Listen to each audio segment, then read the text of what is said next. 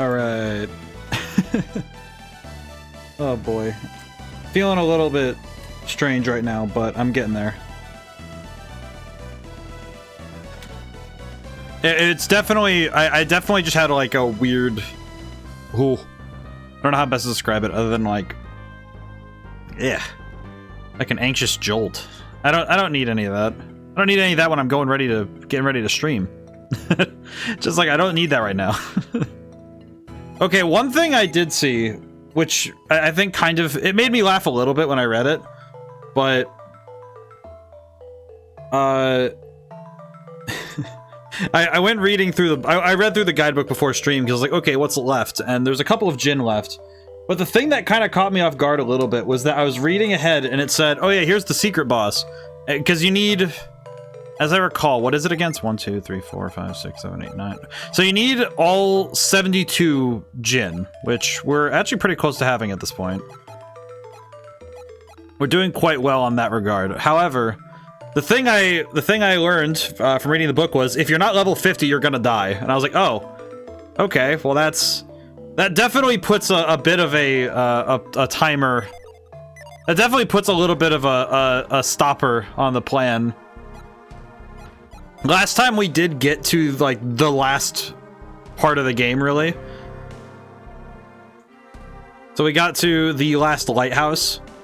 I think the difficulty is, okay, how do I handle this if I want to beat... Oh, good job, you got first today. How's it going today? But if I want to beat this game, I feel like I'm gonna need either... I might need to make like a period of time set aside so I can grind, which I don't know how well that'll work. Because it says you need to be level 50 to take on the secret boss, which feels... I don't know, to me it feels a little egregious, but I get it. I get why that sort of thing would be how it works, but... More crucially is that it's a matter of, okay, is this... How much time is that going to take? Okay, so here's the teleport circle. I got the box earlier. So this is the thing. This is the new thing, is using the teleport circle. We got teleport. That was kind of the big event last time was getting teleport, which not only allows us to JRPGs do be needing the grind. Yeah, it's weird because this game hasn't had a ton of it, all things considered. Like there hasn't been a ton of grinding in this game, but I've been pretty good about leveling up to deal with battles. But this particular secret boss is like, it kind of reminds me a little bit of the secret boss in Persona 3 Reload, where that boss fight absolutely required me to have capped out everything. So, and that one kind of demanded it. But it wasn't, it's not necessarily crucial to the game to do so, but like to deal with that stuff, but it's definitely going to be a factor later if it's going to take me like an egregious amount of grinding to see this to like a 100% end. That might be a factor in how we handle this, because I don't know if we're gonna, you know, I just realized we're just kind of walking right through here. I'm gonna save really quick. I don't know what's in here. Oh! That's... Oh, I didn't realize... Oh, hi, Pending. My brain just was like, wait, I thought... But it's nice to see you. I did see that I saw what you were streaming today. I was like... I want to sit in... Pretend I did this ages ago. No, that's the thing. That's why I was like, oh wait, I just presume... That's the thing. I thought you already were, so I was just like, oh... In my mind, you know what it is? It's so you did this so you could follow twice, which is like twice as cool. Which, you know, honestly, does happen sometimes. I get that. But I hope things are well today. I'm very excited. I'm also playing. It's funny because I know that when I was putting together like the sales pitch for Red Genie. It's funny because this game came up, like Golden Sun came up in the conversation, and then but I had never played it. I just knew that it was that my game and this game were close. And as I played the games, it's like, wow, I'm surprised how correct I was, which is kind of cool. Oh, it ran away. Okay, that's cool. That makes my job easier. But the JRPG grind never truly ends. I feel like it is one of the genres though where it's usually the biggest on time investment. So when one tries its best to like reduce the time investment, I feel like it always feels a little strange almost. Like, hey, what do you mean you're taking out the part where we have to spend 20 hours doing something? It's like when you take out the bit that says, hey, you have to play this game for a long period of time. I feel like some RPG fans will be really into it because it means that they can play the game and actually get to finish it. And for others, it's like, yeah, but the 80-hour grind is what I like. And it's like, I get that. And for a lot of gamers, for some gamers, that'll be good. For others, maybe. It's interesting seeing how, like, playing older games and then going up to new games again, seeing how different the times to play are. Because it does feel like newer games did try their best to increase the time. Like, it's funny because they tried to increase the time by content alone, whereas older games would increase the time you played the game by making it really replayable. That was kind of the thing I noted with these games.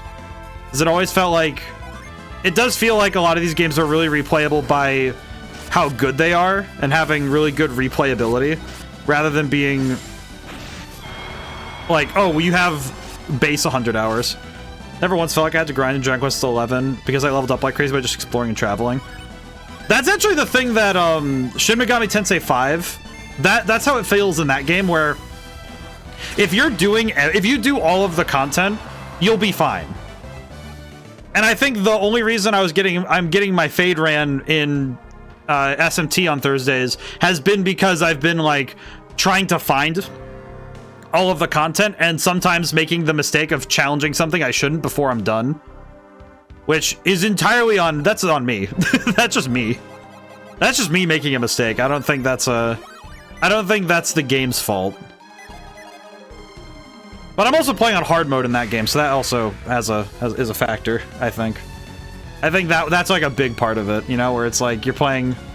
But I think that's why I wanted Red Genie to be like a little bit smaller in scale, because it's like, well, this is finished, this is completable in a reasonable amount of time, because not every RPG needs to be 80, like 60 to 80. It is fun when they are, but I think that there needs to be at least a couple that just say, okay, man, this is going to be like a weekend read. You don't need to worry. Don't worry about it.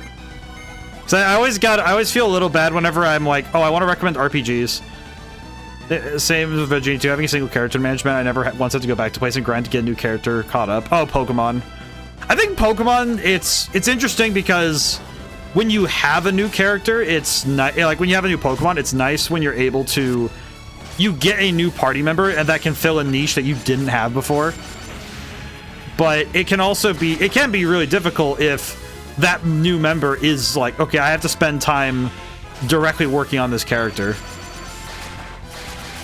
I do like some of the other RPG systems where they do the thing where it's experience share, but not a full, like, forcing a level up. The big one I think of is Final Fantasy 13, because they don't tell you where to put your XP points. They just give them to all the characters when you're leveling up. So if you have to grind with one pair of characters, then all of that grinding work is already done for the other characters. So it's like, okay, cool. Though technically they all just sit around the same power level anyway, like in terms of like level. It's just a matter of what do you prioritize in the moment. Because that's what matters more, is what do you prioritize ability-wise. It's like, oh, do I go down one tree? I think Final Fantasy X, I need to still play it, but Final Fantasy X apparently has a similar idea, which I think is super cool. I think that's very nice. Okay, I'm gonna try and shake the statue. It's Tremor. Which one of these is, oh, Tremor. Here it is. Wubba wubba wubba. Do I need to not be in the way? Is that the problem?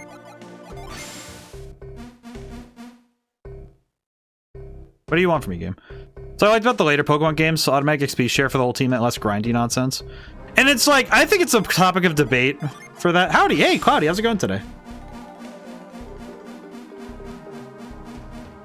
Oh, there he is. Ah. Hope things are well today. I'm doing well. Very good. Yeah, I think I know that I think XP share is one of those things that it's nice when you can turn it off. Like in some games it doesn't make sense to turn it off or, you know, back on again. But I think it's nice when it's an option. Like if you want it to be a thing you have to do, I think that if it works in the game's benefit to do XP share 100%, then it's fine. But if it's something like Pokemon, I feel like it's good when it's an option. Because that means that you can take some time and be like, oh yeah, I can work on each one individually or do it differently. It's like kind of depends on what you want.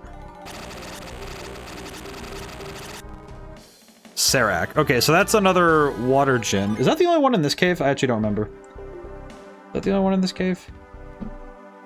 This is the Sea of Time inlet. Yeah, here it is. Serac. Ah, okay. So yeah, this is one we did need. Okay, let's give this to Mia. We'll set it for now, but what does this one do? Chilling finishing bowl. Hey, Oliphant, how's it going today? Nice to see everyone today. We're trying to find the last Djinn.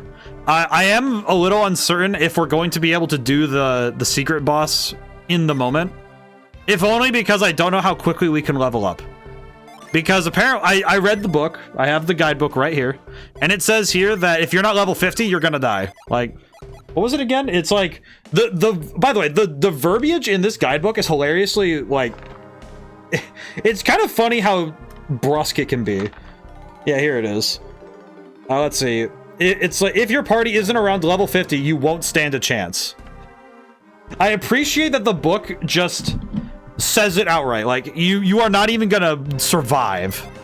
Like, this isn't the final fight, but like, I don't even know where we are at this point, but we are here. I've been walking for like a bit.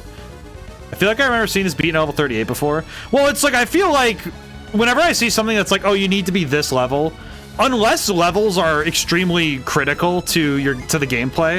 It has leveled their first attempt. Well, I'm level 39, so it's gonna be a toss-up no matter what.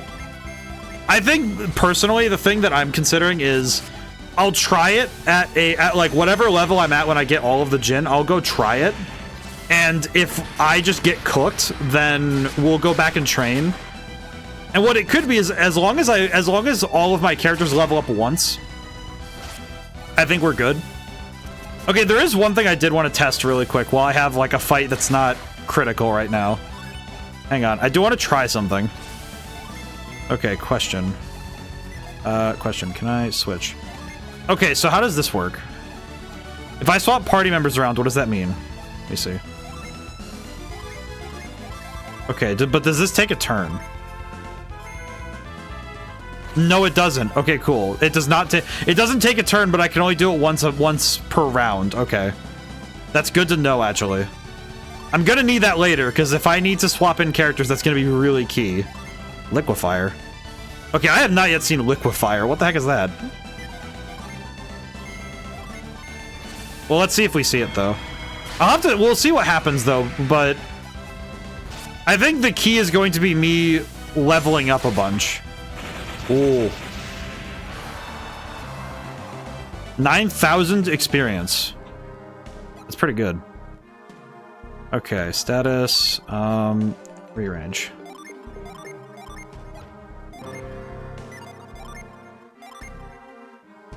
Okay, there we go. Back to normal. Okay, I have to remember that liquefier. I don't hardly know where. I was thinking it, and then it was just like I couldn't manifest it. Yeah, the only other problem right now is that my party members, the first game's party members are lower level, and this game's party members are much higher. So if I'm gonna go fight the secret boss, if this party is level 50, I think I can test it. But if these guys were level 50 as well, then that would be like, okay, we're kind of guaranteed to at least stand a good chance. It's more of a guarantee if they're all level 50. That said, this place is pretty good for training. This place is really good for training. I'm just surprised how long this hallway is. Looks like one of my D&D maps. Just extensive hallway. Kind of impressed by the amount of hallway here, but I also don't know if I'm meant to be looking for something. More hallway strikes again. It's just like, it feels like so much, there's so much additional hallway. Like, what is up with this? I feel like I'm missing something if this is like going on for this long. Or am I going crazy? Is this just the sinking of man? I'm very curious why this hallway is so freaking long. Because I don't think there's any good reason for this to be like this. You know what, we'll use more. I'm very intrigued by why this hallway is so long, though. At least this is leveling us up, so this is good. I do think that if I had spent more time grinding, though, I don't think it would have been better for us at this point. You know, it's kind of the... I feel like it feels kind of like a catch-22 of like, okay, if I'd grinded earlier, I would be in a better position to do it now, like to do stuff now, but also needs to fit all of the monsters you need to give for those sweet experience points. I guess we just need to have like a million enemies on the way. At least the encounter rate isn't egregious. You know, it's not like 3 steps fight, 3 steps fight. It's more like, okay, you get a little bit way down the hall, and then it's like 2 to 3 a hallway segment, which that's fine. I can live with this. Okay, the bird is the main target, so we're gonna hard target the bird, because the bird is the one that gives us the experience points. I guess a weird thing that I haven't really talked about much is that this enemy class, like this bird type. That's Pokemon Black for me. I literally every 2 steps something in the grass.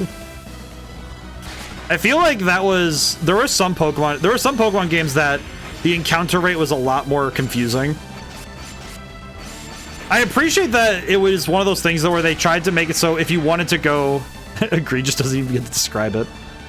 Oh boy. It's like I think encounter rates are hard to do though, because encounter rates, when I worked on Red Genie, the thing that I found was that when you do encounter rates, usually it's a bell curve. You know, it's like, here's the average number of steps you'll take to get an encounter. And then here's the, you know, it's like, and then here's the extreme cases. And I think the key is that you don't want your step counter to be, you need to really like, you really need to take some time to do the math to see what works for your game. I don't think it's a good idea to try and like eyeball it, would be the way I'd put it. I don't think you want to eyeball those kind of numbers, because that's the kind of stuff that if you make it too high an encounter rate, you end up with this really awkward scenario of the game having this like horrible issue of, okay, you're running into enemies too often, which actually will also have the effect of kind of cracking the game's economy. If the game is built on, oh, you're gonna have limited money, encounter rate being too high can actually be a factor on an economic strain. And then there's the fact that after a certain point, the fights just become it's just 3 seconds, pop in, kill the enemy, pop out, which isn't really fun to do either, because you just kind of hit buttons, you just kind of mash buttons and hope, then just kind of walk through. And the fight doesn't really matter all that much. And that isn't fun either. You know, it's like, that's not really exciting. Because it makes so that combat loses its edge. Which that can be a little sad. Know nothing about the game. Is this an SNES title? This is a Game Boy title, actually. I guess that's also something that is impressive about this one. This one is a Game Boy Advance title. And it's done some really cool stuff with the... It did some really cool stuff art-wise. And I think the biggest one that it did was being able to do the scan-in models for a lot of the artwork. It looks really, really good. I think the artwork in this one is really solid. I think that's something that has not changed. Music sounds really good for GBA. It's also the As I recall, Motoi Sakuraba is also the one who does Dark Souls, so he's definitely... It's like he did Mario Tennis, he did Mario... It's like, ah yes, the ultimates in video game soundtracks. He did Mario Tennis, Mario Golf, Dark Souls 1. Just like, yeah, that tracks. Alright, save our quest. Fingers crossed I know what I'm doing. I could... Okay, what I could do is I could do standby mode and just split and do a summon blitz. Which might work. Let's see, are there any I don't want on me? Actually, we could keep Petra up and then use the first turn for Felix for Petra. Just to, like, lock the opponent in for a moment. 2, 3, 4. Okay. 1. Let's see. 2. 3.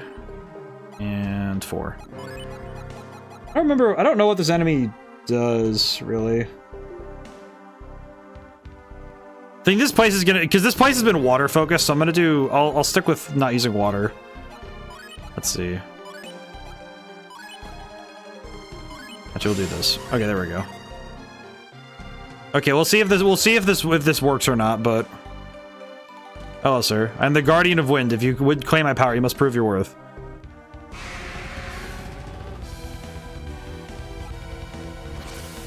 We'll see about that. Oh, Daedalus! Oh, that's right. We have. Oh wait, we haven't actually gotten to use Daedalus in a bigger fight. Yeah, let's use Daedalus. That'll be sick. And then, let's see. Yeah, it's taking up everything, so we'll just... I think what we're gonna do is Serpent Fume. Summon Thor. I don't think Thor's gonna do much in this fight, but we'll try. It's fine. And then Diamondberg, I guess. We just have to hit as hard as we can. Whether or not this works or not is going to be a big question mark, but we'll see. Takes 1267 damage. That's pretty good. Sentinel dissipated your synergy. I see. That's interesting. What do you mean that he dissipated the synergy? That's like half of my attacks. What do you mean? Fire the nuclear missile.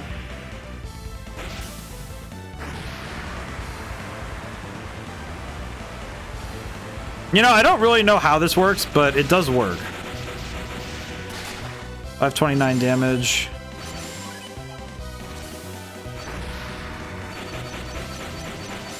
Dissipated the synergy, though. Ow. Armor Crush. Okay, Armor Crush is gonna be a problem. Bro, why did the summons in this game like this go so hard? Oh, Jenna's just dead. Okay, sick. Well, that's less than ideal, to put it bluntly. Summon. Okay, question. It didn't... Okay, good. It did not set... Okay, I need to think about how we're gonna do this. Petra. I'm gonna do this really quick and try and stall it out a turn. We should have... Yeah, we have Water of Life. Okay, we're good. We're so back. I am very scared. Okay, so that'll stop one of its turns, so that's good. Unable to move, Searing Beam. Ow. Yeah, so he's... Okay, he's just debuffing, that's fine. Oh, there's the Daedalus Missile. Takes 1500 damage. Okay, so that... Okay, that's actually kind of sick, because I didn't really realize how that was going to work. So that's fine. This guy is already proving to be a pain to deal with. Okay, bolster defense. We really need it.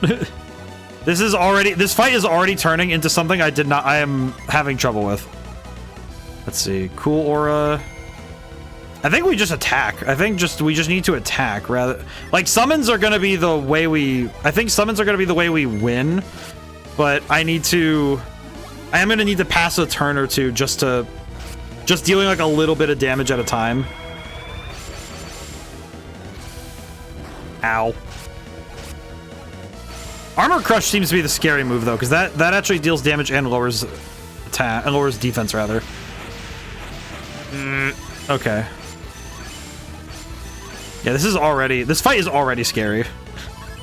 This fight is not making this fight does not fill me with inspiration. Let's see, summon. What do we got? We have Sybil at this point. What do I need for some of the other ones? Daedalus, Fora. I feel like the best one. I feel like Daedalus is still the best one because it does a total of 3,000. I know that Judgment's really good though, so we might want to go for Judgment. This fight is already this fight is already making my brain really hurt. Okay, we'll do Echo and then can't really summon for Daedalus right now though, because I need to heal. Yeah, this is gonna be one of those ones that definitely makes me worry. Speed up Djinn recovery time, increase elemental strength. I could do water shield, which would be cool, but I don't really.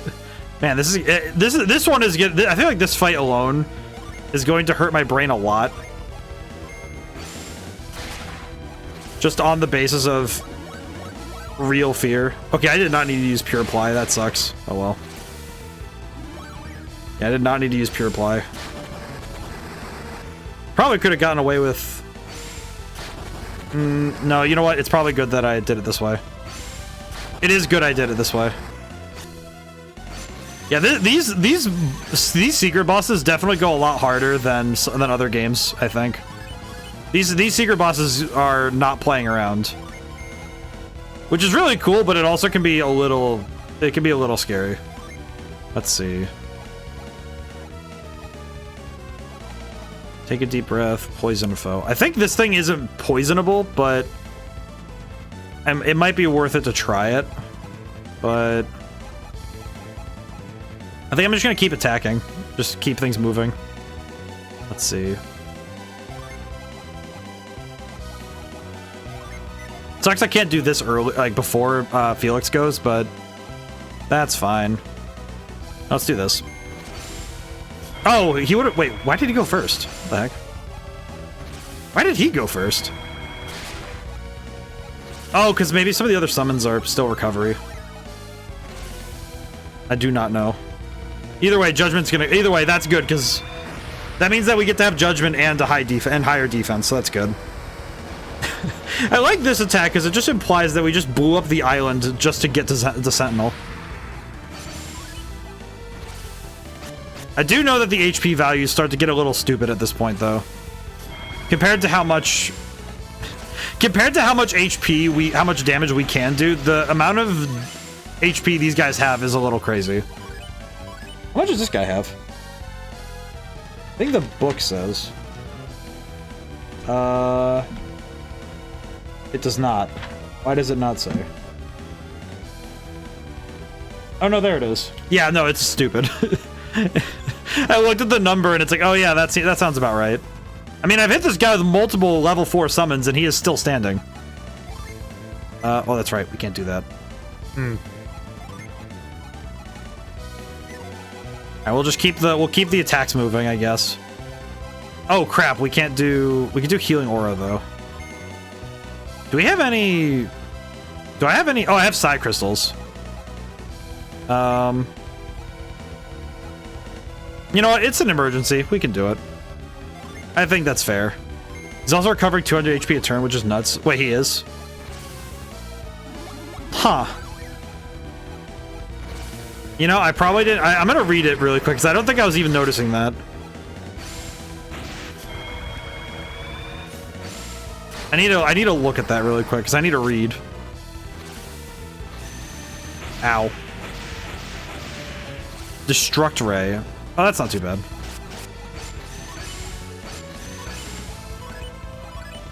My God, he is recovering 200. He's recovering 230 like points a turn. That's nuts to me. That's just like, on what earth? Okay, I need to double time it then because we definitely need to. We definitely need to hit him more. We need to hit him more so that we can actually win this fight. This fight is going to be hard to win if I'm not constantly hitting him. Let's see. Poison. I don't think poison will work on him, but I'll try it. At this point, there's no reason to not try it. Yeah, I think it just does damage. That's fine. Well, that means I've done less damage than I thought I did.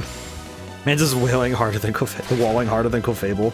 This guy is an exceptional wall in terms of his... In terms of how much of a resistance this guy can put up, this is actually quite impressive. Hopefully it's worth it, though. And by the end of this, I hope it's worth it. That's all I can hope for. Okay, we can use Petra to slow him down again, so that's good. Let's see, Petra. That gives us a bit of leeway for Julian. How's it going today? All right, we're like I'm in the middle of fighting for my life right now. Let's see, negotiate, attack. We are currently fighting for our lives right now. this enemy is an enemy. We are doing well though. I think we're doing fine. It's just a hard fight. I think this one's just like once we have the win, it'll feel really good, but this is quite a different fight.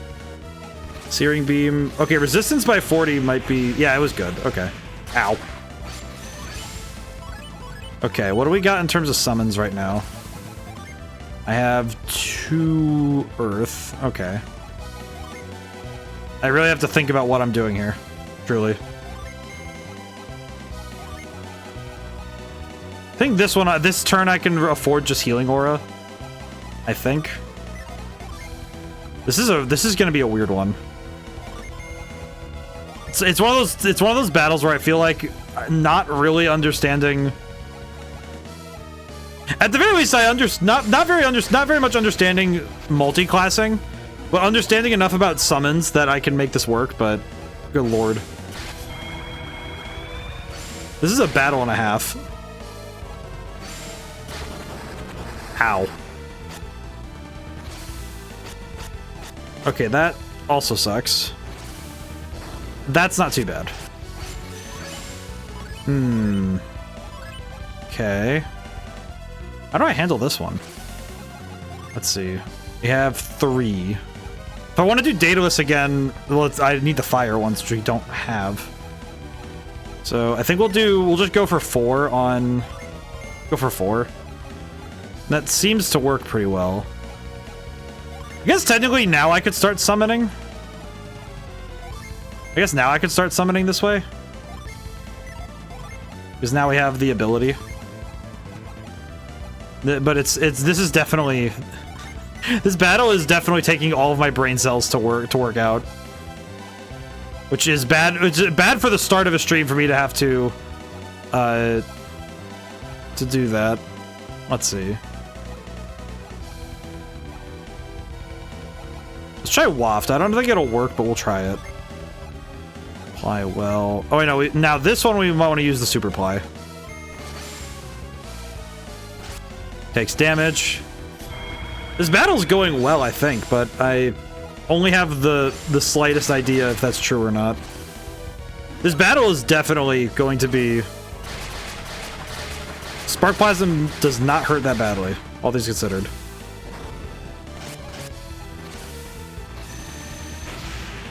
Now that hurts a lot. Okay.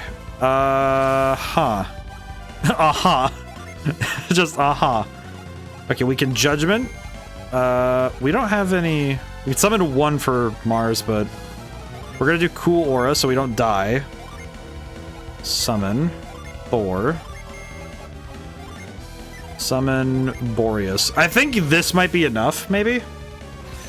I feel like with these summons together, we might be able to finish the fight.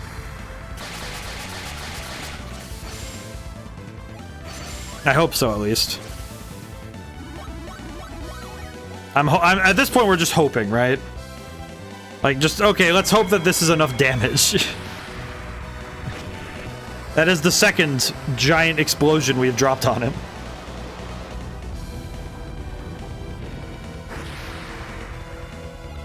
At least we're like, it doesn't, I guess had to put out Major Fire at work yesterday. A Major Fire at work? Holy crap. Hope nobody got hurt. I was taught fire safety is get away from it.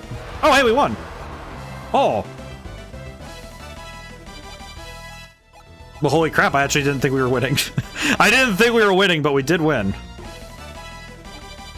Okay. Pure Ply. What does Pure Ply do? How much does Pure Ply heal is the question. Pure Ply. Heal 1,000 HP. Wow. You know the phrase putting out fires? Oh, not a literal fire. Oh, okay. Well, when you say, well, I guess it is a little difficult right now because I know that there's people with literal fires and then there's metaphorical fires. So I do know the phrase. I just, in my head, I was like, oh, okay. In my mind, it was, oh yeah, this is literal fire. 5 Jupiter, 3 Mars. What? Okay, real quick. Wow, that's actually so true. It's like, well, and it's like, I guess the tough thing is that I don't really, it's like I can only guess sometimes. Okay, we are gonna test this one really quick though. 4, 5. Sorry to be people in California. I just hope that. Sorry for the people. Yeah, sorry to the people. Yeah, it's one of those things where it's like, it's true and real. Yeah, it's just like, I think the true unfortunate aspect of it is that it's like, well, it's just like how much damage is irreparable. Like, there's more than just the physical damage. Also, what is happening?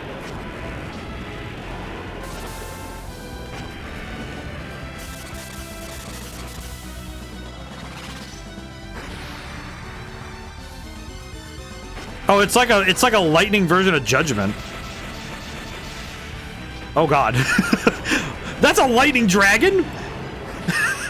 Whoa. 6 more PP were lost. What does that mean? What do you mean 6 more PP were lost? What does that mean, game? Please explain. Okay, okay, I'm gonna cast a void really quick because we do need to. I need the Djinn to reset. So we're gonna run back a little bit and let the Djinn reset. Oh, we're still on parity with level? That's hilarious. Oops. It's like repels, where you only run into things that are stronger at your level. That's right. I remember now. My current project, we spend a bunch of time giving out advice to people how to make their software meet testing requirements. Oh, I see. Okay, I can understand now what you mean by where the fires would be then. I see. I'm curious to what the truth is, but I can begin to see the picture as to what fires you were putting out. Ah. I used a void for basically no reason. Holy crap. I really did just use a void for nothing other than pleasantry. Sometimes the advice to them can be written a bit confusing, needs to be explained in a meeting. Ah, yeah, that makes sense. Yeah, I think sometimes, especially when it's with feedback for programming, I think it can be really tough to explain what you mean in with brevity. And when you try to do so with brevity, it can be a little bit tough to get across without losing something in translation.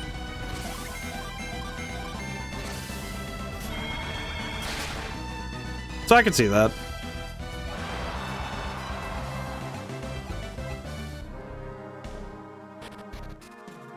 At least this, you know what's funny? I feel like this dungeon really feels a little silly because it does just kind of feel like we just walk down a hallway.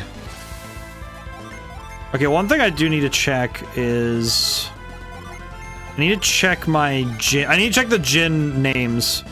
The advice we gave for the software provider was not accurate or well written, so it'll need to be redone. Ah, I see. Yeah, that can be rough too, because you have to go through all that again. Yeah, I can see that. It's tough because when I think writing advice and information for iteration on code can be really hard to do. It can be really hard to do it without having a lot of oversight on the coding itself. You know, being able to directly go look at somebody, like pull it up and sit down with somebody and do that. And on top of that, they asked for some exemptions, and our response was written in a way that basically had no connection to test cases that they had asked about. Oh, I see. So it's like you guys hit some stuff, and then it's like they were expecting different. They were expecting. I guess the communication. They suffered 2 really bad errors on our part. Oh, I see. Yeah, and then it's like it becomes a whole thing. So it's like, okay, it's now because now you guys have to go back. You have to redo this part. You have to like redo these steps in the test cases, and also make sure that the responses like are able to communicate what they're expecting. I see that.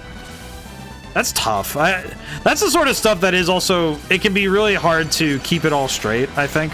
Like when you have like, okay, we have this information, this is what got done, here's the test cases. I imagine somewhere along the line, it's the game of telephone, you know, something like communication had some breakdown somewhere.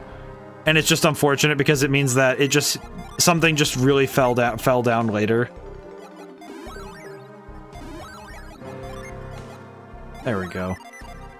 Alright, main party's leveled. Climb back came back saying, are you capable of providing the advice with the subject matter expertise needed? Feels like an ouch. I don't know, that just feels like, Let's see. You gotta hit both these guys because you don't want either of them to run. I think Destruct Ray is probably the best option. I am uncertain which one... I'm uncertain what is the best option for dealing with these guys, but... I know we have to deal with them quick because we don't want either of them to run away because we want the experience. And I think this will do decent damage. It did do decent damage. Very good. Ow. Wonderbirds. These Wonderbirds give a lot of experience, so this might be...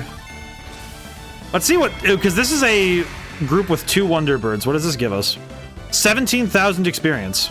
Okay. That does cover a lot of stuff. Yeah, the Wonderbirds seem to be the real good... I don't want our meeting to discuss it, but I think... So you should have a good handling. That's good.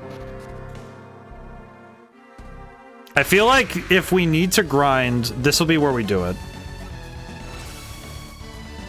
You finish them off with a water gin / move, you'll get even more experience. Oh, I see. Oh, that's why I got extra from... Because I beat one of them with the water move. I see, okay.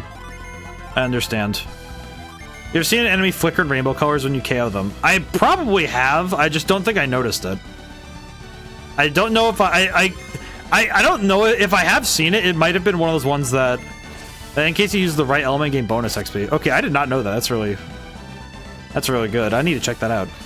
Oh, and it's but it's still volatile. Oh, I see. So you make sure the redos are acceptable. Yeah, that's gonna be tough. I hope your team's able to handle that.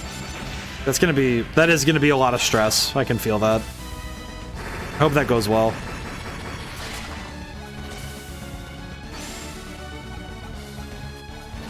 Yeah, this is... I'm gonna need to see if I can test that, because I don't actually know what... I don't know what element these guys expect, but... I'm at least aware that...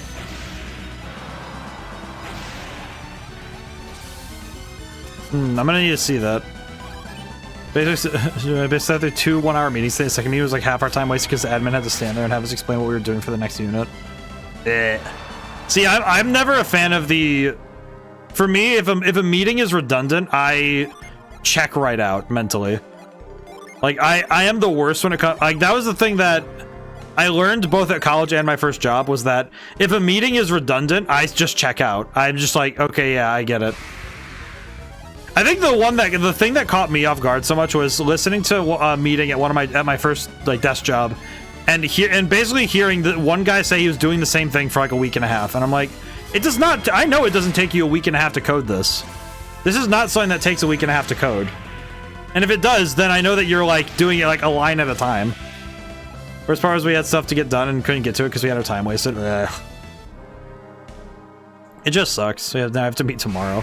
Well, that's like, yeah, because then it creates another meeting later. It's like, well, what's the point in having... Why have the meeting today if we're going to have to do the meeting again tomorrow? Like, what's the business with this? Just feels it just feels like you're just it's like you don't get paid to waste the time. You get paid to use the time. That's the point of, like, a meeting is supposed to be for a purpose. I don't get that. It's actually something that when I was in one of the things I did to get credit for college was I worked on a project, like a VR game. I worked on the website for a VR game that was being made by the college. And there was one guy where it's like he pops into the meeting, and every time he'd pop in, I felt like I had to mute him on the it was, no, we used I think we didn't use Discord at that point. I don't think we did. Well, I just remember I would actively mute him sometimes because he would sit there droning on and talking, and I was just like, dude, it's like I should be more respectful. However, if you're going to sit here and waste time and just dawdle, it's like, dude, I have work to get done. Good thing I like the people on my team. Hopefully our admin doesn't feel the need to sit in tomorrow too. Fingers crossed, man. Fingers crossed. Let's see. Let's do super cool. Yeah, I feel like, though, when it comes to it, of all the things that are that's in the purview of game design, I feel like organization and doing like meetings, doing you know, creative, you know, creative discussions. I feel like those sorts of things always fall to the wayside in terms of being taught because people think that it's really easy. And experience in the field just taught me that having meetings like that is one of those skills that I wish there were more classes for. Oh, I got Searing Beam. Oh, that was the one that Sentinel was using. Okay, cool. That's actually really good. So now she has, if I check Jenna, she has, yeah, here it is, Searing Beam. So now we have, that's 36 points.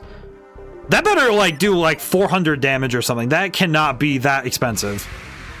I'm gonna test it right now in a safe environment, but I need it. This better do a lot of damage because that is 36. That's so much. That is a huge amount of resources to put into one strike. Granted, it is a big AoE, but that's a lot. Let me see it.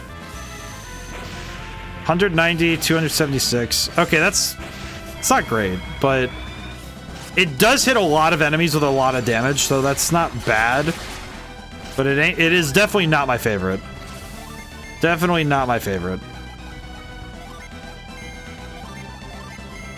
Yeah, because I think the Cycle Beam is better just because it's better for the cost. Definitely only worth it if you're outnumbered. Yeah, it feels like when I see 5 enemies, I think that'll be when it's worth it. Oh wait, we don't have enough for Odyssey. Oops. We are running out of resources. We'll probably need to warp somewhere to recover. We're definitely gonna need to recover after we're done here. But thankfully we leveled up a fair bit, so this is good. I feel confident, if not a little bit concerned. I guess the one thing I could do is swap. I don't know if they get more experience for being in front. I don't actually know how this works. I know it says that we get it says that they get. Okay, you know what I could do? I could test this theory. Hang on. I'm gonna grab a notebook. I'm gonna write down. I'm gonna do something really quick just to test the theory. Okay, so 2, 4, 5, 5, 0, 8.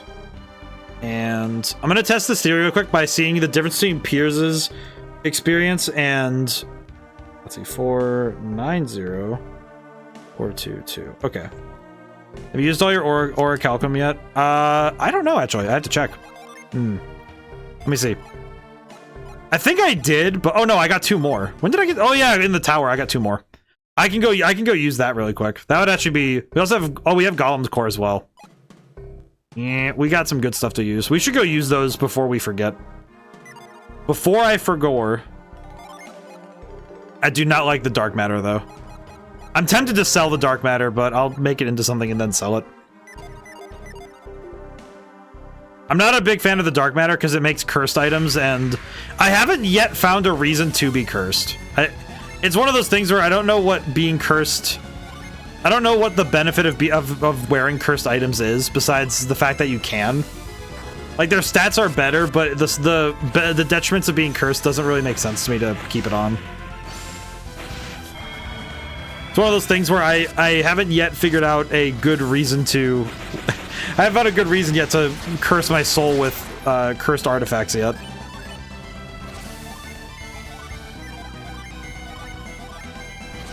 Just keep swinging, I guess. Okay, 1 down, 2 down. There we go. Alright. I don't think walking helps me dodge enemies, but it makes me feel like I'm dodging enemies.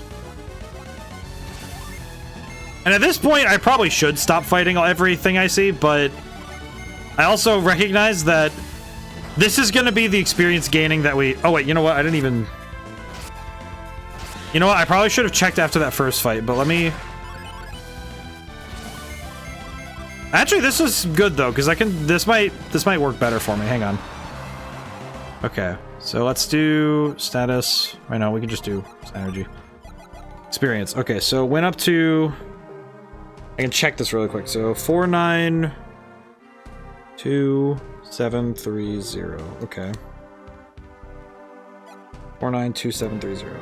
492730. 492730. Oh no, it's 49. Can't read. Yeah, it's 492730. Yep. Oh god. Okay, and she went up by 246682. Okay, and then I just need to do some quick arithmetic, and then I'll be able to check this really quick. 6682 5508 471 1174 and 492730. I'm doing this by hand really quick. I apologize for taking the time to do this, but at this point, my curiosity has bested me. 2, 10, let's see, 8, 0, 3, 2. They get half experience, really? That sucks. No wonder they're gonna keep staying behind if I don't put them up front then. Okay. Okay. In that case, we probably should move our team then.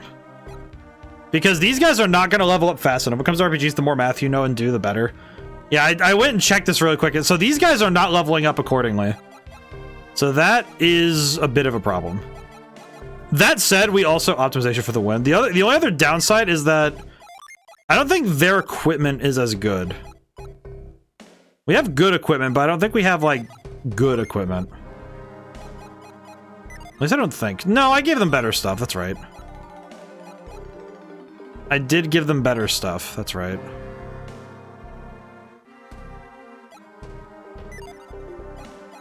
Is my boy cursed or status is normal? No. Okay, we're good. Okay, so I might want to... I think I want to swap my... I think I want to swap them up front for a little bit, just so we can level them up a little. Because, man, they are gonna get cooked. We're gonna get cooked if we don't level them up a little bit.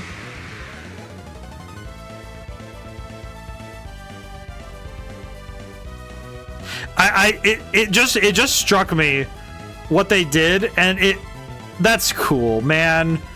The music changes to the battle music from the first game when you have the first part of the game's team up.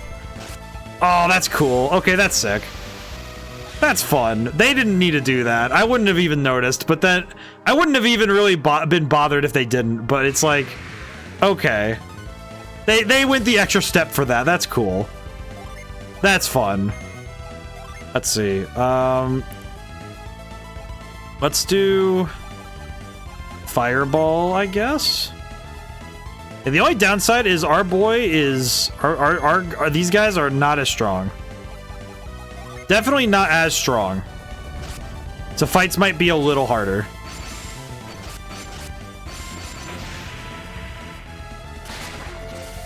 Human Hunt. Ow. Takes 1 damage. That did not do much. That's fine. Owie. I appreciate that we can... That works this way, though. Let's see. attack.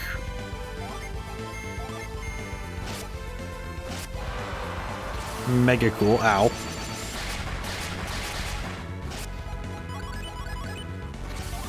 I feel like these guys are gonna the training with the first games team is gonna be tougher now that they've gotten this much of a difference. Yeah, the actual difference in power in attack power is gonna be a problem for a while. Yeah, we got cooked.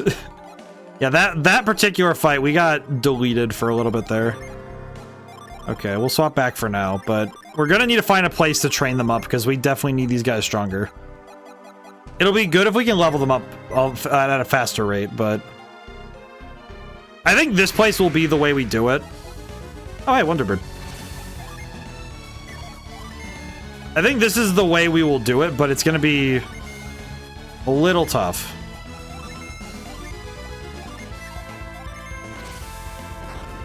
I think especially with the... Ow. I think especially with the way that this particular team has gotten a little too far ahead, it is going to be a little tough. I think we can make it work, especially because we are going to need everybody on deck when we get to the end of this.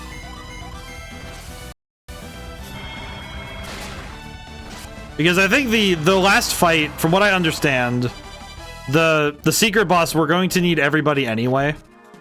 So that's just going to be how it is. Okay, teleport. Whee! Okay, there we go. All right, we need to get out of here. We're done here because we have. If I check our Djinn, yeah, we have meld. Yeah, we basically have everything here. So we need, let's see, 1, 2, 3, 4, 5, 6, 7, 8. Okay, we don't need any more Djinn here.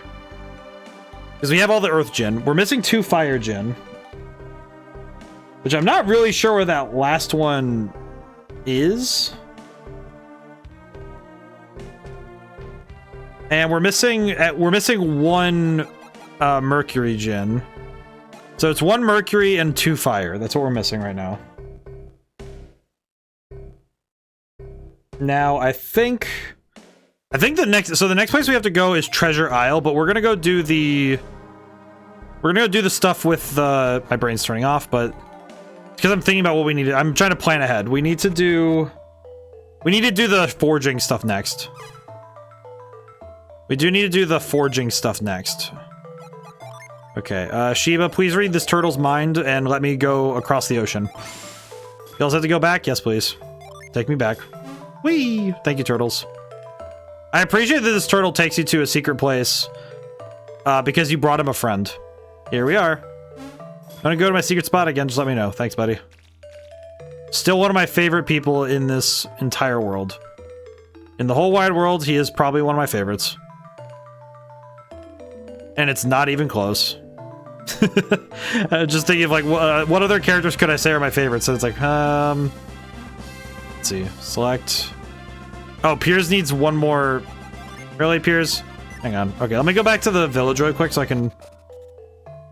I need 1 more point so I can teleport. Because I need 3 to teleport. And there's no inn here, so I can't... Come on, recharge. Come on, game. I'm not spending the Psy Crystal for this. Come on. You used to be able to dive into the ocean, find all sorts of treasure in the reefs. Thanks, man. Why you pollute the ocean? I'm not spending the Psy Crystal for this. Come on.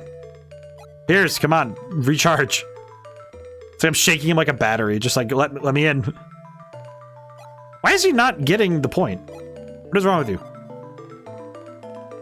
I need to run in the overworld? What do you want from me, game?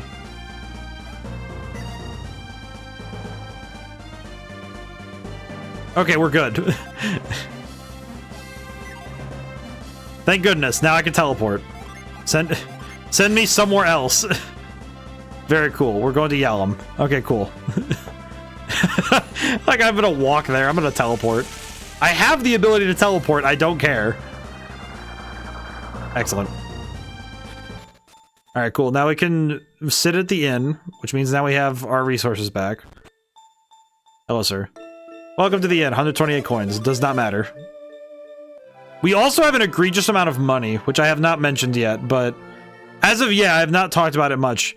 But at this point in the game, money is no object. We have too much coin. Far too much coin for anyone to use properly. Now then. The 420k cash stack. It's like, I don't know what you even will do with it at a certain point, you know? There's a certain point where I just don't know what you would do with the money.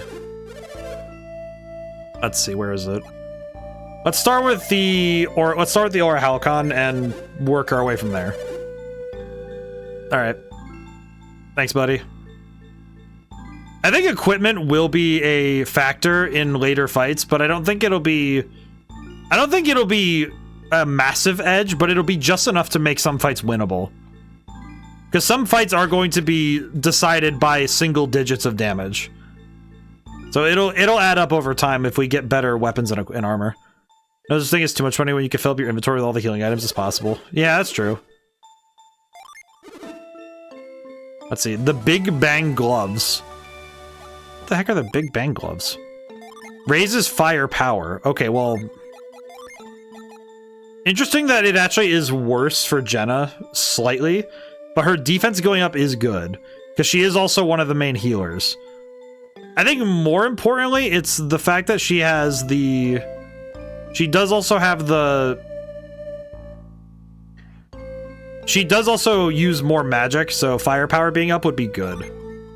So let's swap out the... Well, we need to get rid of the smoke bomb anyway, so...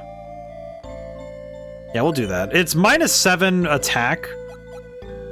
Because, let's see, what's the glove? What was the glove? Crafted gloves raises attack. Okay, let me see. Does anyone else on this team need it? Okay, as of right now, I could give it to Roy, and he'll... That's good, so we can give him that. Very cool. Sir. You want me to make you something? Yes, please. Yeah, I feel like we're gonna be here for a little bit just doing this, so this is a good use of the ad break. Because we do need to get this done and get the items we can. The only downside with these items, which has been mentioned before, is that the items we get from crafting are, like from foraging rather, these items are randomized, so we do not get a choice as to what we get. We only get to... We basically are selecting what pool of items we're getting. Which is less ideal, but it still works out okay. Let's see, where's the... He had a glove on. Where's the gloves he had on earlier? Where's this at? Yeah, we can sell that. That's fine. Okay. Boom, boom, firepower, thinker statue, Night of the Museum. Oh my god, man, that's a nostalgic hit. Holy crap. Boom, boom, firepower. God, I haven't thought about that movie in ages. Oh man, what did I win? Millennium Helm. Is that a good one? I'm very curious if that's good. Raises HP. Okay. A very small HP bonus. Let me see something really quick though. Before I make decisions, what is the helmet I have? Raises points. Raises points, huh? I think you're being a gym bro makes too much sense. From what I understand of actual philosophy, that makes sense. Because you understand philosophy the best when you're able to flex. Okay, so the difference in defense is not great enough for these guys. I could probably give it to... Probably could give it to Garrett, maybe? Yeah, I'd want to give it to Garrett, because that would be good. Whip the hat. Probably would be good for him to have some better helmet, a better helmet anyway. So, as I was saying I said it during the ad break, but I'll repeat it, because it is important information. The items we get from this foraging, from this guy foraging with our stuff, they're randomized from a pool of items based on the material, so we do not get a choice as to what the items are. So we are kind of at the mercy of the game. I'm not going to... I do know that there is apparently a way to do resets to get what you want. But I don't know enough about the item pool to do that. And also... It's kind of one of those things where I probably should be a bit more choosy, but I'm not particularly worried, all things considered. Okay, is there any other forgeable materials that I need to worry about, or is it just the 2 golem cores? No, I think that's it. Yeah, it seems to be it. Wait, no, crystal powder, never mind. Yeah, so it's just these 2. Yeah, these items are really cool, but it is kind of a... It is a bit of a RNG fest to mess with this, because there is a... If we don't get what we need, or like something that we can immediately use, especially consider that Plato's a wrestler who is physically imposing as heck. Actually, that's also a good point. Raises evade. Let's see, who can wear this? Raises evade is not the most crazy thing. We could give it to Mia, though. That'd be good. It feels kind of like we're just kind of handing off the items to what we can. To who we can, rather. I feel like, though, that is something that I feel like... It's one of those things that I recognize is that... I'm gonna sell this really quick. I think the physical state of somebody allows them to make better arguments. Not because their physical state allows them to be more imposing, but it's much more on the basis that I feel like your blood flow is a lot better when you're exercising regularly. Therefore, your ability to rationalize is much stronger by proxy. Which I think is a very true thing. Let's see. Okay, we're good there. Virtuous Amulet. His name even means broad. Snowdy. Hey, Shelby, how's it going today? Actually, yeah, that's right. It doesn't. Yeah, Plato's name does mean broad in Greek. I just forget about that. It is a little wild, huh? Hope things are well today, Shelby. I'm doing some very needed inventory management right now. And we're fixing to find the rest of the Djinn. Which is gonna be quite a task. I think the tough thing is trying to find where I missed them, because I think at this point it's ones I missed, not ones that are in new areas. At least from what I can see. Let me look. We still need to do Treasure Isle, but that has our missing Jupiter Djinn. And then we're missing 2 Mars ones, which I'm guessing must be in areas... I'm guessing they must be in areas I haven't been to before. Yeah, it seems like the enemy, the ones I missed at this point are ones that I... Doing awesome. Went to a local game store today and got a Stereo Pop and a Sonic character keychain. Oh, very cool. That's fun. Also, just nice to make trips to, like, local game stores. Sadly, no Prismatic Evolutions in stock. I did hear that they are printing more to try and make up for that. I did hear... that one reached me. I've been hearing a fair bit about that, actually. Which, to me, is just sad. It feels kind of sad that that's what's happening with some card games, where it just gets way too wild for people trying to get, like, investment. It's like, Doug, what about the kids who just want to buy the cards? I don't know, I'm also the type where it's like, well, are you having fun? Yeah, they are the resellers, they're feral. Well, it just feels sad, because it's like, I don't know if they're having fun with that. Like, I don't think reselling is a very fun hobby. I feel like collecting is a fun hobby, and playing is like the most fun hobby. You know, as granted that you're not taking it too seriously, but I feel like it often is at the expense. I feel like it's often at the expense of the person who's committing it that they do so. If that makes sense. Did manage to get an early ETB in a binder collection when they first popped up. They come in tomorrow, so I'm excited. Oh, most excellent. Well, it's fun too, because I think when you order stuff like that, I think you also, it gives you something like to look forward to. It gives you a calendar date. Or the hit suck, but that's okay. I have fun tearing that sweet wrapper. Yeah, I feel like the wrapper, you know, when you opening a card pack, the wrapper is like part of the fun. It is part of the fun. I think for me, my favorite thing is just looking at the card art first. Like, I'll read the cards and I'll take a look at what they do. But for me, it's often about...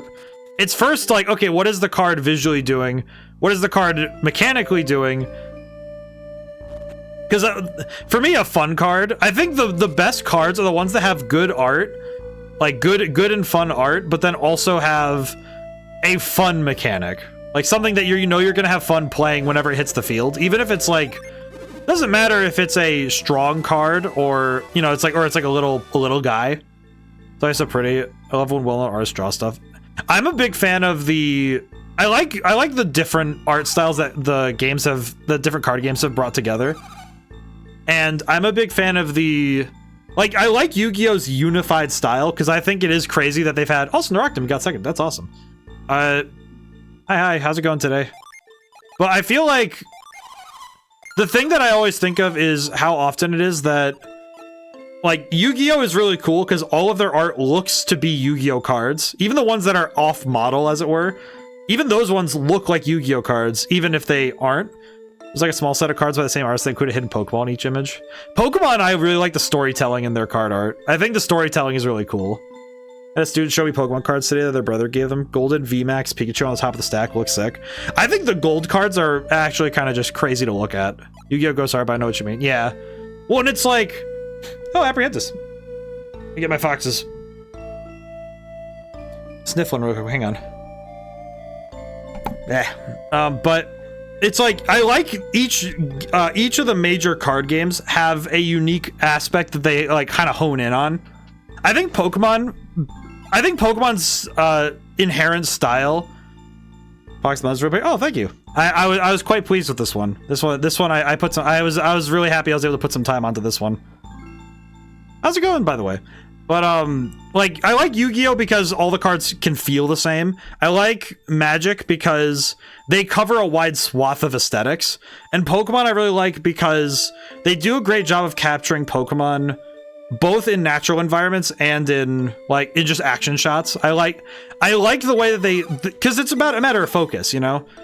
I think because Magic, it has like land cards, and sometimes they just focus on making mana just really cool looking. And it's much more about like wide, like it feels more like something you'd see in a museum art when you look at Magic. When you look at Pokemon, it feels like it feels like it's trying to emulate the video game, and to make you feel like the game is really active. You know, it's very kinetic. All right, let's see.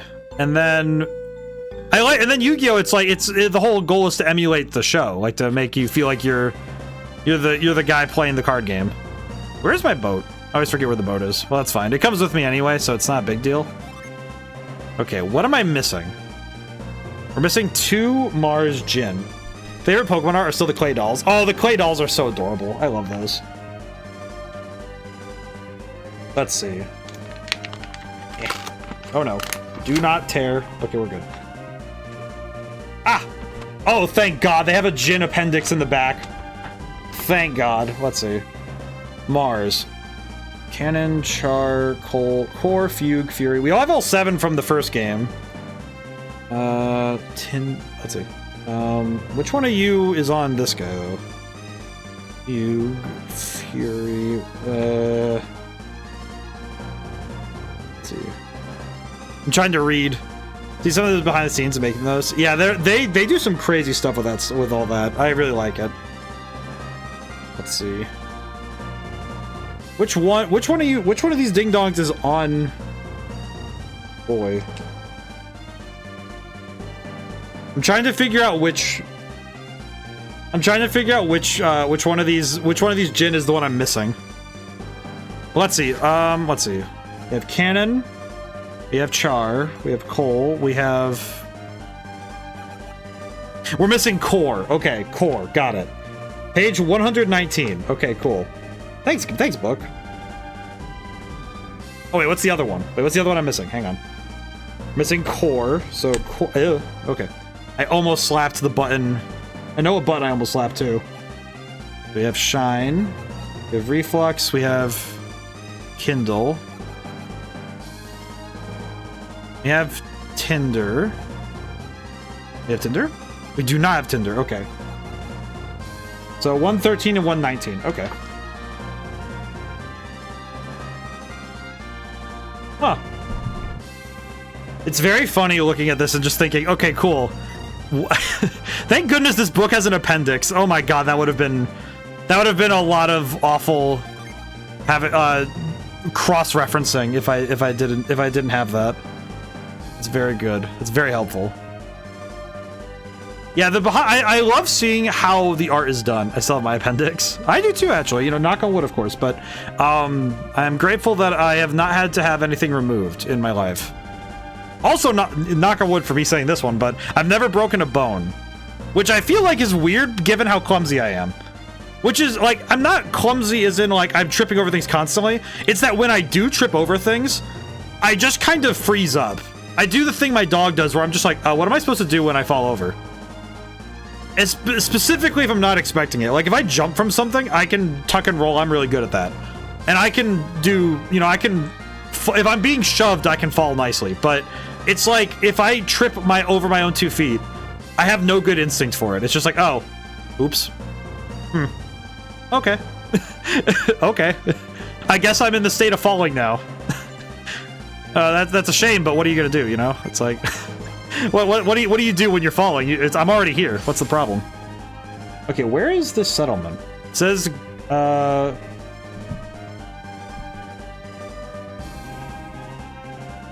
Hesperia settlement. Where is that?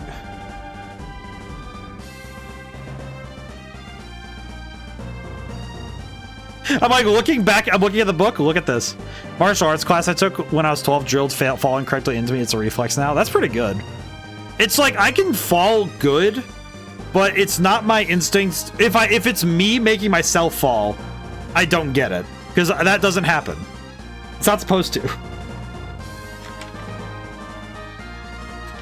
Okay, so the Hesperia settlement is here. It's over here somewhere. So it's over here. So I have to go over there, but I've never been there. And I need to get the boat to spawn. So I do need to go somewhere where I can get the boat to show up properly. Because I prefer to just go by boat rather than anything else.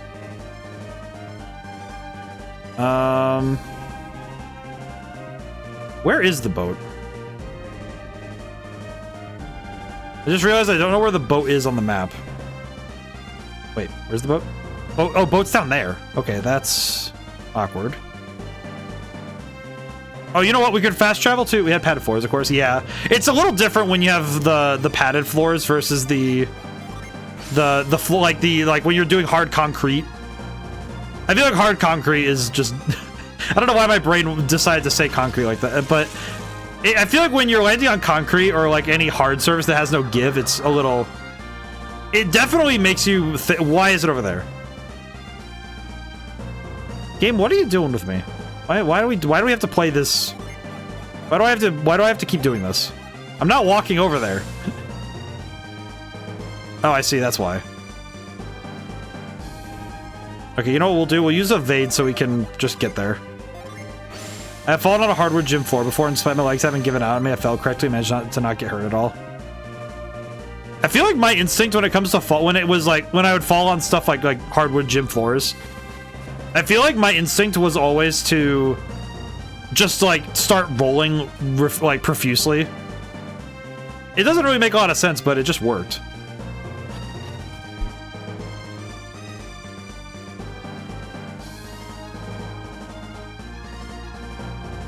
Oh, geez, I had a sneezing fit there.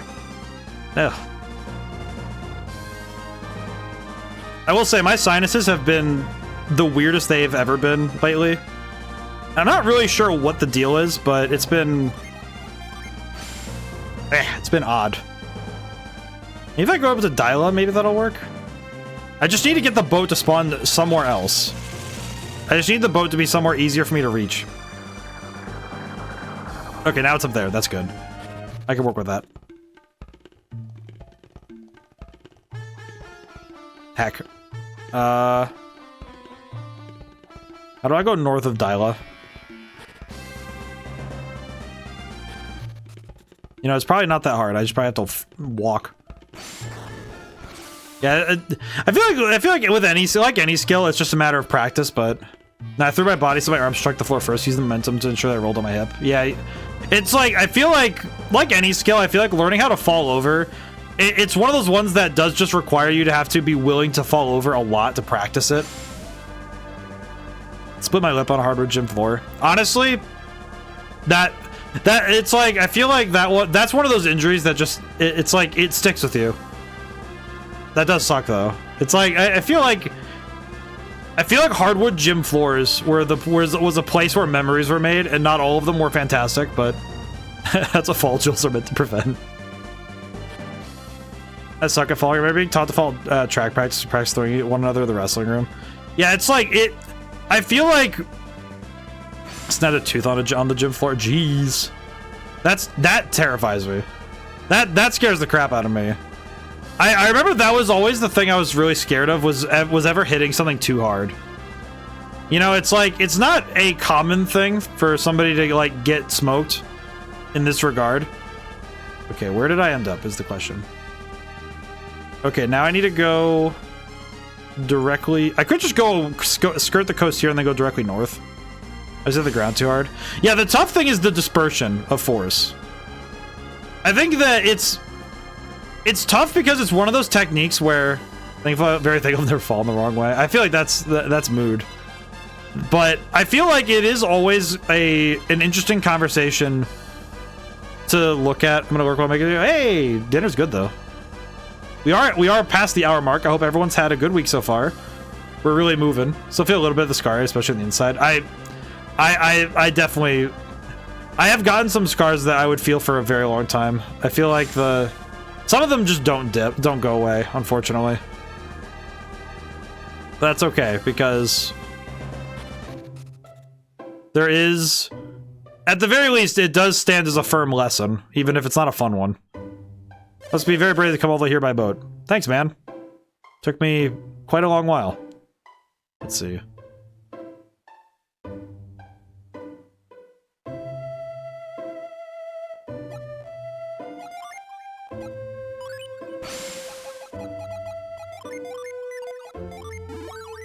Then we use growth. And we swap it back.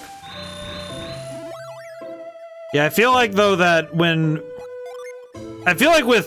with some skills, the unfortunate thing is that you only learn the wrong ways to do things by permanent lesson, which is never fun, I think. I don't think it's one of those things that ever truly... Okay, I'm gonna go back down really quick and check where I'm supposed to drop this. Okay, far left. I think? Let me look. Let me look before I do something stupid. Let me look.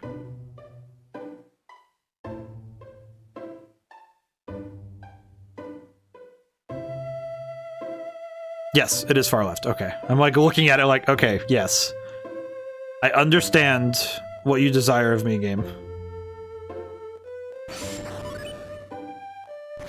Now we just gotta push the box.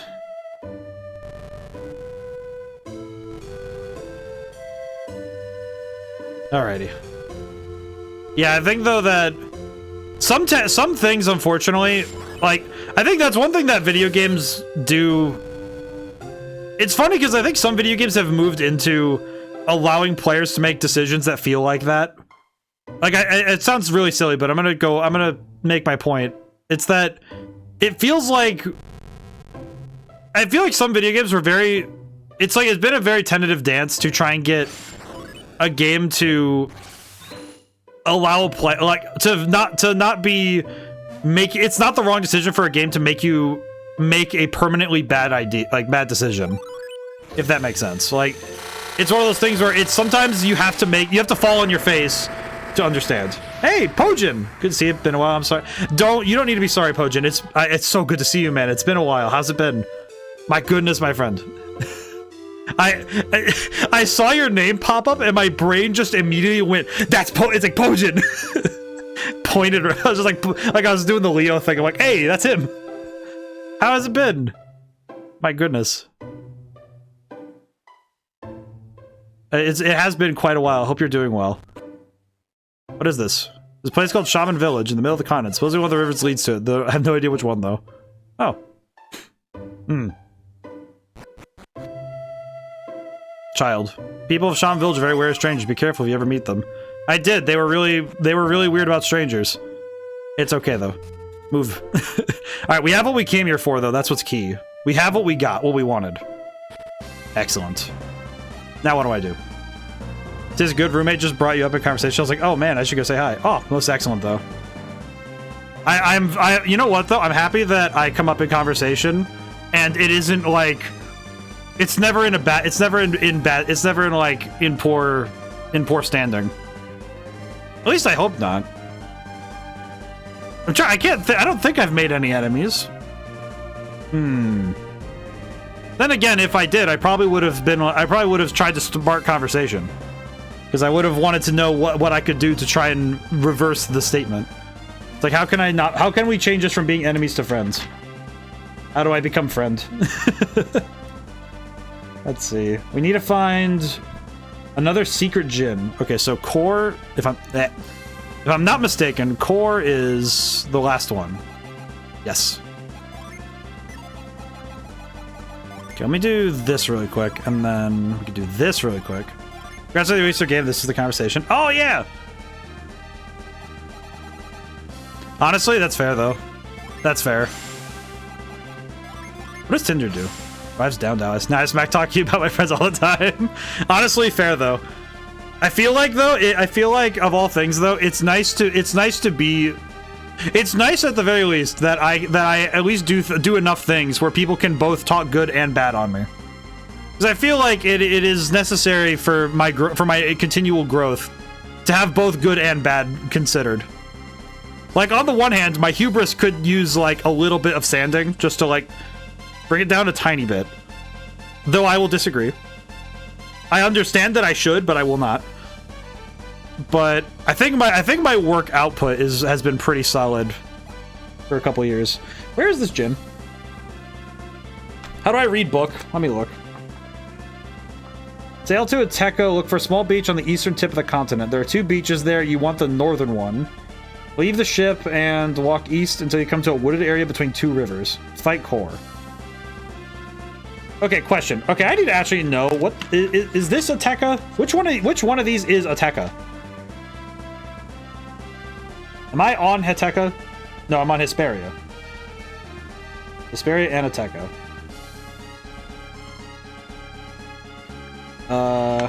Okay, where on the map is this? I am grateful I have a physical book. This is so much easier to read, by the way. This is definitely a lot easier to read. Because this is definitely the kind of thing where I would have been very confused if I was trying to do it on the PDF still. Okay, now if I can at least remember which one of these is Ateca. You know, I feel like I should just shut up and read. This is Ateca. So, eastern tip of the continent, 2 beaches, northern one. This one? That's not too bad. Let us go. But it's good to hear from you again, Pojin. Life has kept you busy, but I'm grateful that you are doing well. Of all things, I am grateful when I get to hear my friends are in good fortunes and good tidings. Already looking at the map, I know I'd be lost so fast. Oh, this map is crazy. This is crazy. Like, and this is the thing. This is on the Game Boy, and this is the second half of a game because the first half had its own map, and then there's the second half, which is, it's like I am quite impressed how much they were able to get on the Game Boy without slowdowns or, you know, loading issues or major problems with this. It is extremely impressive what they were able to do. Because this is really well. This is like, on a technical level, I'm just dumbstruck that they fit this on a Game Boy cartridge. And on a gameplay level, it is insane. I overshot that. Okay. I overshot it a little bit, but that's okay. Let's go back. Okay, is this the beach? This is not the beach. This is not the beach that we desire. Unfortunate. Okay, this one. Yes? Wait, that doesn't look like the one on the picture, though. I can do how long a stream today? Should be 4 hours as usual. Only an hour in. Unless something happens and I'm given incentive to think I can beat the game, which I shouldn't. I think at this point I don't think I'm going to be beating this today, but I also could absolutely... I could just crush it. Who knows? Let's see. I think it's that thing up there. I think it's up there. I don't know. I do not know where I'm going. I know what I'm looking for, but not what to... Oh, it's here. Okay, so it's this area right here. Yeah, I've been doing good on having the 4-hour streams, three a week, because it has definitely given me enough time to stream, but also enough time that I'm not like kicking into my work time too harshly. Some nights though I do stay up late if I'm gonna finish a game, I stay there for the whole thing. Which is, with Pokemon Coliseum, was not a good idea, but it was an idea. Here it is. Hit the enemy. I think this one's gonna be quick because he's a lower level. Not mistaken? Nope, okay. Pyroclasm does hurt a lot. That's fine. Yeah, I think we won. Okay, we're good. Very easy. Okay, so that's the... I'm gonna double check, but I think that's the last fire gym? Because we need all 9 in order to be kind of, like, done. Let's see. Jin. Okay, no, we're missing 1 Jupiter. Which one are we missing? Which Jupiter one are we missing? What? Okay. Let's see. Which one of these are we missing? It is, let's see, Aroma, Blitz, Breath, Ether, Waft, Haze, Gale and Gasp. I think Gale and Gasp are on... I think those ones are over on Ivan? Gust, yep, Gust, Gasp. Let's see.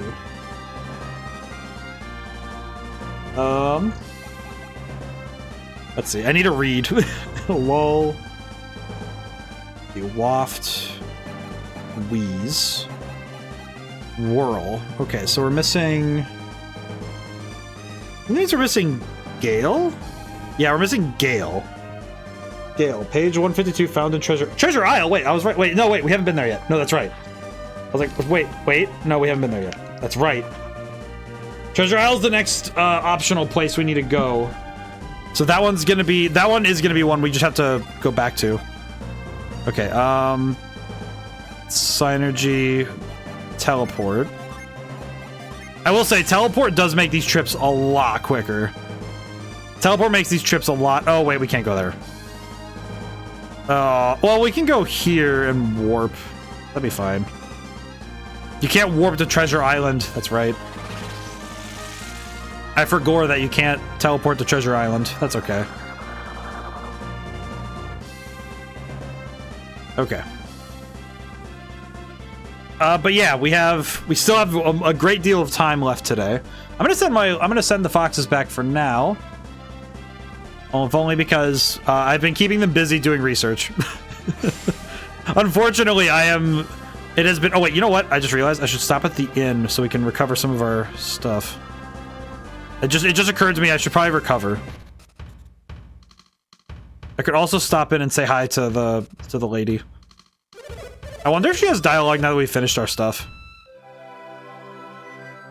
I'd like to say hi to the people here because they're very nice. I like this village because they're just consistently hitting this dance move forever. Look at them go. I like the little dude banging on the drums. I need to, if I could get a gif of this, but he's going super fast, and make that an emote, I absolutely would. I feel like one of these days I need to grab sprite art from this game and Triangle Strategy, and just slap them together. Yes, I went to Mount Okage. There's a legend about a doll, mysterious power hidden somewhere in the mountain. I already found that doll, but that's very cool, thank you. Hello. Liz Dancing Dog, explore my Mikage on my own. Take care, Felix. Oh, thanks. I'm surprised she hasn't done it already, but to be fair, technically it's only been a few days. You spend more ODaM points. You know what? Probably good idea to stretch anyway. You know what? You right. Hang on. Let me... Fully recovered. Let me save my game and stretch. Oh, God. Oh, man. And I've been trying to mix up my workouts lately, so I've been... Body's at least not too stressed in one spot. I had to clear the driveway today. That was a good workout. I kind of counted that as my workout because I did most of it with the shovel. Mainly just because, for some reason, me and snow throwers don't get along. I don't know exactly what the problem is, but whenever I use one, I just get, like, hosed down by ice and snow. I do not know what the problem is, but I apparently do not understand how to use one.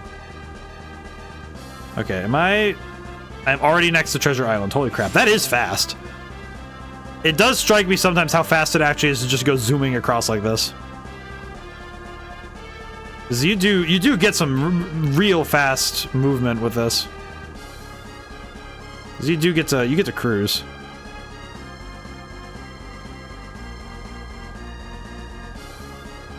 Alrighty, here we are.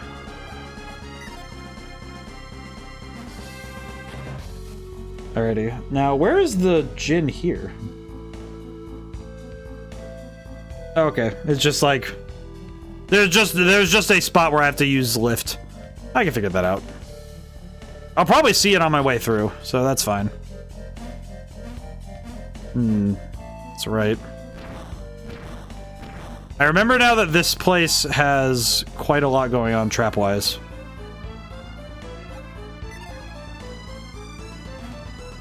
I think it's this way first? Now I forget what we did here, but...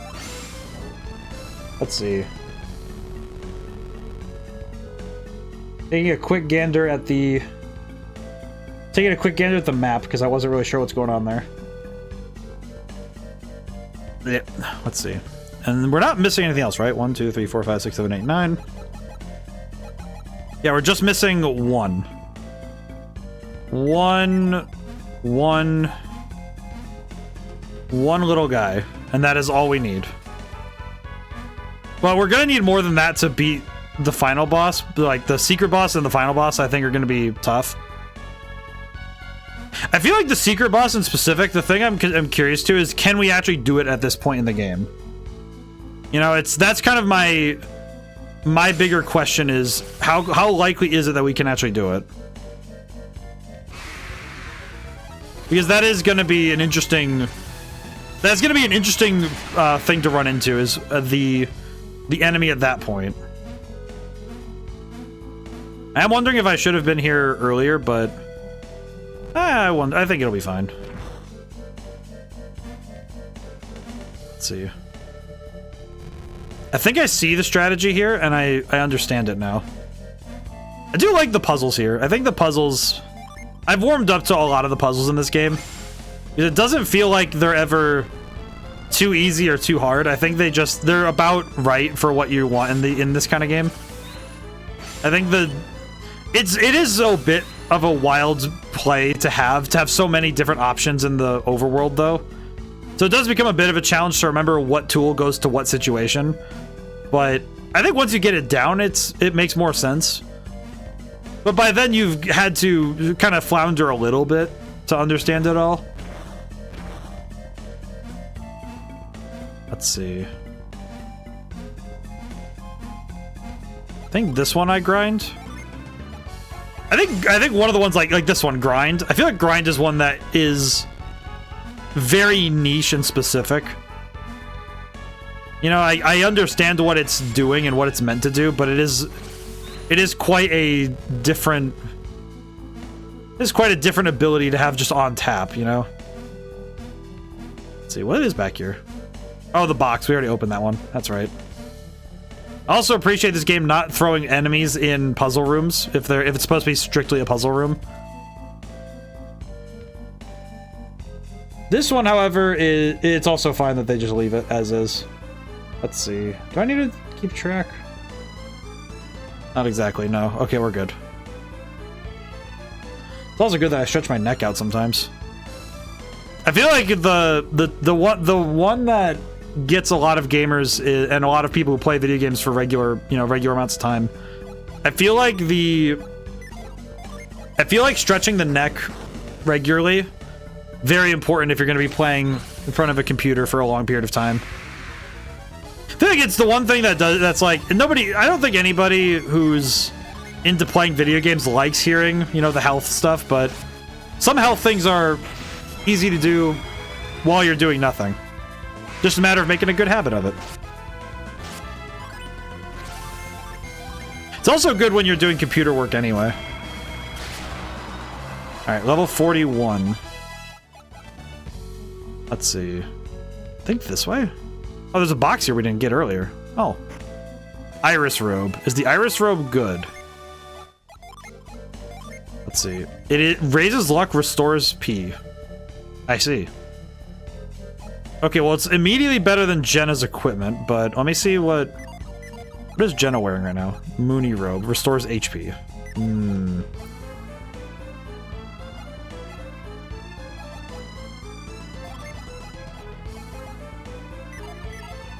You know what? Actually, I think I am going to give that to... I think giving that to Jenna might be a good idea, because her having more... Because I think her defense is more important. Let's see. Give... Ivan can wear these, which wouldn't be bad, but his agility would kind of suffer, but he doesn't really need agility. All these can say, like higher agility. But, we'll hold on to it for now. We can wait. Thankfully, these decisions can wait. Now, where do I go is the question. I do appreciate I do like that this dungeon is very specifically for when you get all the party. But it is helpful to... Oh, okay. Let's see. Yeah, we could use a little bit. I don't want to overdo it with damage, because we don't need to overdo it here, but... There we go. Ow. I like the enemy designs in this dungeon also has like some fun ones. I think the dragon turtle... I think that we've seen the dragon turtle a couple times, but I like the... Oh, there he is. Wait, I thought I got you. I thought I got this one. Did I not? Did I go crazy? Did I just forget? Did I just forget? Okay, let me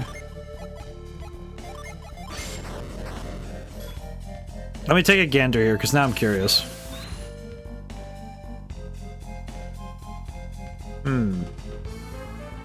I see what I've done wrong, I think.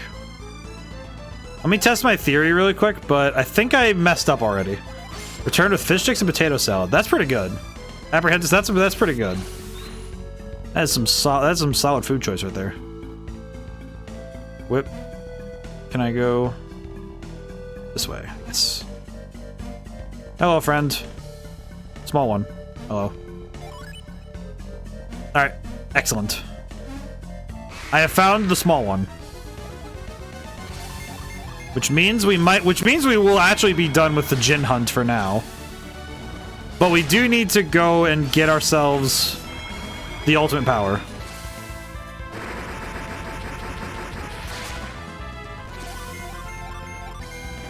I'm looking really quick because I was curious. I don't know if there's any summons. Did I miss any summons? I missed a ton, but I'm curious which ones I missed that I should go get. Are there any summons I absolutely should go get right now? Let's see. What is that? What is that summon?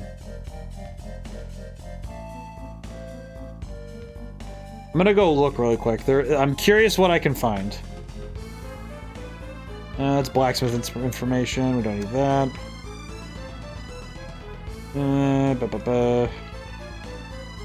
Skibadabadee. Where is this information?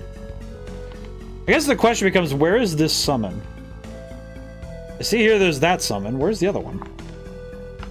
Do I get it somewhere else then? Do I get it from this supposed place? I don't see anything. I don't see anything here, at least. I do not see anything. Interesting.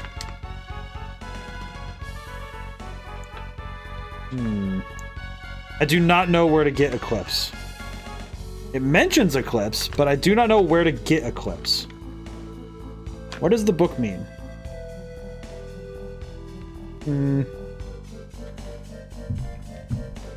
I might need to now that one I might need to look up somewhere else because I don't think I know where to find that information. But in any case, we now have all of the Djinn in the game. So we'll finish this dungeon really quick and then we can dip. We can dip out of here. And we can, I guess we can just kind of continue forward, I would say. I'm not really sure what else we can do here. Yeah, all the Djinn. Technically not the right spelling, but also 100% correct. Nothing will go wrong with all the Djinn. I guess I just specify that spelled this way, but also true. I mean, with all the Djinn in the world, what else can we do? Truthfully, what is left to do? Oh wait, I'm a fool. I can just go this way. My foolishness. Ah. Yeah, I think we're going to be, we're gonna have to do some searching for some stuff. But I also don't know where we gain the summons. You reminded me I have Djinn I could drink. Always, at the very least though, in safe and moderate amounts. This channel, this library, this library and this channel advocates for safety. I feel like that's the fun. I feel like it is one of the funnier things though that when I consider like my stances is just like it's never a matter of like trying to tell people what to do. It's always just make sure people are safe. I think safety is my number one. It's always my like top concern. Then tend to drink in safe and moderate amounts so I don't keep spirits in my house. That's fair, and that is a reasonable response for that sort of thing. That makes sense.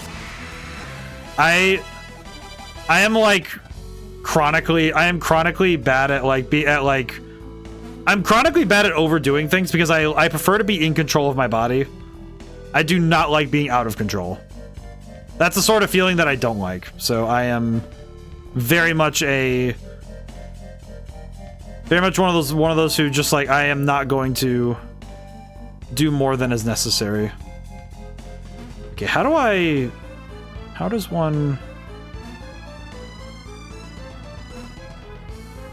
Okay, wait. Now I'm actually a little. Let's see. Like being out of control either, and that's the problem. I lose control and have an existential crisis about it. Yeah, that's fair. I think that one. It's like, and it's reasonable when you don't like a behavior type. You go like, okay, well, how do I avoid this? And it's like if you make a conscious decision to say, hey, this is how I'm gonna do this. It's like, well, then good. And that's a respectable choice. Ow. I think that's fair though. I think that's also, I've seen that it's been I think it's kind of fallen out of the share the bounty. That's fair. I feel like the key in my mind is that it's like, you know, I'm gonna use avoid real quick so I can look at this puzzle. But with dinner if I go out, yeah, it's like I feel like the specific thing is that one should understand both their limits and what they want from it. You know, it's like, hey, it's also a part of it. Why is my brain just my brain is not wrapping around this puzzle. I don't know what it is. Something about this specific thing is just making my brain really lose its marbles. I'm not really sure why though. A drink, yeah. I feel like it is definitely I feel like moderation is the key to many things, and I think it's one of those lessons that's harder to teach in how do I, it's like how do you teach it in a way that allows you to apply it to many things, I think is the way to put it. Because that, it's like, I think in some places it's a lot easier to exert your will over yourself than others. I think everybody has different gauges for that sort of stuff. That's how I feel about it anyway. Just like, it feels like one of those things where I know creatives, I think sometimes it's like, to me it's one of those things where I think overdoing something can be, and going to excess on a lot of things can be difficult. Don't like how it feels full stop, it just feels uncomfortable. Ah, I see. Used to do so for coping. I see. That is upsetting. But I'm grateful that you have found a place that you feel comfortable to be able to also not just discuss it, but being able to like look at it and be like, okay, I understand it. I think self-awareness is the key to improvement. And I think the first step to self-awareness is being able to recognize both good and bad things within us. I'm gonna save the game really quick. And being able to recognize why we feel the things we do. Oh, it's the wizard. Alright, we're gonna lead. I think this guy's gonna be kind of strong. I'm gonna guess that I can do... I could go for Daedalus maybe, but I think I'd rather do 4. I'd rather do 4. We could just lead with this and see what happens. Hello. It's a wizard time. Fireball. I am the guardian of water. If you would claim my power, you must prove your worth. Fair? What the heck? Refresh ball, guardian ball, thunder ball, anger ball. Okay, well one of those doesn't seem like the other. What the heck? Alright, you know what? No, we're gonna go full... I think we're gonna go full tilt on... I think we're gonna go full tilt on the 4 element ones. So we'll do Judgment. We'll do Meteor. Thor. And Boreas. Guard Aura. Protective Aura. I do not care. Perish. I do not care. It is time for me to bring devastation to your land. That did not do as much damage as I had hoped, but it did a lot of damage, so we'll take it. Ow. It's fine. Meteor.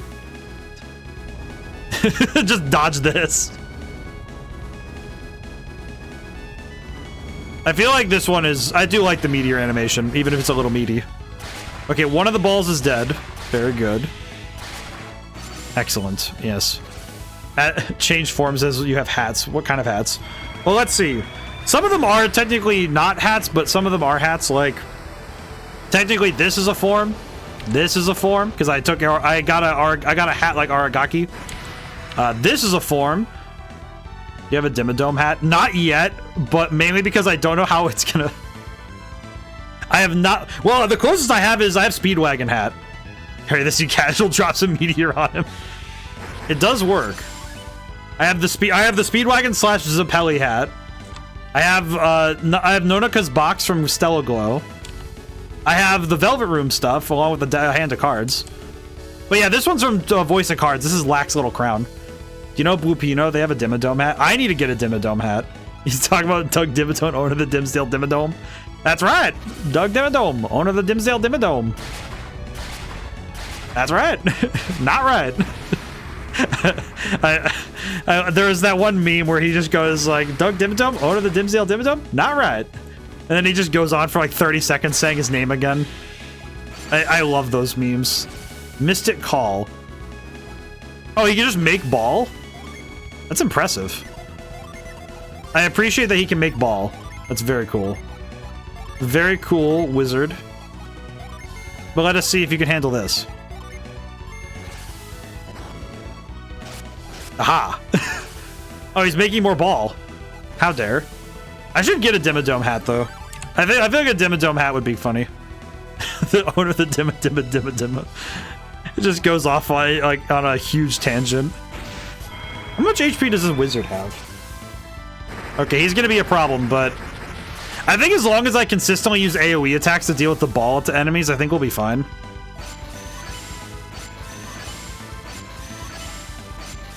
Yeah, I am going to need to... I'm going to need to hit those guys pretty consistently. Oh, this is where I think Searing Beam is going to be helpful. We could do Tornado. We could do Tornado as well. Yeah, we'll do Tornado. Tornado. Let's see. Then we could summon. We could do Steam.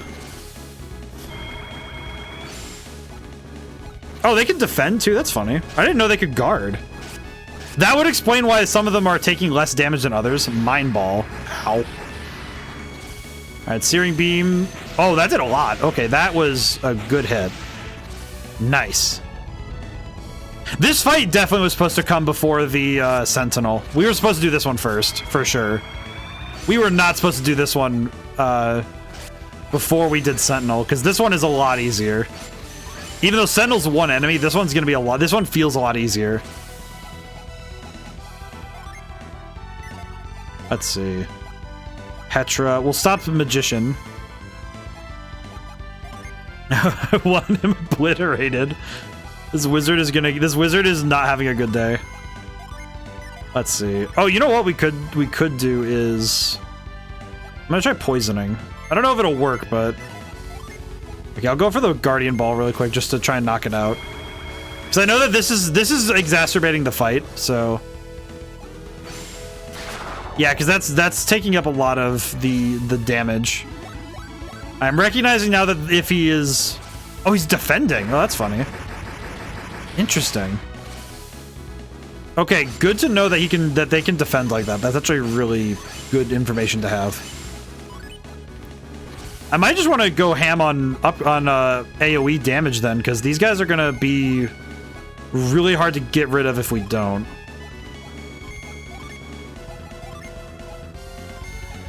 Yeah, this is gonna be quite the fight if I don't...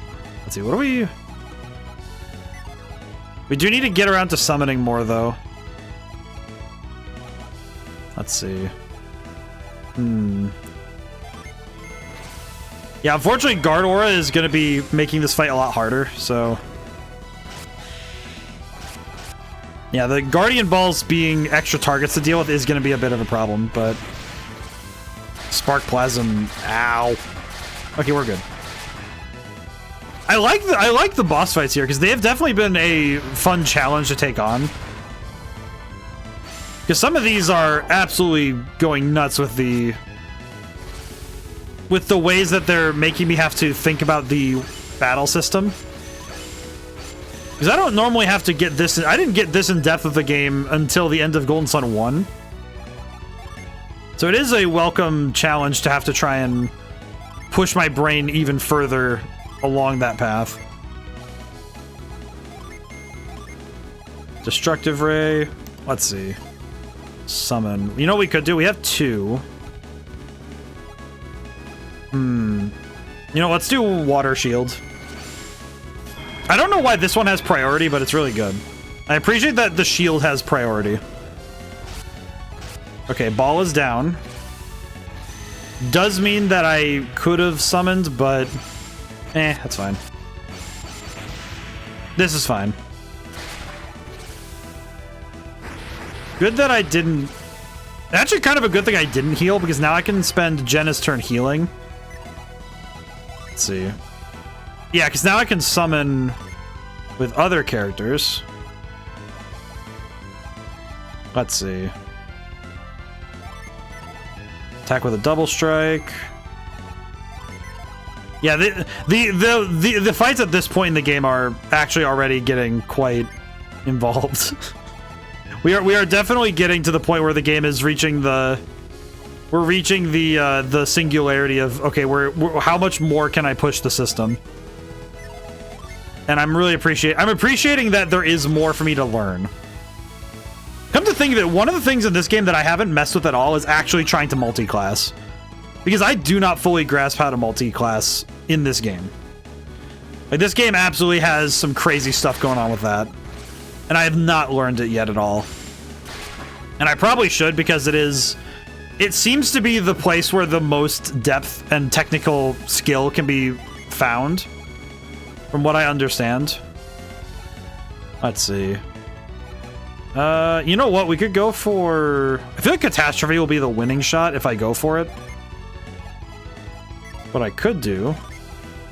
I think now I could summon Ramses and... Let's see.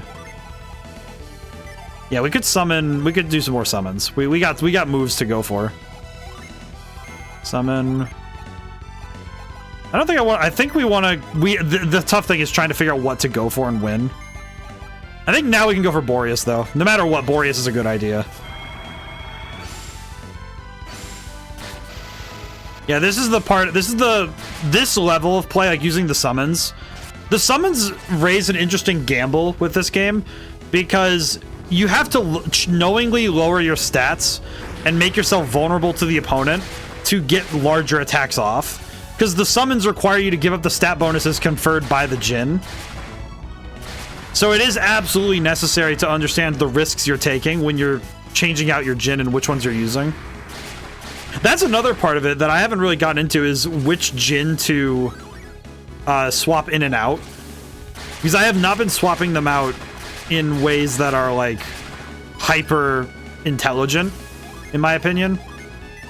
I definitely could do more with the system if I worked at it. Okay, heal again. We need to summon. We need to summon one more before we can go for Thor again. He just healed for... Yeah, I just saw he healed for that. That hurts. Holy crap. It was one of the balls that healed him, though, so that does suck. However, I think I can... I'll get rid of the refresh ball. The refresh ball is the one that healed, so I need to get rid of that one next. Because the refresh ball is the one that did that. I am kind of wondering if I should go for... Yeah, the balls are a pain. Yeah, they seem to be the thing that's the real danger in this battle, is him constantly summoning. So let's see. I need to find a way to get through that, though. I think I have an idea, but it's not good. It's not a good idea, it's just... Okay, let's just go for it. Summon Thor. I think at this point I'm gonna full tilt him really quick.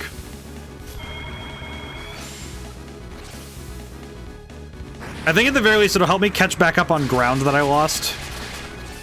Fresh ball. I think the Searing Beam will do enough damage to take out the Refresh Ball. Yeah, there we go. Yeah, the only problem is that this aura reduces the damage he takes by a huge amount. Yeah, that is so much extra damage he should be taking that he isn't taking. Anger Ball. Okay, he's called 2 Anger Balls, so... I'm wondering if he has only a set amount he can get? I'm actually quite intrigued what the deal is, but this is fine.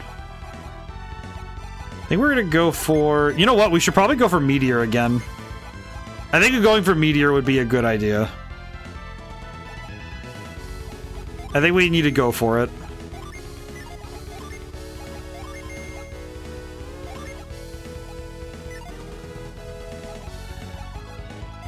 This guy is a pain. Thankfully, he summoned no... He didn't summon any of the... He didn't summon anything that was... He didn't summon any of the balls that have the, like, healing ability. He only summoned Anger. Ow. Okay, that's a Thunderball. Interesting. Okay. I'm curious what I can do here, but I think we got this now. I think we have it. I think the thing I am gonna do though is... I think...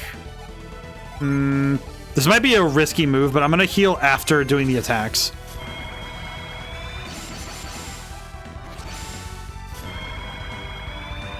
Oh my god! I did not realize I could raise my attack like that.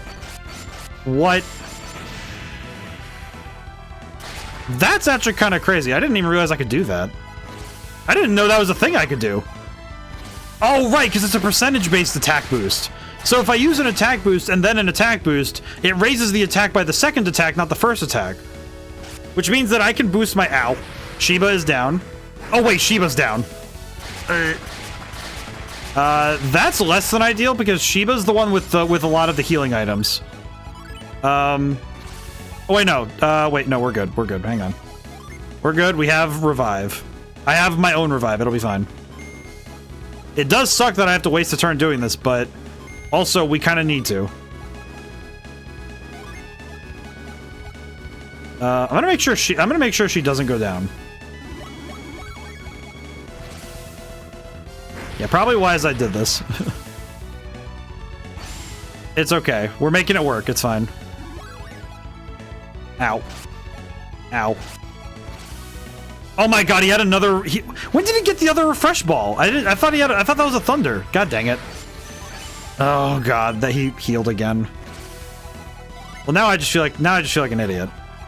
Okay, Odyssey the refresh ball, because I don't want that thing on this field anymore. Let's see. Paralyze. I'm gonna do this to just slow him down a little bit. We don't have any items to heal everybody, do we? No.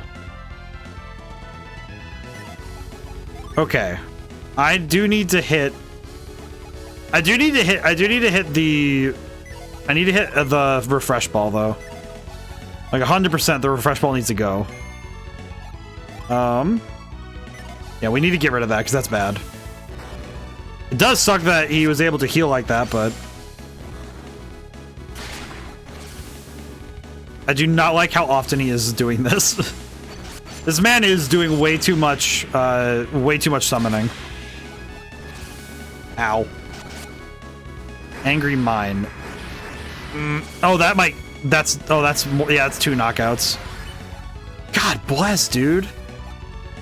I did not play this. I definitely didn't play this well, but I'm much more upset at myself for allowing it to get this bad. Okay, but he doesn't have any... Do I have any that revive? No. Good to know. Okay, I'm gonna heal Felix really quick just so he doesn't die. Okay, that is a problem. You know what's worse about him summoning the... In my opinion, the thing that's worse about him specifically summoning the Guardian Balls, that means that next turn I can't even realistically use the ability, the summons, because I need to get rid of the Guardian Ball first to guarantee damage. So that sucks. Let's do revive. We need to do cool aura, and we need to do... I feel like at this point I need to pure apply again, but I think I need to get rid of the Guardian Ball. Yeah, I need to just attack it at least once.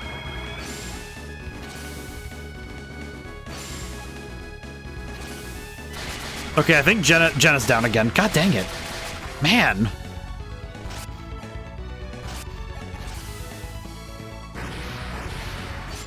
I do not appreciate this fight now. This is getting way worse than I thought it was going to be.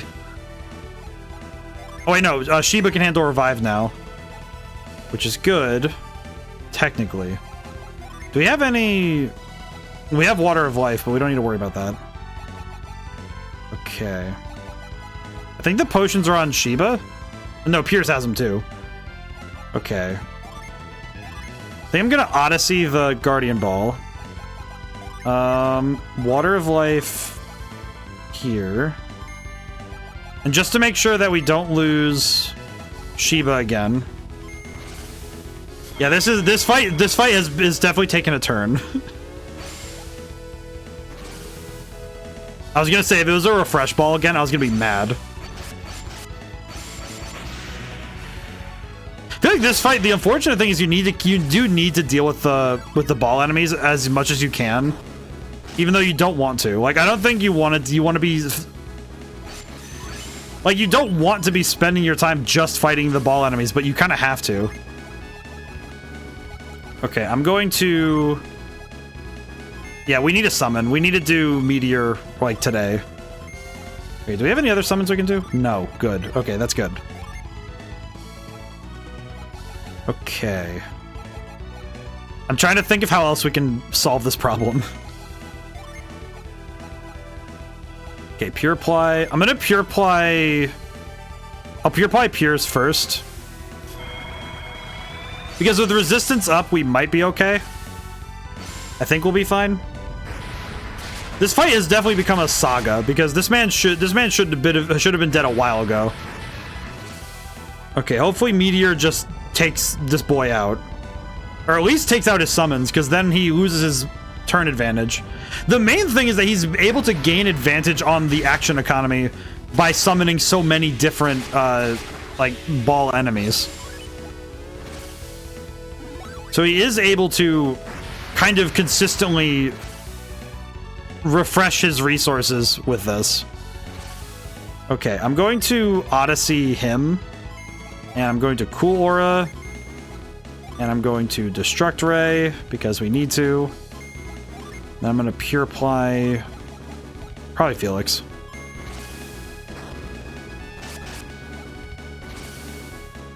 Every time I see a refresh ball, though, I think that's going to be like first target next turn is just everybody goes for the refresh attack, for the fresh one. Because I can't even afford to let it stay on the field.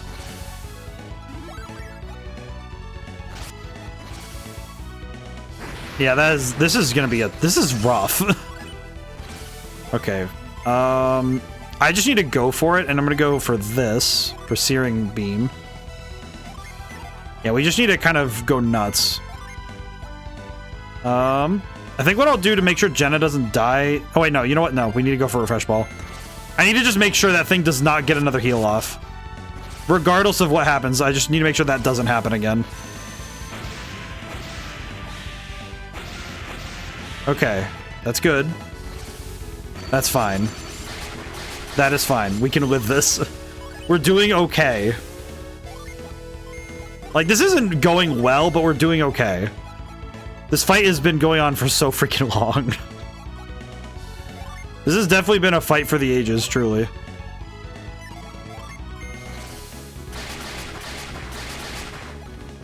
Okay. At the very least, we're maintaining ourselves well, but we're still kind of struggling. Okay. We're there, though. We're getting there. Ow. What did he summon? Thunderball. Okay, Thunderball is fine because Thunderball isn't a threat. I would prefer it's not here, but I'm not worried about it. Let's see. I could go for another Cycle Beam and center it on Thunderball just to get rid of it. No, we'll just do it this way. Let's see. Yeah, I don't think we're gonna... Good God, this has turned into an ordeal. I said that this was easier than the other one, but I think that was a slight miscalculation on my part. I think in theory this fight should be easier, but it really depends on how well you can manage the ever-increasing number of enemies that he brings in. Because it doesn't seem like he has a limit. Because it seems like he's able to keep summoning these things until he is done. Which is a bit of a problem, all things considered. Because that means that he can continuously bring in new reinforcements all the time. Thankfully, his only health regen is based on him being able to summon refresh balls, so that's not awful, but it definitely could be better. Ow. Thunderball. Okay, good. I am wondering if he has a limited number of the thunder, of like refresh. I do wonder if there's a limit there. Because that would make sense if there is some type of limit. Because I don't think you'd be able to... I think this would become very quickly a war of attrition if that was the case. Granted, this has already been quite the ordeal already, but... Okay, summoned 2 Guardian Balls, so I need to get rid of those first. I think this turn I need to use... I'm gonna have Shiba use a Side Crystal on Felix so that he can get back to using... Because he needs to get back to using the... he needs to use Odyssey again. Alright, one more, make it count. This is War of Attrition at its most grueling. Yeah, this is definitely one of those fights where I think I also screwed up because I didn't realize what was... Well, again, I guess it's not really a screw up if you don't know. But it's one of those things where me not having the knowledge necessary to make good decisions early did mean that I was at a disadvantage coming into the fight. But I also didn't want to make a point of using the book for everything. Because I feel like that kind of defeats the purpose, but... Okay, we need to hit all of these guys, so we'll do Mother Gaia, we'll do Cool Aura, we'll do Tornado. I think I'm going to attack one of the Guardian Balls by hand. Probably could have attacked the newest one, or the newest... Probably could have attacked the newest Anger Ball. Because that thing exploding is going to be annoying on the HP side. What did he get? Refresh. Okay, understood. Kill him. Okay. The other Guardian Ball is down, though, so that's good. Ow. Okay, him summoning 2 different Refresh Balls actually scares the crap out of me. I do not like the idea of him getting that again. Okay, we need to just demolish these things. I do not like how many of these he has summoned. Him summoning 2 of them bothers me more. Because he should not have summoned 2. Oh, he's dead. Huh.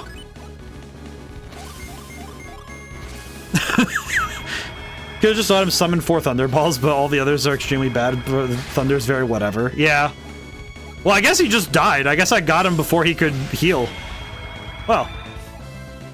17,000 experience. Thank goodness. Stone Spire. At least we won. You know what? We can take that. Was that a very hard fight and a little bit more difficult than it should have been? 100%. Was it worth it? Yeah, I don't know. Maybe. I think so. All right. I need to look up one thing. We can now summon Azul.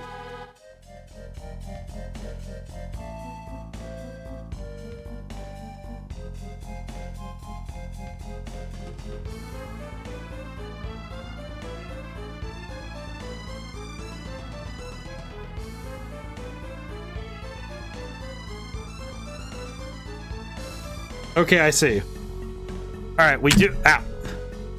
Ow. You can now summon Blue. Very good.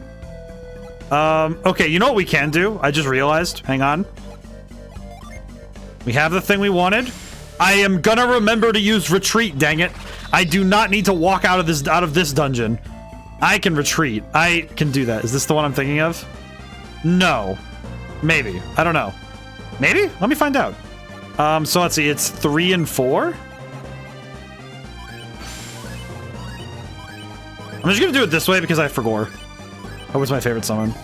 I did find out there is a summon I need to go try for. But I think this is gonna be... I think there is one summon I need to go try for that's gonna be painful.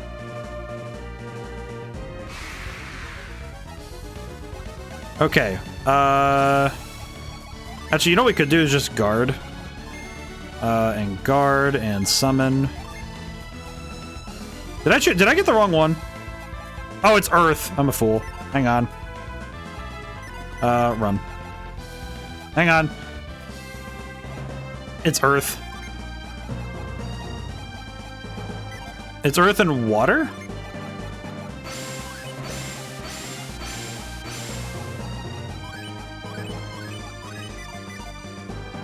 Let me see. I want to see. We'll see the new summon really quick because we should go check it out. Ba-da-dum, ba-da-dum. Come on. I'm waiting for the summon. There we go. Okay. Oh wait, no. Summon. Azul. Oh.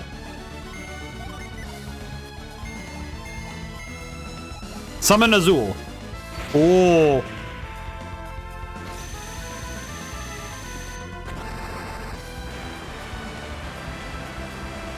Well, that's just sick. Yeah, that's just cool. That's just rad. I like that a lot, actually. That's pretty sick. Okay, there is a summon we need to go get. Unfortunately, I'm pretty sure this is gonna be the one that makes my brain hurt. Because I looked up how to get it, and I don't like how you're supposed to get it. Alright, can we go to Lemuria? Water Dragon looks sick. I do like it. It is very cool. There is a summon, however, that I need to go back to Lemuria for. Their name is Blue.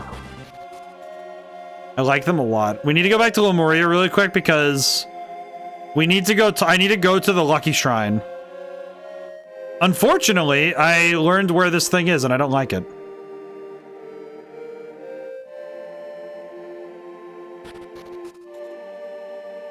Granted, we get to hear the cool music again, but...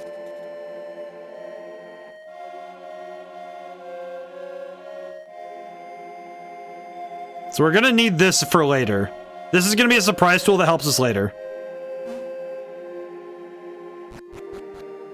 Okay, up we go.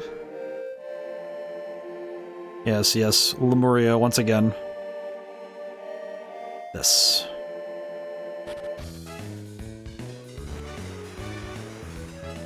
What will I throw? Lucky metal. Okay, so... I guess I need to explain what my goal is here. I need to land the coin in the direct middle. Yeet.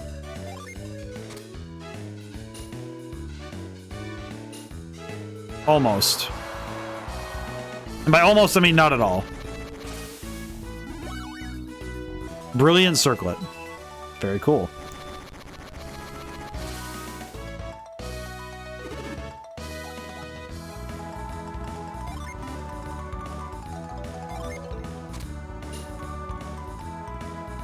Oh my god, I did it. Second try. Did I actually get the... Oh my god, I got the freaking thing. You've got to be kidding me. The streamer luck is real.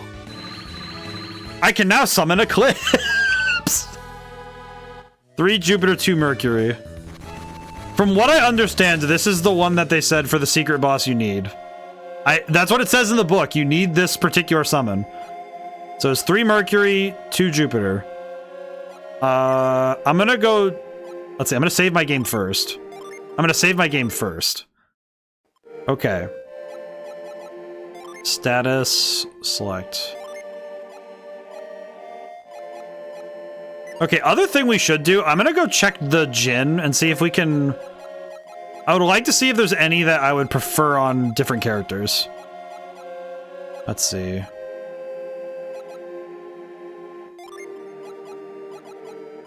I'm gonna look really quick because I'm curious.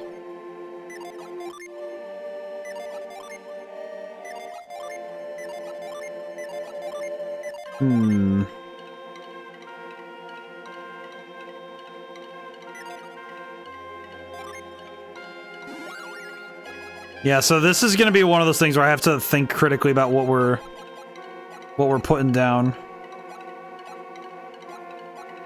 Let's see. Are there any in here I want? Call the Grim Reaper on your foes. You just call him on the phone? How does that work? Truly. We gotta look through our stats a little bit, though.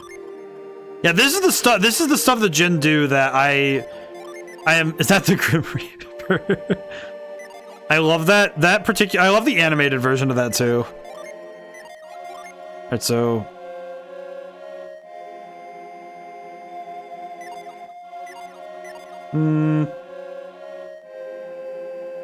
Actually, wait. That one... What was that one again? It was LOL. Actually, yeah, we could swap this one, because this one's not bad. This one would not be bad. Yeah, this is pretty... I think this is solid. I think this is good. Okay, we have... So we could do this again. We could do this again and try for something else. Lucky metal, the yeet. I don't know what else we get from this, but we can try. Water. Okay, water of life is good. We should probably. I feel like we need to get more side crystals, all things considered. You won a coin.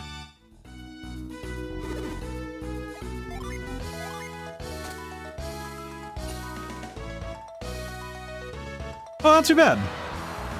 I do find it funny that the second try we got what we wanted. What is this? Floral dress. I got a dress. All right. What does the dress do? Clothes. Used to put enemies to sleep. What? Okay, well that's not particularly helpful. Circlet raises luck. Okay, let's see. Well, it'd be better for her to wear it. And her current circlet is... Oh, it boosts luck as well. But... So we can equip this and get a slight upgrade in defense. That's good. Oh, wait, Firebrand. Give. Unleashes Purgatory. What? I'm sorry, maybe I just didn't understand, but you're telling me that I can put somebody into Purgatory with this sword? That seems oddly... how do I put it? It feels like a little bit of an extreme step to take. I'll give this to Piers. Piers can have it. Okay, we have stuff to sell, though, so we're going to... Can I teleport out of Lemuria, or... It doesn't work here. Okay, good to know. Good to know you cannot teleport here. Oh, right, because we're not in the overworld. Doy. Send them to the Shadow Realm. I do appreciate the method by which one can send someone to Purgatory. I feel like this is something that I think game design wise I should really talk about it, because it's one of those ones that this game does a lot of, is how do you name things? And I feel like naming stuff is really hard to do. So like, how do you name attacks? How do you name weapons? How do you name special moves, you know? And how do you name, you know, conventions of your world, right? And I think there's a lot of different approaches to it. I think doing the naming process is insanely hard, because it defines how your world is going to feel tone-wise. It defines how your world is going to move and shift. And it also sort of sets the rules. It sets down the rules in a way beyond simply being the rules. It sets them down and then gives you an idea as to what they are from the outset. Like even just the name of Synergy. Okay, it's psychic energy. It's really easy to take the words and say, okay, I understand what the words mean and how we're getting to the exact nomenclature. But it's interesting when you have to do that for a bunch of different things. You know, it's like, okay, how do you name all of your enemies? How do you name all of the different pieces of your world? You know, what do you do to put this together? And that's really hard to do, actually.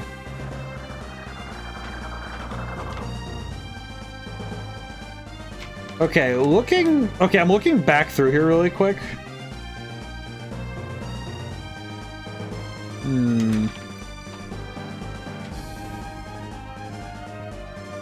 Okay.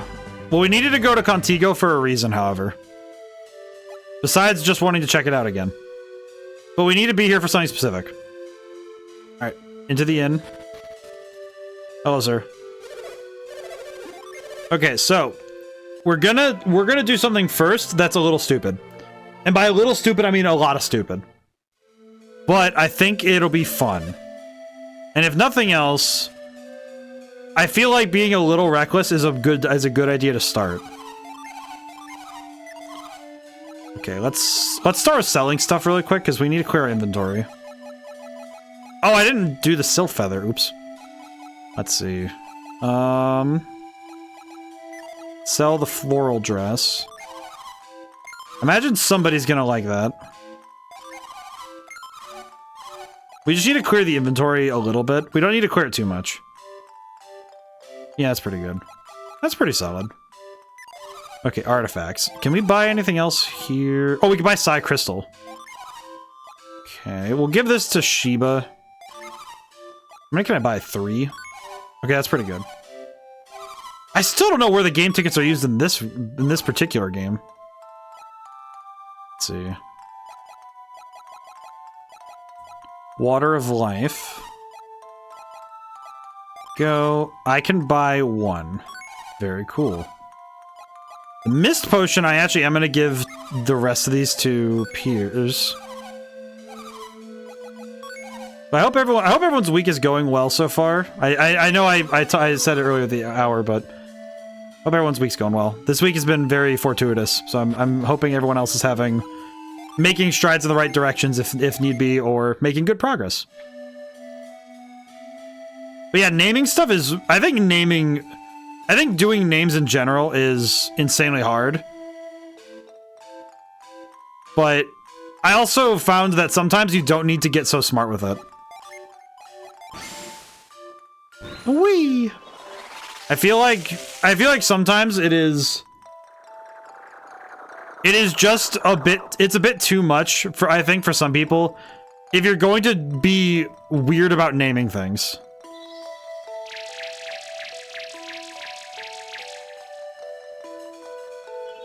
Specifically that you gotta be like a mathematician and call it as it is. Yeah, it's like, I think that's one thing that, I think especially writers have this is a hard one.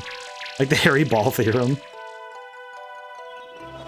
I think that's one that writers have the worst time with, is that they don't want there's 2 things that a writer doesn't want. That for somebody to ridicule a name they gave something, or that it's named something that is too derivative.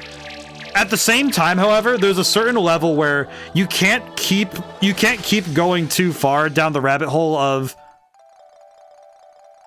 making names that are too unique, because then it just sounds like you're speaking gibberish, right? You're speaking nonsense if you get too far. On a side note, I did notice it. The music in this area, the music of this area is the music of the area where we first found the elemental stones. I'm gonna save my game here.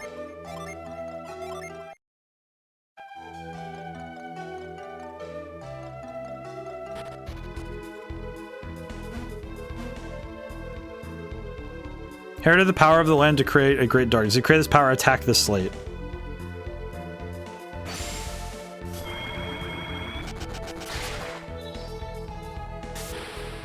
What did I just gain? Summon Charon. 8 Venus, 2 Jupiter. What? What do you mean 8? 10? You're telling me to get Charon, 8 standby. 8 standby. What on God's green earth can this thing do? Okay, wait, how do I... Okay, real talk, how do I check my summons? I just realized I don't know how to check my summons. Character status, no. Help. Summons. How do I do... I forgot how to check my summons.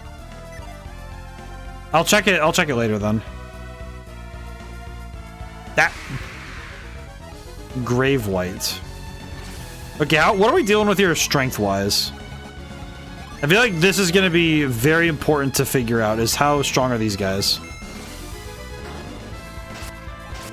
But I think doing the naming for enemies and for different entities in your games, in your stories, insanely hard to do without getting... I think it's hard to do it without getting too in your own head about it, I think, would be the way to put it. Because it definitely feels like the kind of thing that ends up becoming... It ends up becoming a point of... like a nexus point for all of your frustrations. Because you have an idea and you know all this stuff, but you don't know what to call it. I think that's like...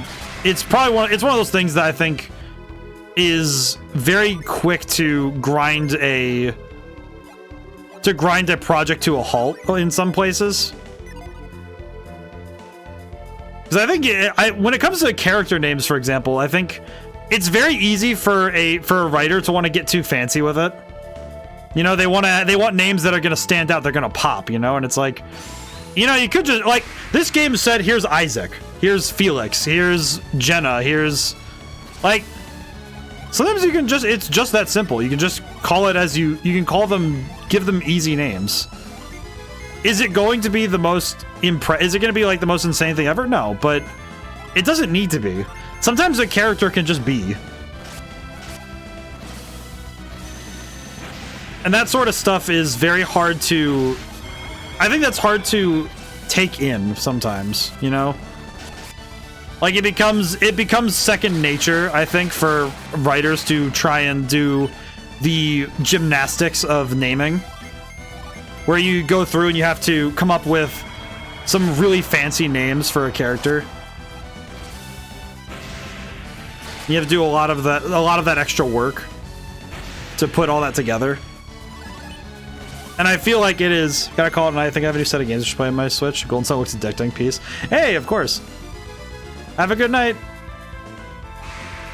I definitely recommend starting with with Golden Sun, then go to Lost Age, and be ready to put in the password. I think carrying over the data from the first game was absolutely a must for this game to be, for this game. All right, there we go. Thank you so much for the work, though. Do deeply appreciate. I appreciate everybody. Ooh, let's see. I'm not quite internalizing what these guys are weak to. I think it's fire, but I think it's fire or water. I think it's water. No, it's water. So we need to. I haven't even tried Stone Spire yet. Yeah, we don't need to worry about that yet.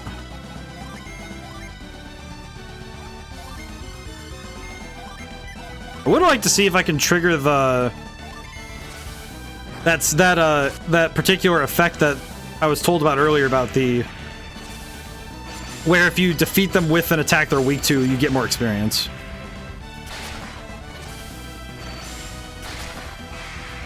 Find it interesting that that's even a mechanic, you know? Just it feels like such a simple thing, but it is a fascinating mechanic to even have, right? Oh. Interesting.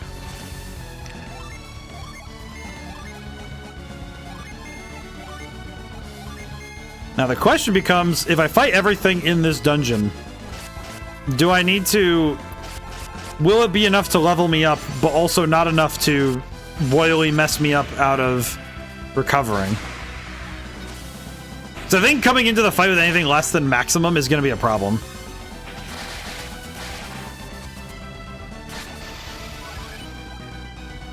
I do also know that if the fight goes south, if the fight at the bottom of this place goes south, I think we can go for... We can just run back up, I think. Like, it does suck because it means we did the dungeon, but we don't get the reward. But I think that it'd be better for us to back off and go train somewhere and figure out a method by which we can get strong enough to deal with the fight, but have the dungeon like pretty much finished, rather than simply be locked in with my own bad decisions, you know? Oh, right. Antidote. Good thing I kept all these antidotes, honestly. Probably a good thing I kept all these antidotes. I think you have to use the Mercury Djinn specifically against the Wonderbirds, by the way. Oh, because it's when you use Djinn abilities. That's right. That's right. I think if we do need to train later, it'll probably be at that particular place, because that hallway was really freaking good for just running up and down for battling enemies. So I think that will be very worth it. Okay, where does this go again? I just want to make sure I know where. Okay, this is here. Okay, got it. I wanted to make sure. I'm not sure what it was, but something in my brain was thinking. I don't remember. Hi, hey, Etcho, how's it going today? Hope things are well.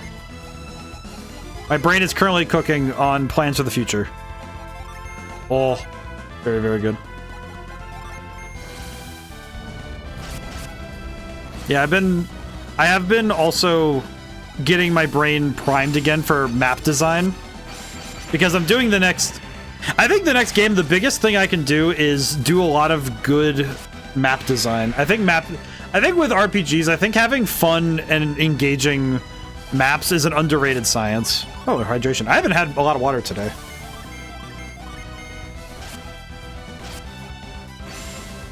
Thank you for reminding me. Oh, God. Thank you for taking care of the streamer. Oh, God. Wait.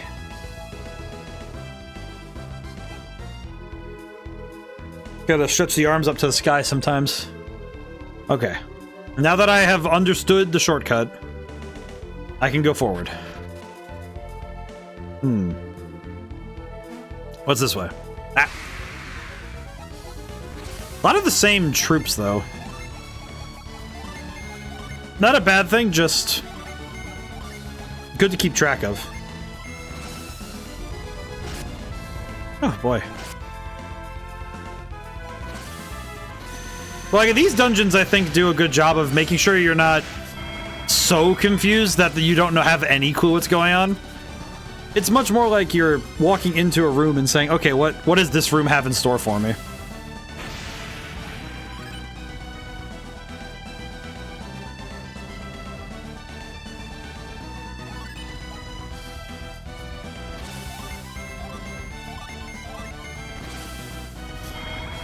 Okay, he's dead. Never mind. Oops. Doing a lot of good damage. Reach for the scoo. What are you, Toy Story? You right. What does this do?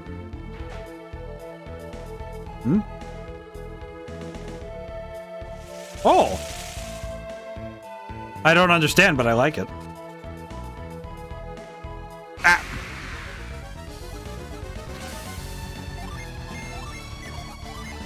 Don't think I fully grasp, but okay.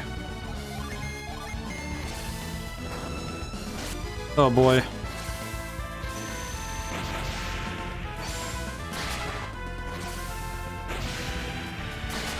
It's also kind of cool because now I'm listening to the soundtrack. I heard the drums on the right side, and I thought it was funny that I could hear the drums go from right to left in my headphones. That's pretty cool. It's funny when Game Boy games have surround sound like that. I don't know, it's interesting seeing how different surround sound feels in older games than it does in newer games.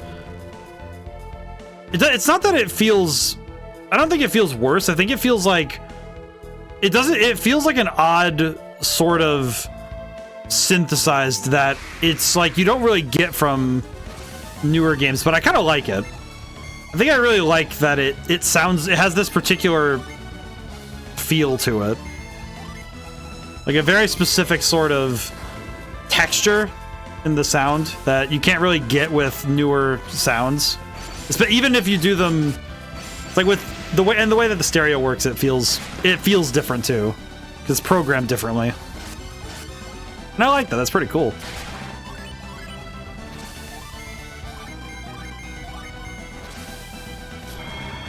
Okay, he's dead. He's also dead. Very good. I am seriously wondering, though, if I am ready for this fight. I don't think I am, personally, but I think I'd like to at least try, you know? I don't think I want to sit... I don't think I want to be in the situation where I don't think I want to at least try the fight. Which does mean I should probably be saving more often, just in case I run into it on accident. Because it did just occur to me that, you know, if I do find it on accident, it would suck if I walk into the room not knowing I'm going into a boss fight and get myself cooked because I didn't realize that I was at the place. Oh. Okay, these guys look kind of problematic.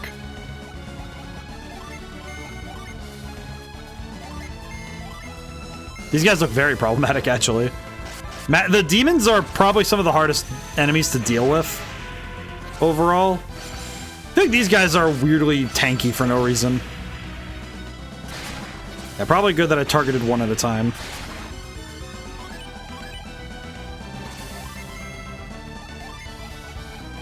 Let's see.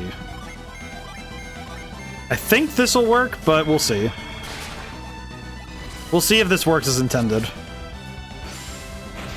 Okay, I was good. I was correct on that guess. That's good. Grand Gaia? Wow. Ow.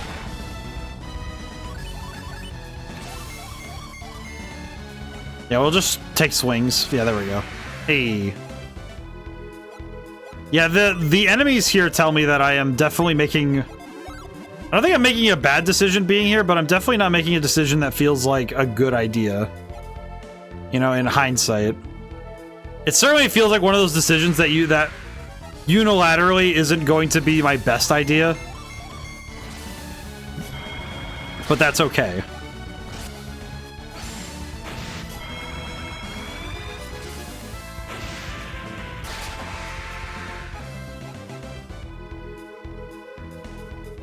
I think the strategy I'm going to employ going into this fight in the first place. Oh, dark matter. Oh, that's cool. Not really my favorite thing to get in the world, but yeah, whatever. But I think my main strategy will be to lead with, specifically, I'm going to lead with 8 summons available on the start of the fight. Like, basically, the idea is, I have a very, it's not my best, I don't think this idea is my best, but my thought is that I think I should lead with Charon. I think leading with Charon is probably the best idea. Wait, no, not that. Do this. And I think leading with, like, lead with Eclipse and Charon, I think, are going to be my big ones. So I think that means I need to have, I think I'm going to have 7, no, I need to have 8 unlocked on each person, I think. I think having 8 per person on standby, which means that the first turn of the battle is probably going to be the scariest because I'm basically going to be very low stat. My stats are going to be quite low for that part. But I think that would be, it would be worth it to try.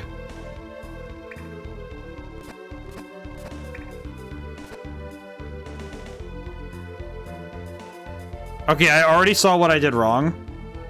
Very clever. Oh wait, no, I could just go this way. That's right. This way.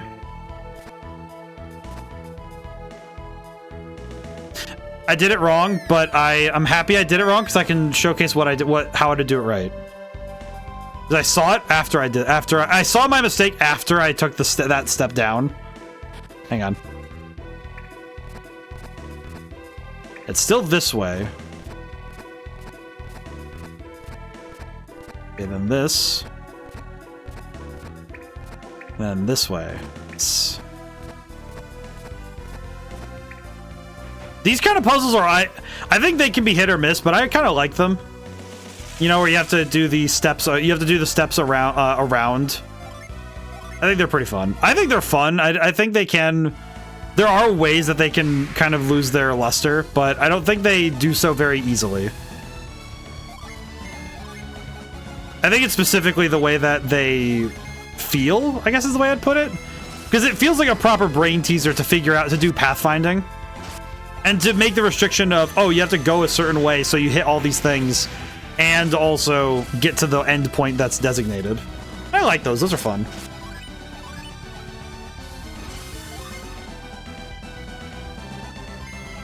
They're not the most, they're pretty common nowadays in RPGs, but I think it's nice sometimes to have a consistent thing you can do when it comes to puzzles in RPGs.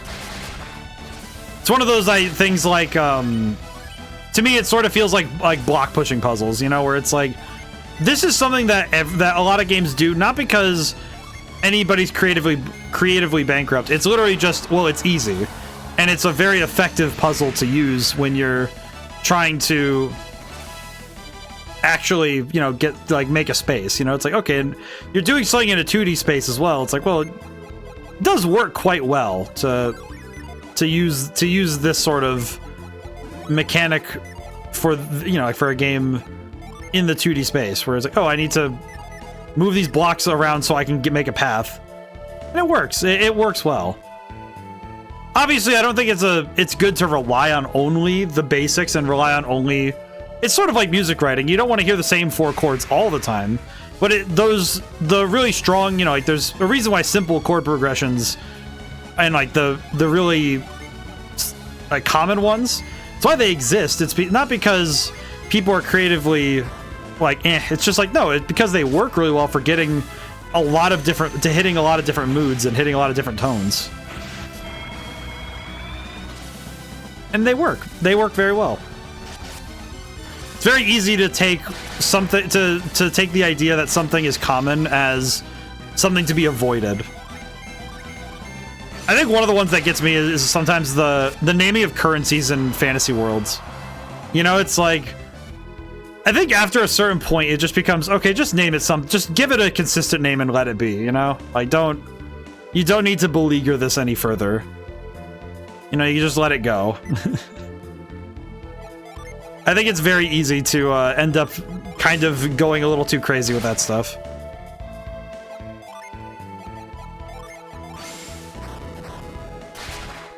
Why am I not able to lift this? Kind of wondering if I'm just not standing close enough. Okay, let's try again. There we go. Okay, so I can't move this way. Right? Oh, brother, what is all this? There's a lot going on here. What the heck is this? I do not appreciate how much is going on in that room. There's a lot to take in there. There's a lot.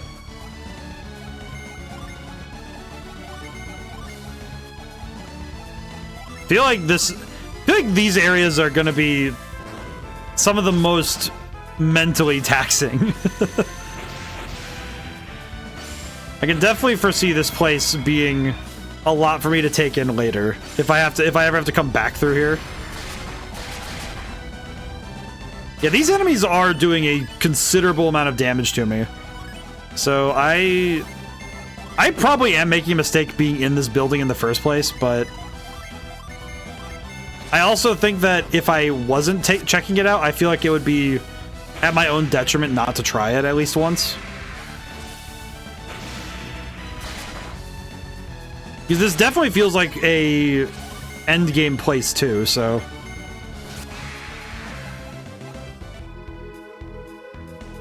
Yeah, this is gonna be one of those places that gives me bad feelings the whole time we're in it. Let's see. Where does this go?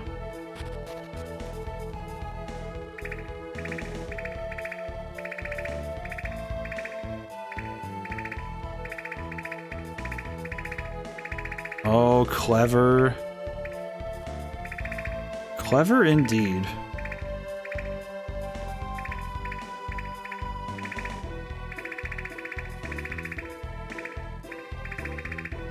I can already tell this puzzle is gonna make my brain hurt a lot.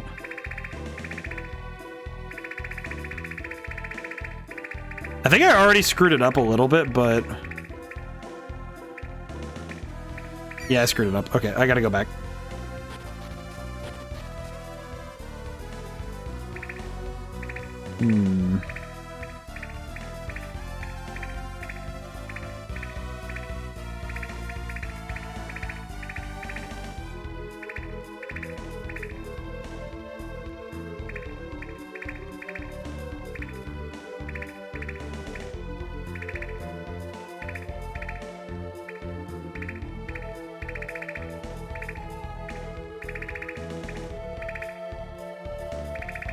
I'm really trying to figure this one out.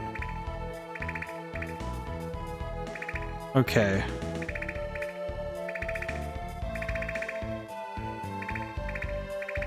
Oh god. My brain is not cooperating right now. Hang on. Okay. Oh brother, this is This is a new type of nonsense, I will be honest with you. I am very impressed that they could do something like this, but I'm also thinking, why?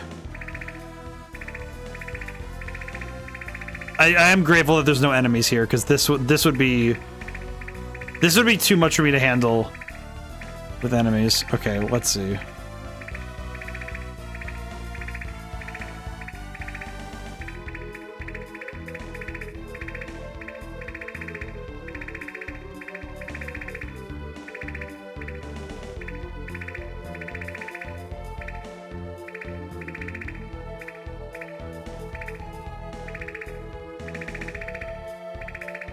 I'm trying to understand what movements are required to be for this to be a victory. It's just something about this puzzle is really like it's tickling my brain in the place in a way that I do not fully grasp. Like I do not fully understand. Okay, I need this to be in front of me actually. There we go. Okay, hang on, wait. I'm getting there. Okay. I think I actually need it. Okay, hang on. I think I actually need this.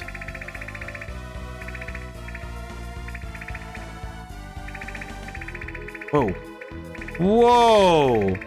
Okay, that worked, but I holy crap, that is such a that is just so much to do.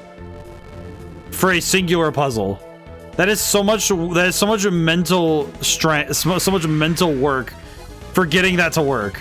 Like holy crap, man, that was so much to do. I like that puzzle. That's a fun one. It's not often that you see puzzles like that in general. Now that I think about it, like controlling an entity that mirrors your movements. I'm not gonna lie, I'm kind of wondering if I should use that. I should write that down. Should write that down, actually.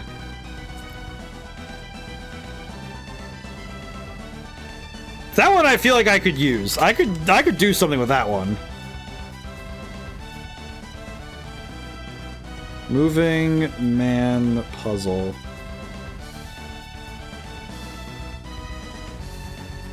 I might need to test that out, because that one I feel like I should try that out. Because that feels like an idea that could be fun. I could mess with. I could absolutely have some fun with that.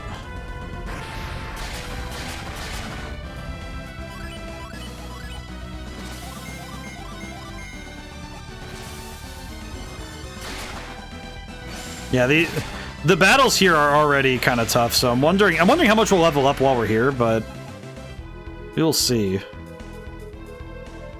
Let's see. Alright, I think I go back now, maybe? I'm not very sure what to do next. I think this puzzle is going to be one that I have to sit and figure out and work with a lot. I think. Not 100% sold on the idea that I have to come from the top, but let me see. Oh no, I do, because there's a doorway over here. That's right. That's right, there's a doorway here. But endgame like labyrinths like this, I feel like they're a lot harder to design when they're ironclad. You know, like when because I'm thinking about the difference between this and something like Persona 3, where since the layouts are already procedurally generated, it's not really as big a thought process when you're navigating. I guess it's not as big a problem, because once you learn the form of the areas, the upper areas of Tartarus, or in the case of Persona 5, it's Mementos, once you learn those areas and how they get laid out, it becomes less a matter of figuring out the space and more just, okay, how much of my resources am I willing to spend or burn in this instance? And I definitely feel like it is It is definitely, it certainly is a different idea when you're, let's see, okay, so.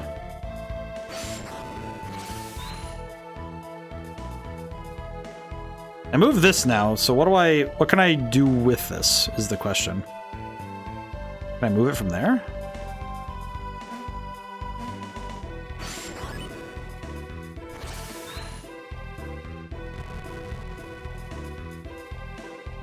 I guess now the question becomes, can I do that? Ah. As much as I'd love to cast Evade at this point, I feel like we're still not winning fights definitively, so it'd probably be best to keep fighting.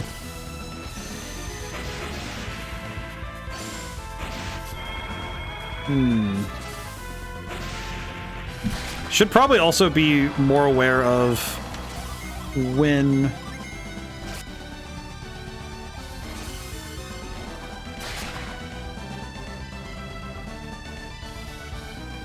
I would decide to go look, and I see what my warning sign is for when it's time to be ready for the fight. Also, I like that it says here, you're about to enter a battle that's so hard your head may explode, so save your game. Don't say we didn't warn you. I appreciate that the writers of this book really had to make it clear, like, hey man, you're gonna suffer here. So I hope you're ready for it.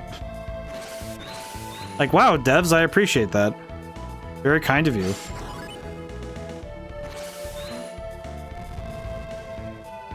I'm gonna shove this way over here. I don't think it matters, but I'm gonna shove it way over there. Ah.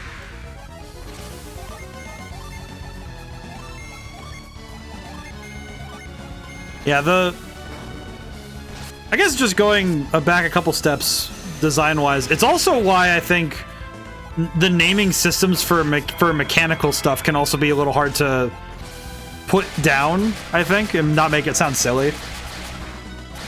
Like mantling in video games, you know, like when you're climbing up a bunch of stuff and you're doing all that cool gymnastics stuff, like mantling walls became a big to-do in first-person shooters. And I feel like it's like, okay, how do you come up with a name for something like that, right? And I feel like it's always a tough question to answer when it comes to, okay, how do you name things so that your players aren't just feeling like they don't feel silly when they're discussing your game. You know, it's like but also sometimes it's really fun to do that to the player because sometimes it's just funny to do that. But it's like great example, Minecraft. You know, I feel like if they had been just that little bit more goofy with the naming conventions, so many people would have been less enthused to discuss the game openly. You know, it's like, conversely, I think the name of a game can also really change your audience. Like, some people are willing to play a dating sim with a very elegant or, you know, relatively, like, you know, a name that covers for it. But then when you have something like some of the you know what? There's one I thought off the top of my head that's, I can't even say it out loud because it's very not safe for anything. But it's like it's one of the weirdest things on Steam. And it's just the weirdest dating sim ever, but I just remember it just like very strange. Okay.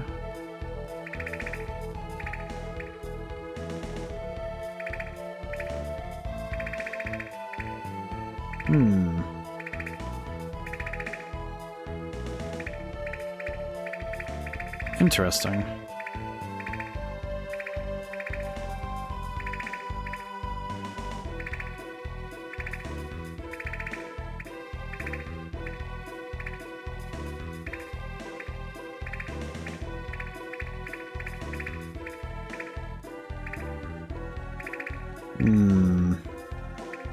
Difficult.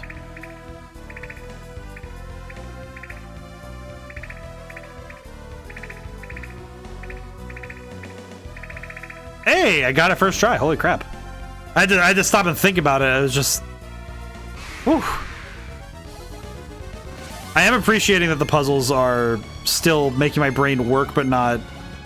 I think the dungeon puzzles in this game are a little bit more polished. I think especially the end here.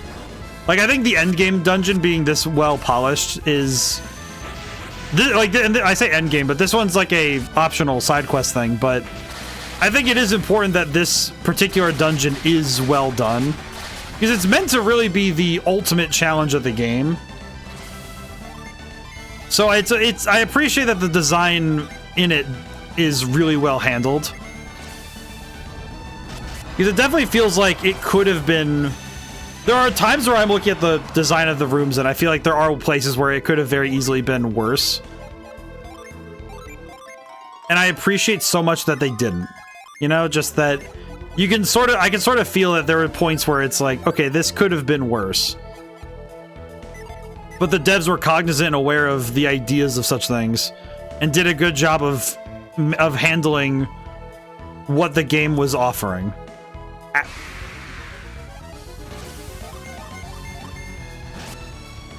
I think, of course, it does help that the dungeon itself isn't doing anything that's meant to keep you too long.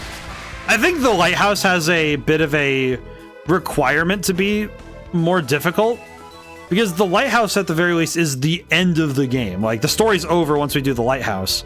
So it makes logical sense that the lighthouse represents a very final sort of space.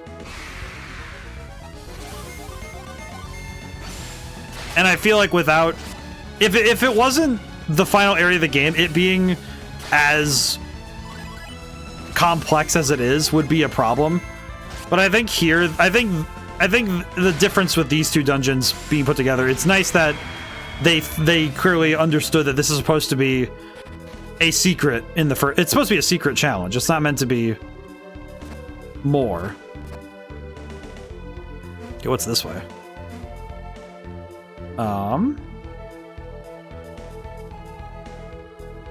Do these just all go the same place? Okay. Seems to be the case, maybe? Actually, you know what? No, we can fight. I was gonna say we probably should save our resources, but we can fight. It's fine.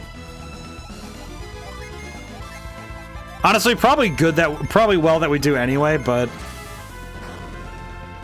Now, the toughest thing, I think, is going to be later. If we need to grind, we need to leave this place. And, send my boy back for now. Would something happen if you step on each block once there? Maybe? I can check really quick. We have the ability to check, so we can do that in a moment. Ow.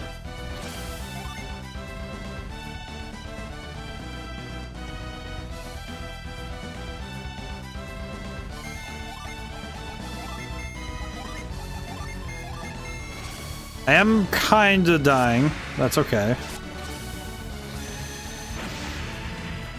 There we go. Actually, I think you can't do that. I'm gonna double check really quick, but because I'm gonna look at it at least. Oh, that's why I can't go that way. Oops. Okay, you know what? To save the sun, and you know what? No, we don't. Items are for battle.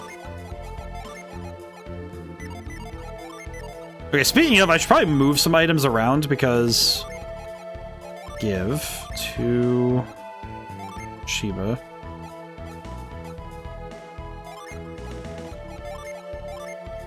Go, Synergy.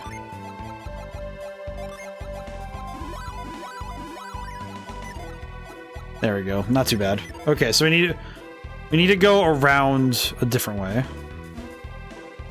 Yeah, it's a 3x3, so you can't actually hit the middle. Yeah, because you can't really. Ah, unfortunate.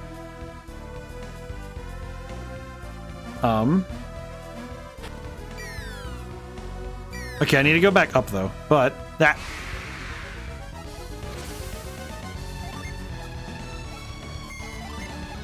I will say there is a certain point though where the enemy encounters do become a problem, but not yet. We're getting there though. We're getting there. We're getting to the point where it's a problem that I have to keep fighting them, but I'm okay with it staying a problem for now.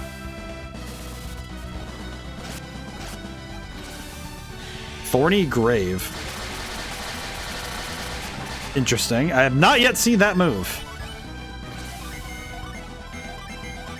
Funny that there are some moves I still haven't seen yet up to this point. Because it feels like I've seen a lot of the moves in this game, but even now I'm learning new ones. Okay, up we go again.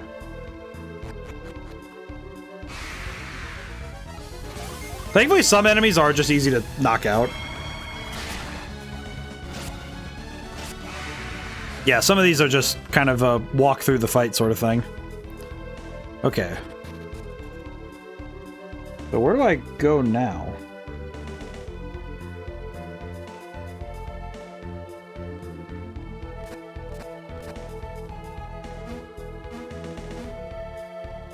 Oh, I see what I was supposed to do. Oh, I'm a fool. I now understand what I was meant to do. I had it right the first time, I just didn't, I didn't do the thing properly. Hang on. I'll use a void at least so we can get back up there a little quicker. It won't stop all the enemies at all, but it'll at least give us less encounters, theoretically. Alrighty. Whew.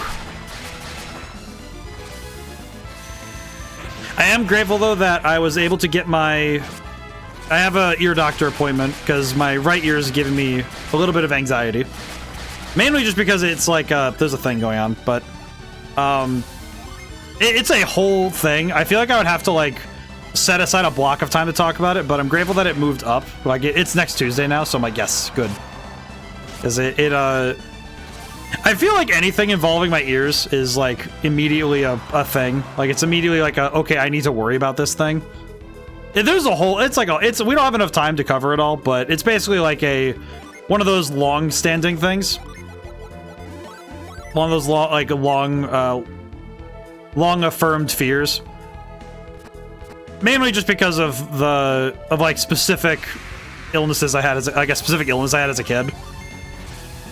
And it's, like, very, very niche specific thing, but it's like, I feel like now whenever it's like, oh, the ear's acting up, it's like, time to panic. It's like, oh, not particularly helpful, honestly. Not a particularly helpful state of mind.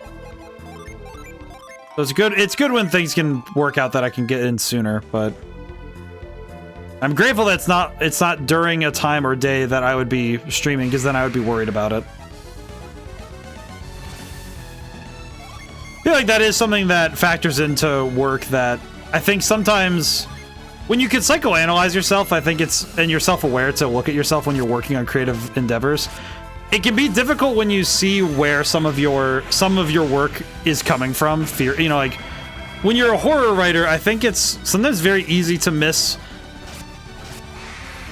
especially if you're working on your own work. It can sometimes be easy to miss when it's you speaking, as it were. Like when it's not just a story and it exits being just fiction, and it's, you know, you work something out with it. I think it can be very easy, though, to be unaware of that occurrence, as I would put it. Like, it can be very easy at times to not look inward when something like that happens. And I'm grateful that I haven't let it seep in. I haven't let I haven't really often let my anxiety ever touch my writing. It's mostly my other fears that are extant to anxiety that I put into my own writing, you know, like space. I think space is one where it's like it's more or less just space itself that I put in, not my own my specific brand of this is what I don't like, what makes me worry. Remember that, but most of that, it's funny because if you do know psychology, I feel like you start to spot when something happened. You know, it's like when something happens in your childhood and you go, oh, this is where I could trace back all of this particular good or bad feeling. I think the one that gets me is, I don't know if I could consider it a phobia, but I definitely have an aversion to considering certain events in... You have space anxieties? I have a lot of anxieties. The main problem, and I'm comfortable talking about it because I recognize... Because this is it's me taking it scientifically, because I can talk about myself in that way. but it's like anything that can when I'm in my quiet, silent thoughts, that can cause a chain of thought to a specific empathetic response, it triggers panic in me. Space is one because I actually do know where it came from. In the fourth grade, my teacher was going on about space and was like, oh yeah, if a black hole showed up near Earth, it's like, oh, we wouldn't be able to do anything. It just would, suck up Earth. And I'm like, and like the rest of the kids were like kind of spooked, like, oh, that's really weird. And we don't know what a black hole is. And meanwhile, I'm like having an existential crisis in the corner. Like, I need to go for a walk kind of thing. And it's like, it's funny because after that point, it's like, it took me until I was an adult, and I still have issues with it sometimes, to be able to even read about black holes without being like a little nervous. Just like, it's like such a weird thing. And I'm like, and also that teacher was awful, but like, okay, this is the place. This is the place. Question, do I get encounters in this area? You know what? I don't like the idea of deep space travel due to time dilation. Honestly, fair. I think that's a fair one. That is fair. I think the thing that I think kind of I understand though is that, and this is something I think is very difficult to me, I think it's difficult to internalize, is that it can be quite a challenge to look within yourself and be able to say that not only do you know where your anxious feelings come from, but that you're willing to confront them. The way that I understood it and the way I was taught at college to handle it was to take a deep breath when I have any feeling really, is take a deep breath and imagine the feeling is sort of like that breath. And then when it's like, okay, you feel it, you recognize it, you accept it, and then you let it go. But I think sometimes it's very hard to let go, because then that means that you have to accept that it happened, and that can be hard.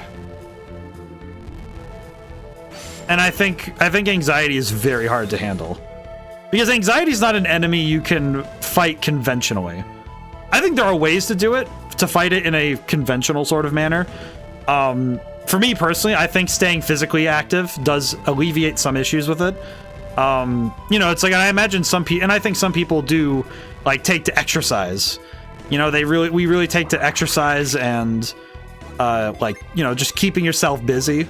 That can really help, but it doesn't help when you're in your quiet moments. I think the worst one for me is when I'm laying in bed and I'm like, because my mind wanders.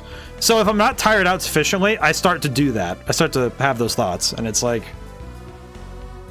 and I do know that some parts of my storytelling do pull from this idea, from the ideas of like the silent. I think silent anxiety is scarier than anything that's loud and in your face, because you're waiting for something. And I realized that was something that I think also mildly unnerved me when we played Silent Hill, because Silent Hill 2 is a very quiet game, and there were times where I think I was kind of concerned with myself, because it was enough for me to have room to think. Like the darkness doesn't give you anything to work off of. So it's like, okay, well, what do you do when the room itself conspires? Like when the space itself is conspiring, what do you really do, right? Okay, so so I saved. I actually saved a couple times. I'm gonna save one more time. Okay, so we're gonna try this fight, even though I'm pretty sure we're not gonna win. So I think the idea is, and this is a very risky move, however, we're gonna try it. I think we can do...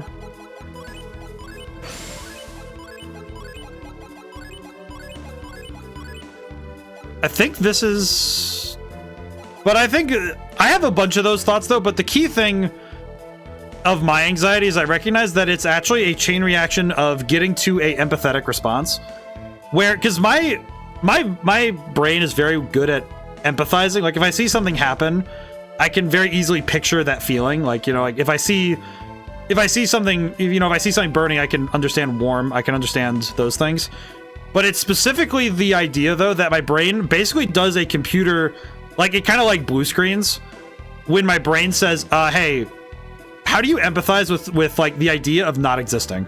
And that's, like, it immediately makes all my alarms go off. And it's, like, very, very hard to... It's very hard to exit that. That is a feeling that's very hard to exit.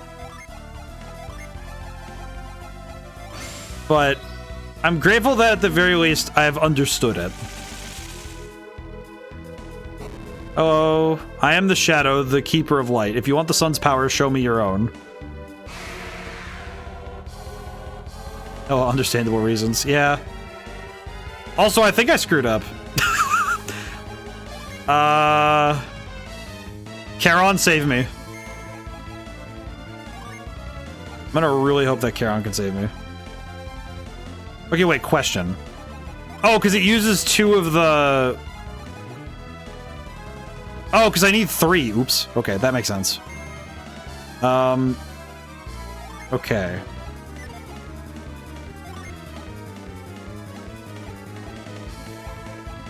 I'm, like, very certain this is gonna be very quickly... This is gonna be very quickly GG's. I'm gonna use I'm gonna use resist really quick. I am very... Dolan. Yeah, I'm pretty sure this is gonna be... I'm kind of certain this is going to be enough to knock me out. Okay, what do I need? I need 2 water for Eclipse. So I can use 2 for Nereid and try to do a little damage really quick. Or I could leave it. Yeah, let's leave it. I think what I will do is do this. We absolutely need defense bonuses because this is going to be a real threat. Condemn. No effect. Okay, thank goodness. I know he gets a bunch of attacks, so that's going to be a problem, but... Alright, Charon. Oh.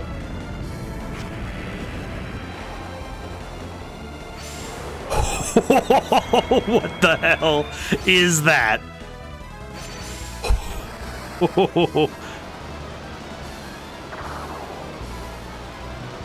He got sucked into the purple. He took 2,000? That's nuts. That probably was not even close to a lot of damage on him, huh? Oh, oh no. He can do it too!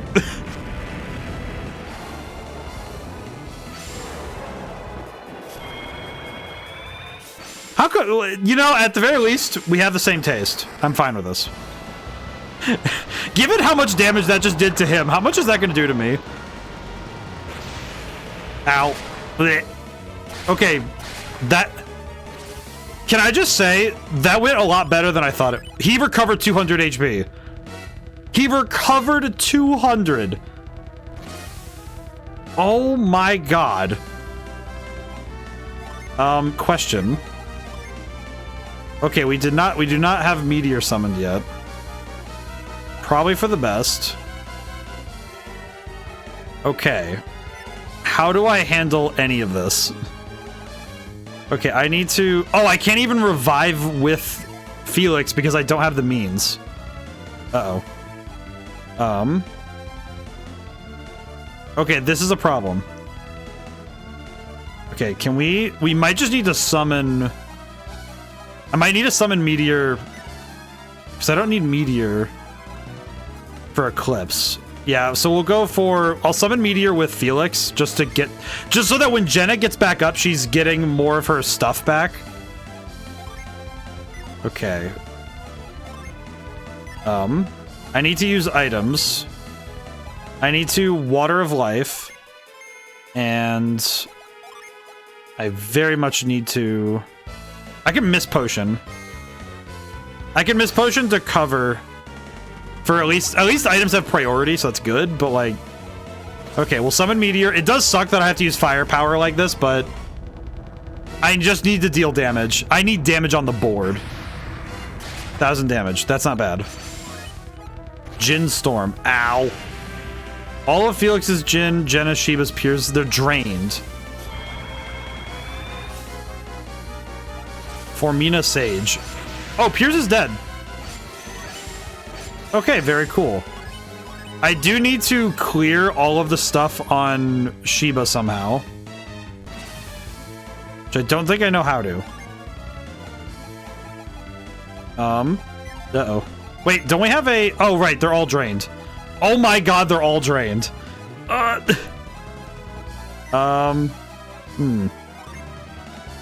this is what we call in the business not good.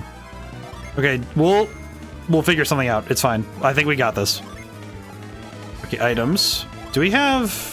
I think Sheba's the only one that has anything remotely close to healing. Okay, no, we have Water of Life on Felix, so we'll do that. I'm gonna do Serpent Fume. Items.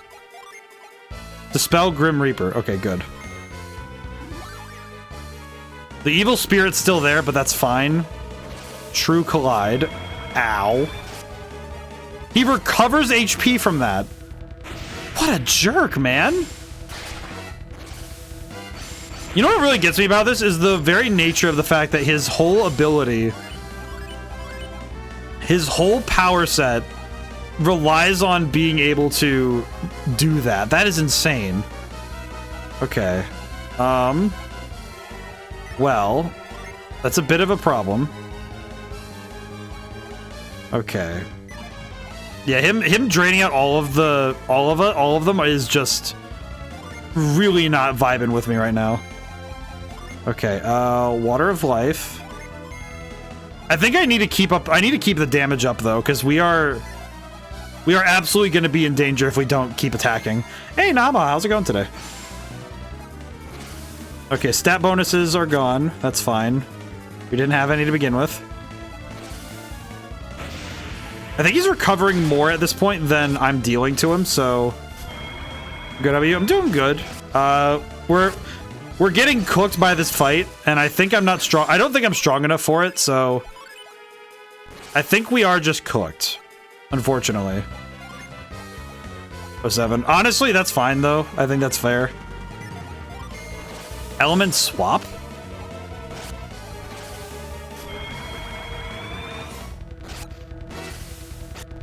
Okay, I think we just take this as a we lost run, and I'm okay with that. Yeah, we're cooked. He can this summoning stuff is absolutely nuts. Yeah, we are vastly underleveled for this one.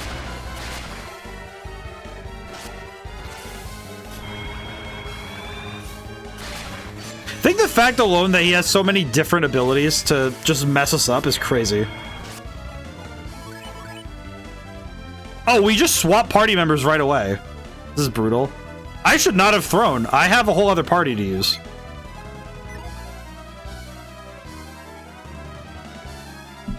Okay, I just realized...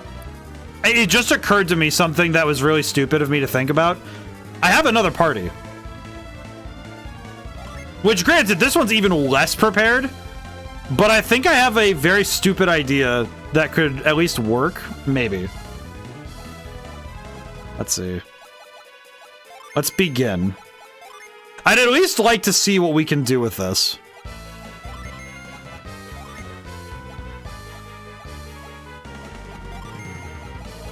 That said, I also just had a realization about this. Is that what I could do, theoretically... Okay, wait, no, that...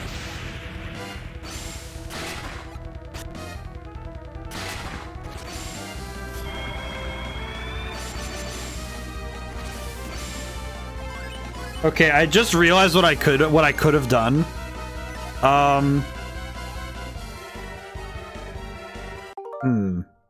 I saved my game, so I'm gonna do something really quick. I'm gonna reset the game. Hang on, I have an idea. I have a very stupid idea. I want to try it. Hang on. We're gonna back it up really quick. Hang on. Continue. I had an idea. It just occurred to me what I could do to win this fight. The element swap ability doesn't actually do anything in this game because it's broken, but they fix it in Dark Dawn. Oh, very cool. Okay, I just had a realization about... There are two important things I realized because of this.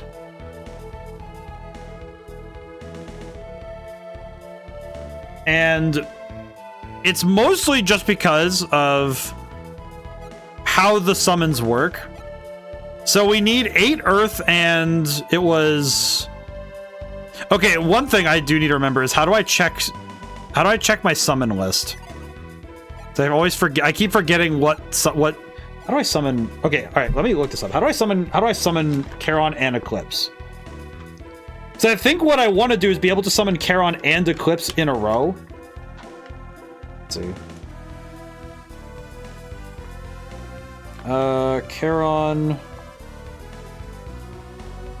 Because I need to make sure I remember this stuff.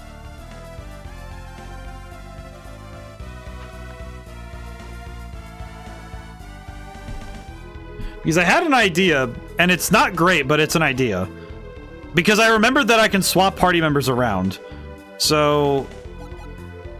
I think my thought is... Because I think Charon is... God, what the heck is Charon? Charon is... It's 8... I know it's 8 earth, and then it's 2... fire? Oh no, it's 2 lightning, that's what it is. Okay, so... Okay, so the question becomes, do I want to...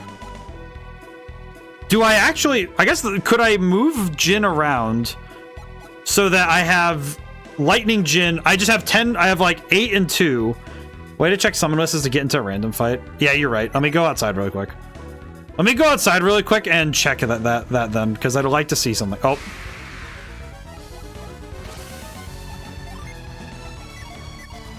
Okay, wait, hang on. I just realized I need to do one thing. Give me an encounter, please. Wait. Come on. Okay, thank you. Okay, summon. Let me see. Okay, I need to write this down real quick. So, let me write it down really quick so I know what I need to know what the necessary summons have. So let's see. Charon equals 8.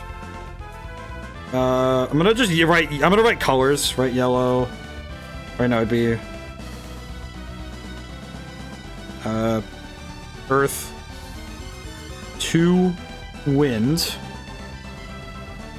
And the other one I need is eclipse. 2 water, 3 lightning. 2 water, 3 wind. Well, 3 wind. Okay. Okay, good. So what I need is 4 characters with these setups. Okay. Run. Thank you. Thank you for the information, my friend. Okay. I'll just set really quick. Okay, hang on. Okay, so I need 8 earth and 2 wind, and 2 water and 3 wind. So...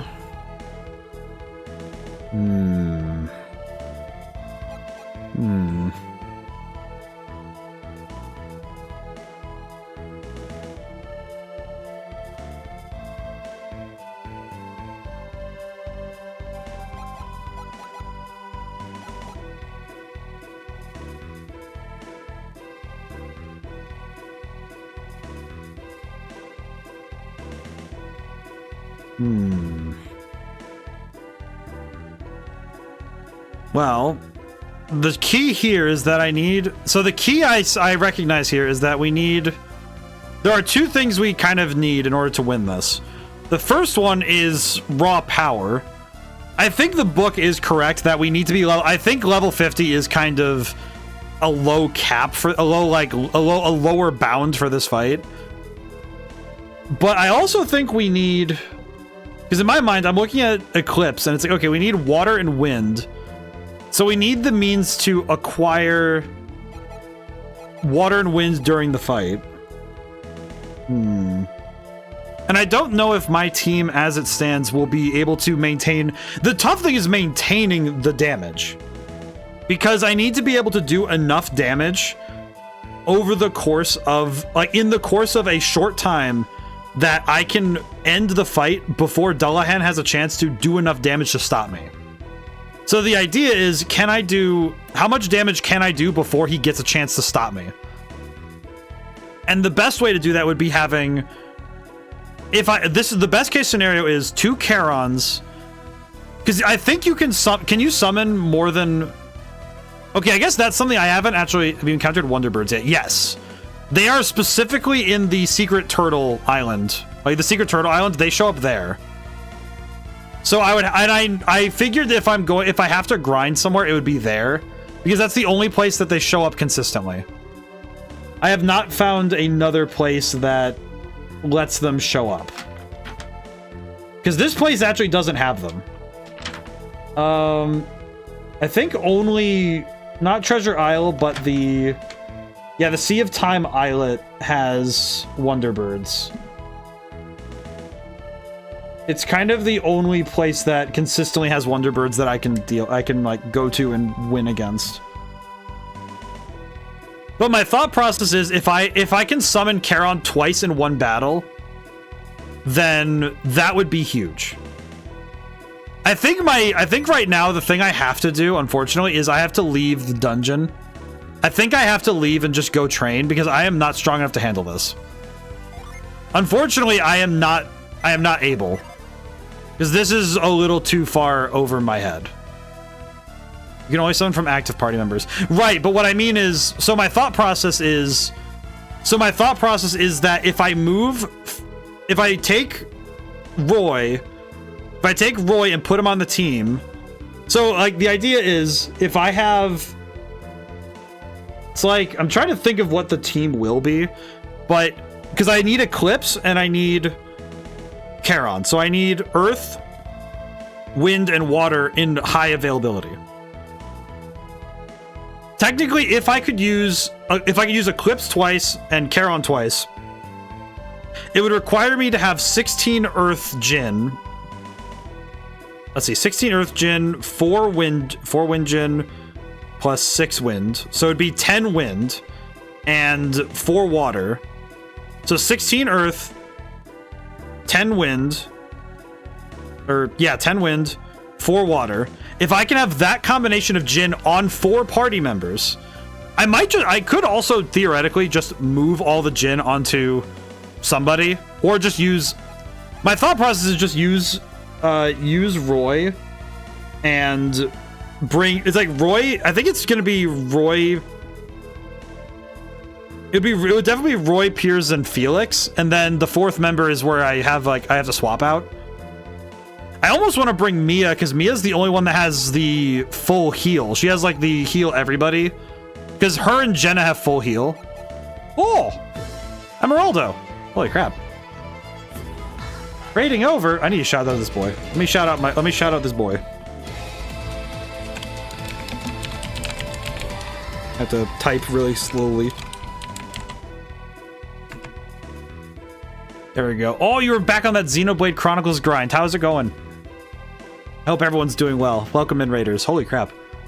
Oh, I'm sitting here doing strategery, and I have to. I good timing, actually. This is excellent. But yeah, we're playing some Golden Sun. We're trying to do some Smart Fox Boy time. I am doing my best. Thank you. I hope your stream was well. How was it? How are things going over there? I think I have a strategy, but I definitely need to go get stronger. So let's get out of here. We're gonna get out of this dungeon. I think. Yes. I'm gonna get out of here. Retreat. I will retreat from the dungeon because we need to go get strong. I hit another wall with a giant robot. I died 10 times. Oh.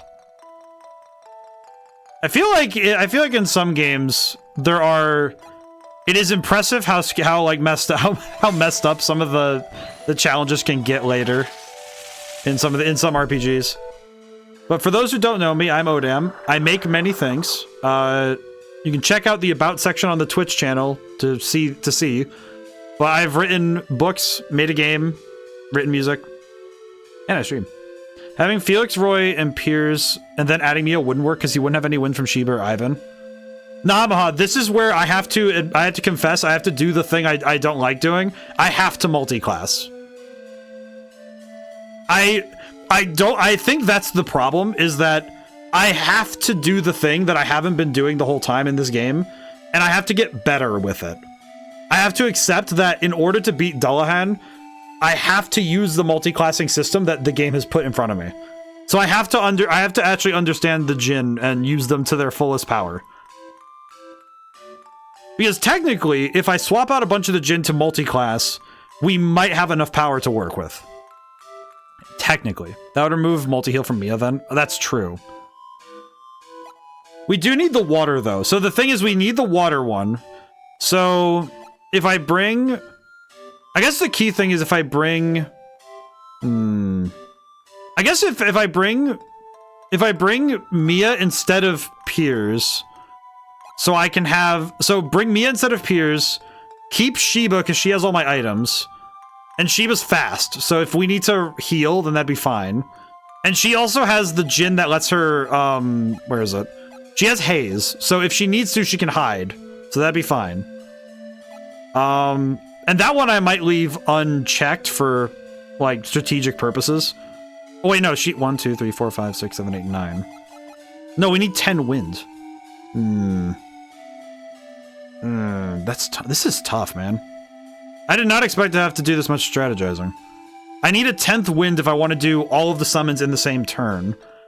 So if I swap in Roy, and...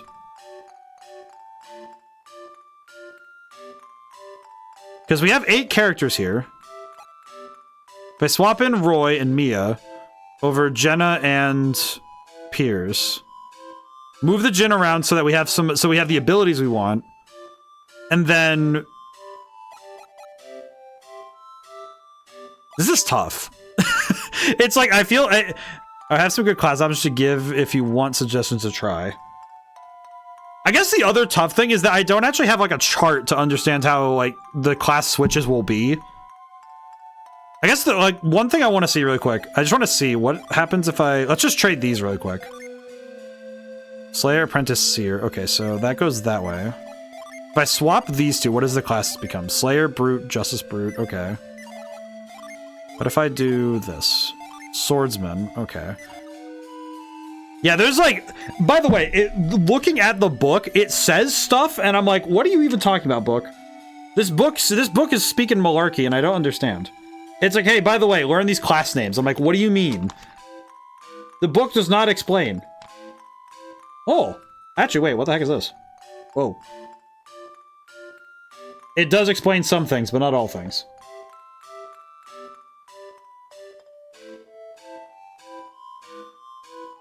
Let's see. Oh, character classes. Here we go. Hey, the book actually has character class. Oh my god, there's so much. What the heck? Oh god. There's 4 pages of this. Actually, wait, it's like 3.5, but still, there's like a lot. What on earth is all this?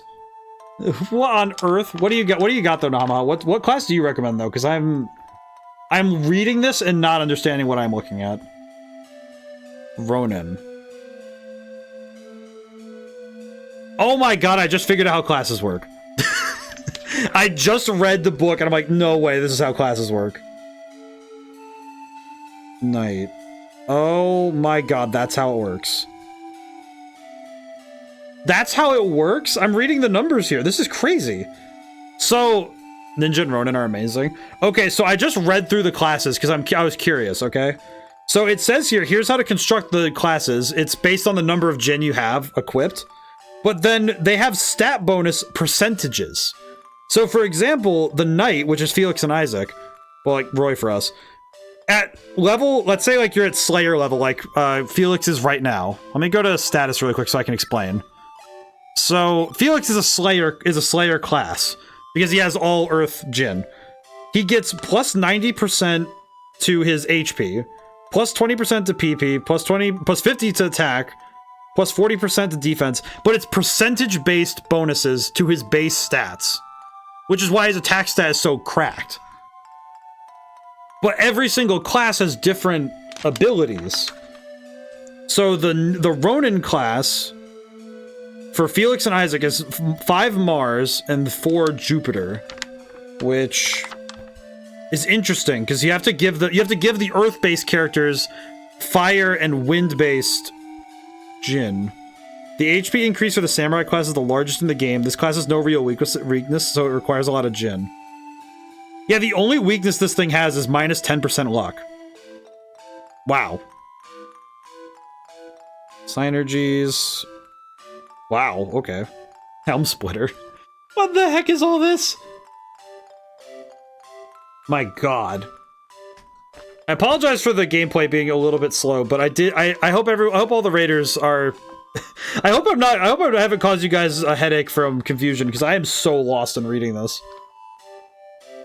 So keep Isaac as a slayer.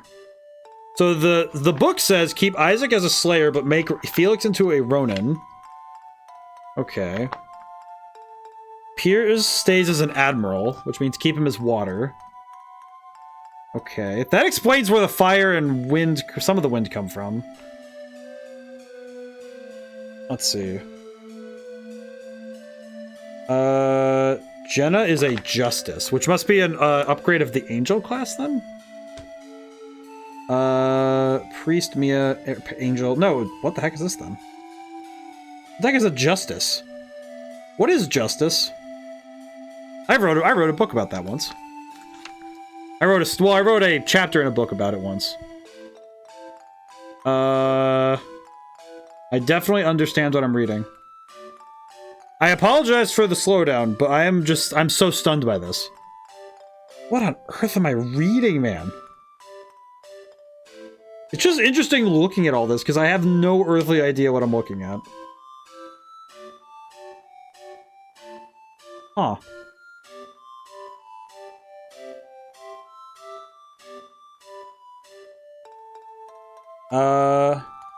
Just taking this in. I think either way, we need to go train. So no matter what we do, we have to go get stronger. So we need to go. Helm Splitter is one of 3 signage moves that uses the attack stat to do damage. That's kind of wild, because that's it's one of the very few. That is crazy. Okay, so we'll come back to Contigo in time. I apologize for taking time, but I had to figure some stuff out. Okay, we'll teleport. We're gonna teleport back over to... We need to teleport back over to the Apogee Islands, as I recall. We need to go talk to the turtle again. Or no, it'd be the Sea of Time Islet. We need to go back to where Sentinel was sitting around. Sea of Time Islet. Yeah, we have to go back to... I forget. Yeah, it's here. Okay. We're gonna use the turtle's secret place in order to train. Unfortunately, this is gonna take some time, so we're gonna need to do this. I will say, I'm debating now whether I should block some time out later to get stronger. I swear, I always forget where this freaking turtle is. Oh wait, no, he is on the other island. I'm a fool. Hang on. I always forget where this turtle is because it doesn't track in my head. Oh boy. I apologize. So, oh god, my brain's way too scattered right now. I do hope that, above all else though, I hope that Emeraldo, if you're still here, I hope that you're able to get some good post-stream care, and also, I hope that... Oh, I could just teleport there, huh? Can I teleport there? Can I teleport? But I hope everything's well. I hope everybody got to have a fun time. Teleport. I cannot teleport there. Okay, I have to fly.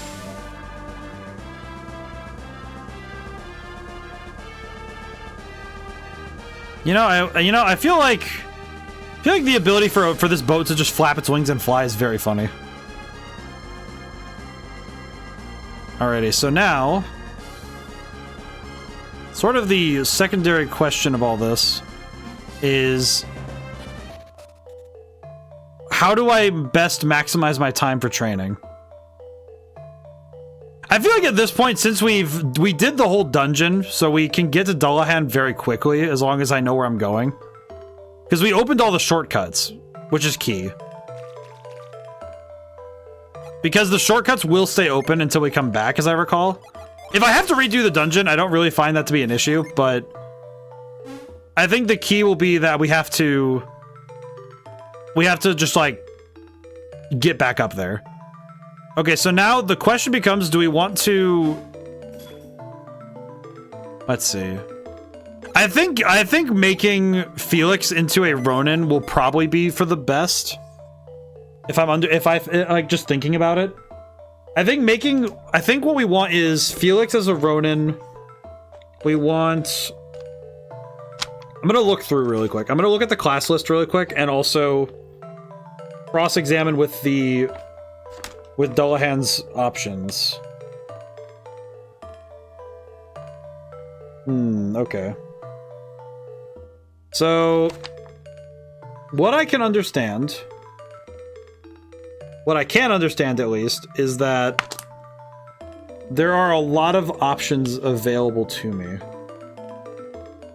One thing I do see, however, is that... Okay, one thing I am seeing, however, that is very interesting to me, is that one of the things they mention here is that Mia being a savant... What is this, a savant? Okay, savant, Mercury 5. Oh, it's Jupiter 5 for Mia. She still gets Pure Wish.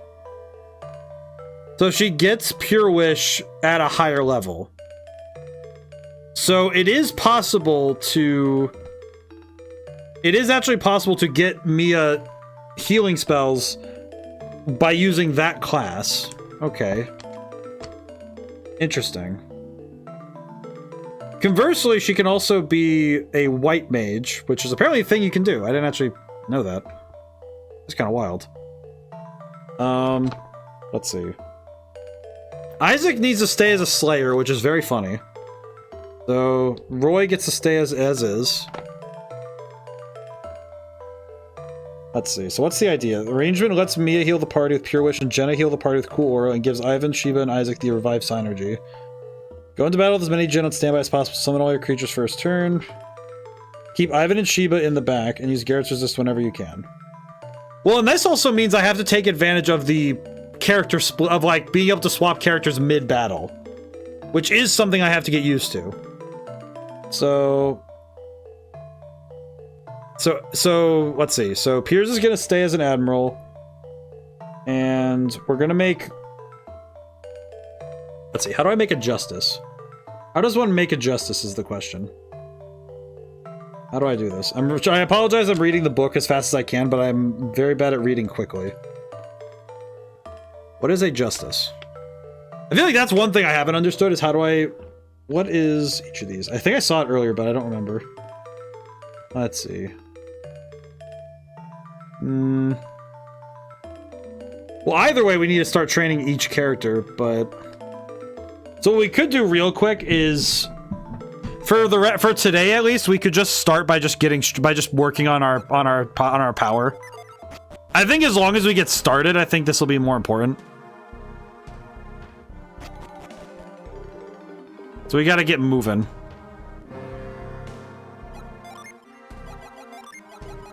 I think once we get some movement, we'll be okay. At least I think so. I think the other key is we're going to need to move our party members around so we can get more characters leveled up properly. I think the problem is that I need to get these. I think once these guys are at level 40, we can swap them in, which is a problem because then these guys are just going to get further ahead, but I'm not sure if I can. You know what? No, we could probably swap in. I think we should swap in at least. Let's swap in our boy. Let's swap in Roy. And we can swap in. We can keep Jenna just in case we need the healing. Let's swap in. Well, we need Piers to be leveled up, so. Let's try this arrangement. Let's start with this arrangement and just work from here. And we'll see what we can do. I think the one that's gonna be the hardest to level was Mia, because Mia has very little, like, with her current setup, she has very little attack. And if we moved her into the full support role, then she'll have even less.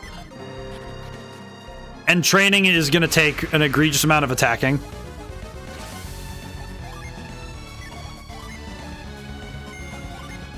We're going to need to just... We're going to need to buckle in and get stronger. I might need to do some training off stream. Because I think the leveling is going to take a lot more of the time. Especially since it's going to be a lot of me having to just run up and down this hallway. I think I'll show the method I have in mind really quick. But I definitely feel like this would be something that would be... It would probably take like a very long time to actually finish. Like this is gonna be grinding. Like this is fight enemies in hallway for a very long time kind of grinding. So I don't know if I would want to do that for too long. Because the key thing is that I'm actually looking for a specific enemy type, which is even worse.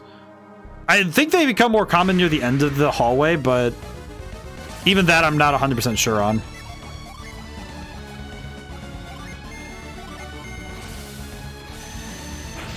Because I'm trying to find a way to consistently bring a Wonder Bird to large P where the Mercury Gen will finish it off. Yes.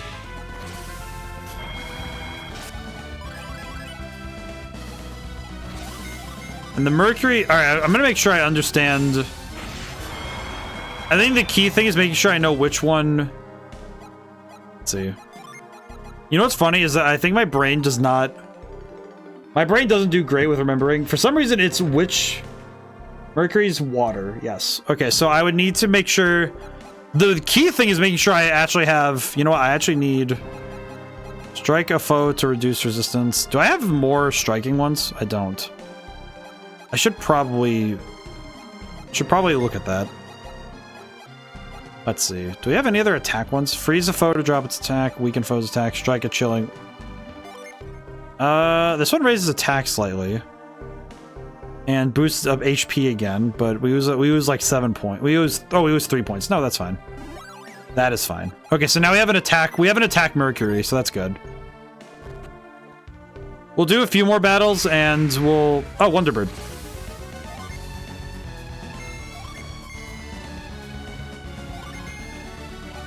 Could I?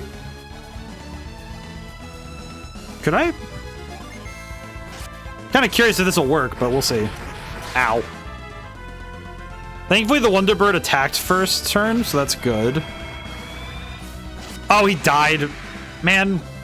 Ah, whatever. I'll just take it. That's fine. It's not great, but it's fine. Honestly, though, this is gonna... oh well, what are you gonna do? Not much I can do about that, though, because the Wonderbird died before I could even do anything.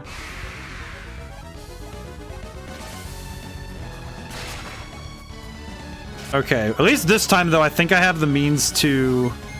I have the means to guarantee it. Yeah, there we go. Now I have the means to guarantee.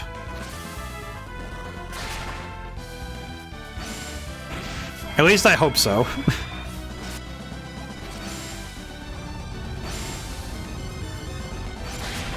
Oh, there it was. Okay, I saw it that time. I saw the rainbow effect, so he got it that time. That's good. Okay, I understand now what that looks like. You get two birds, you can even kill one and wait for the other one to revive it again to gain more. That's actually... Yeah, see, that's a big difference. That's huge. Okay, that is most excellent. Yeah, so I think the reason why grinding is going to be awful... I'm gonna keep it real. The main problem is the only reason grinding is gonna be tough. The book says level 50 or you die, and I have no reason to disbelieve it. But the problem is, how do I get everybody up that many levels without taking like a whole stream's worth to just sit and grind?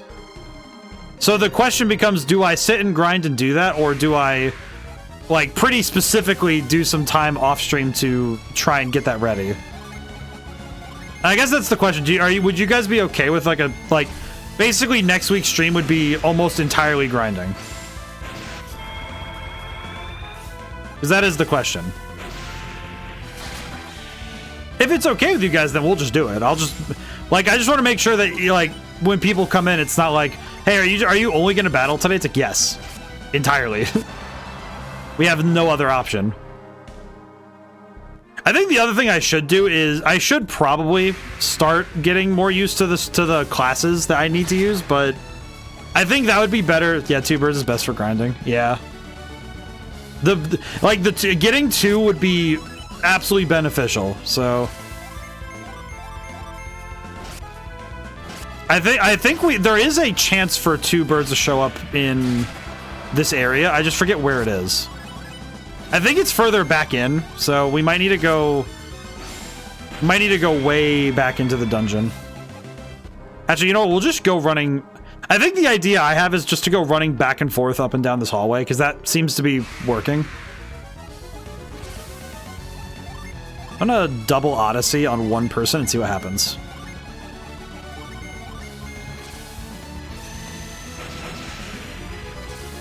Yeah, this is gonna be a lot of leveling, because we're gonna need all the strength we can get. I love that they have the same abilities, but their animations and their feel are so different based on both their weapon and because their stance is different. Oh, I love this. Yeah, because we need the tough thing is that we need all of our characters to be roughly the same power level. Roughly. Wonderbird. Okay. So I know for certain that if I do this... I did not reset that. Wait, we have this. This should work.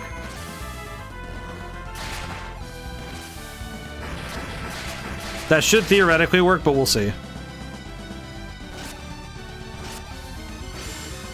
It did work. Okay, very cool. It worked as intended. Very cool. Yeah, because that's a free 11,000. Can I just say, seeing nobody level up from that is so upsetting. That feels awful. Oh, God. Okay, reset. Very cool. Thanks, game. Yeah, I think the birds are going to be our method. If we can find 2, we're basically set. Basically, it becomes, once we find 2 birds together, we have won the game. But that'll take a fair bit of luck to acquire. I need to drink more water.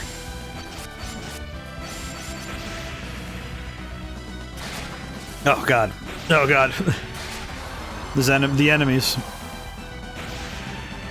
At least, you know what's the thing? I feel like the only downside with this is that I feel like defeating Dullahan is going to be one of those things where I kind of worry that this is going to be one of those things where I end up doing this and it kind of ends up, it'll, not to spoil anything for Persona 3, because I think it'd be, I don't want to, like, I don't like it crossing the series like that, but I do worry that this is going to end up like the end of that, where me grinding for a super boss inadvertently made me too strong to make the end feel the same.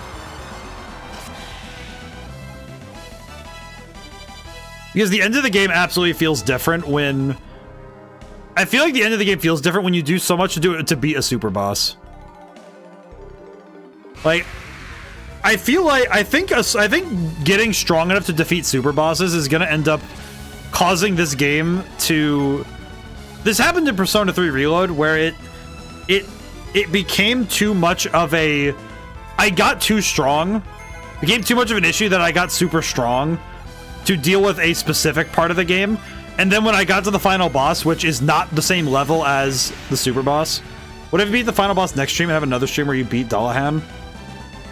I feel like the thing I would want, though, and this is maybe just me being a kind of particular about it, I think the thing that I kind of consider is that if the game puts you in the state of being like right before you've beaten the final boss, then I would be okay with that.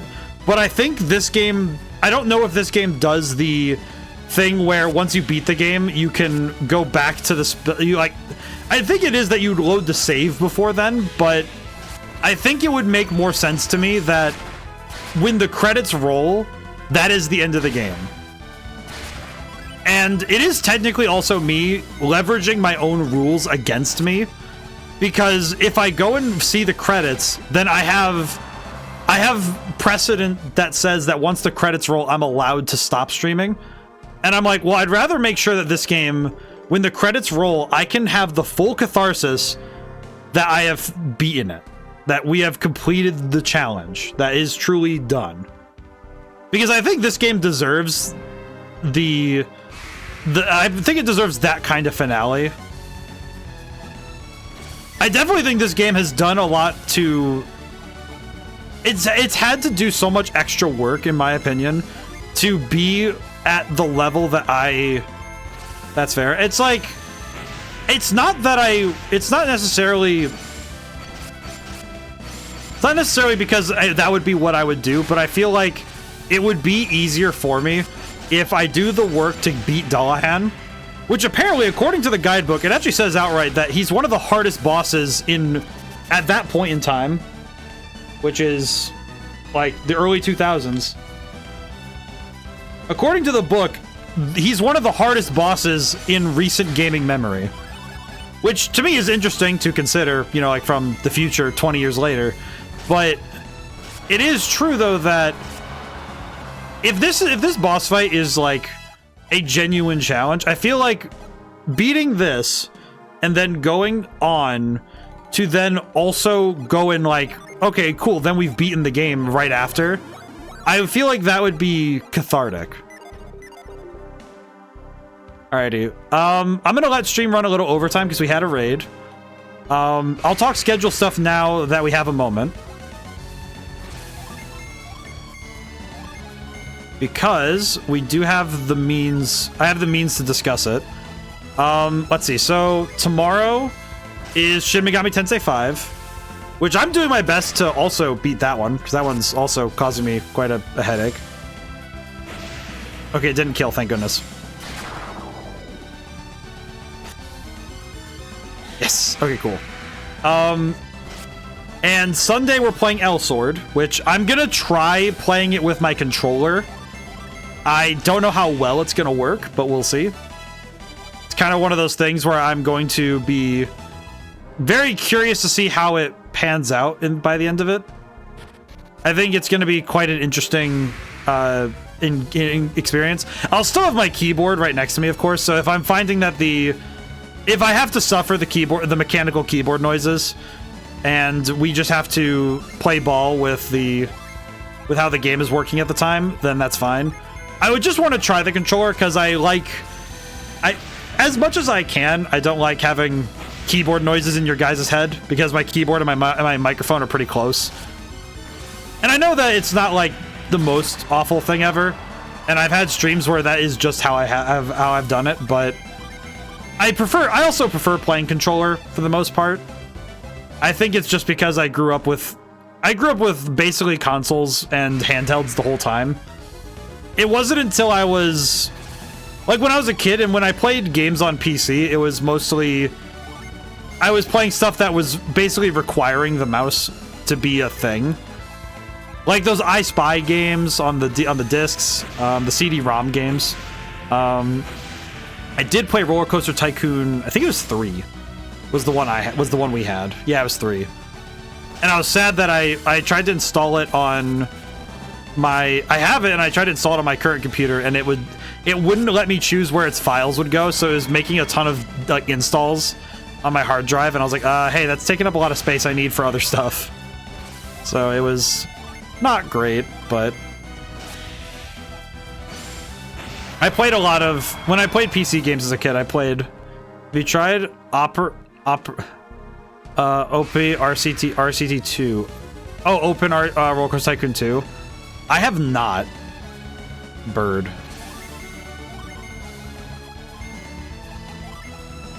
I have not yet. I feel like I need to at some point. It's a modern port of the old engine.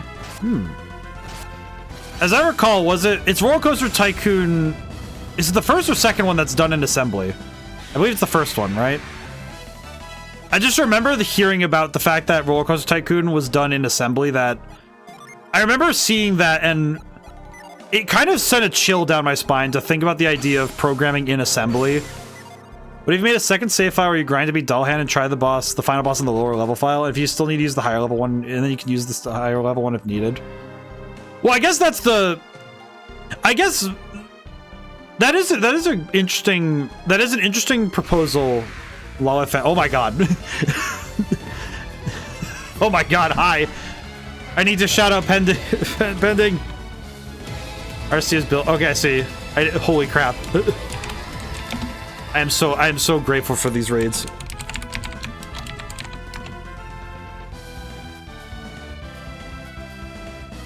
I do know what Pending Fate was streaming, but how was stream? I hope things were well. I hope everyone's well. Holy crap. Despite your game makes sense to come raid you. Hey, you know, sometimes I did find out, as I recall, I think Red Genie has a, hang on, does Red Genie still have a category on Twitch? I'm very curious if it still does. I need to look. I am very curious now. Because I remember, I think it had a category.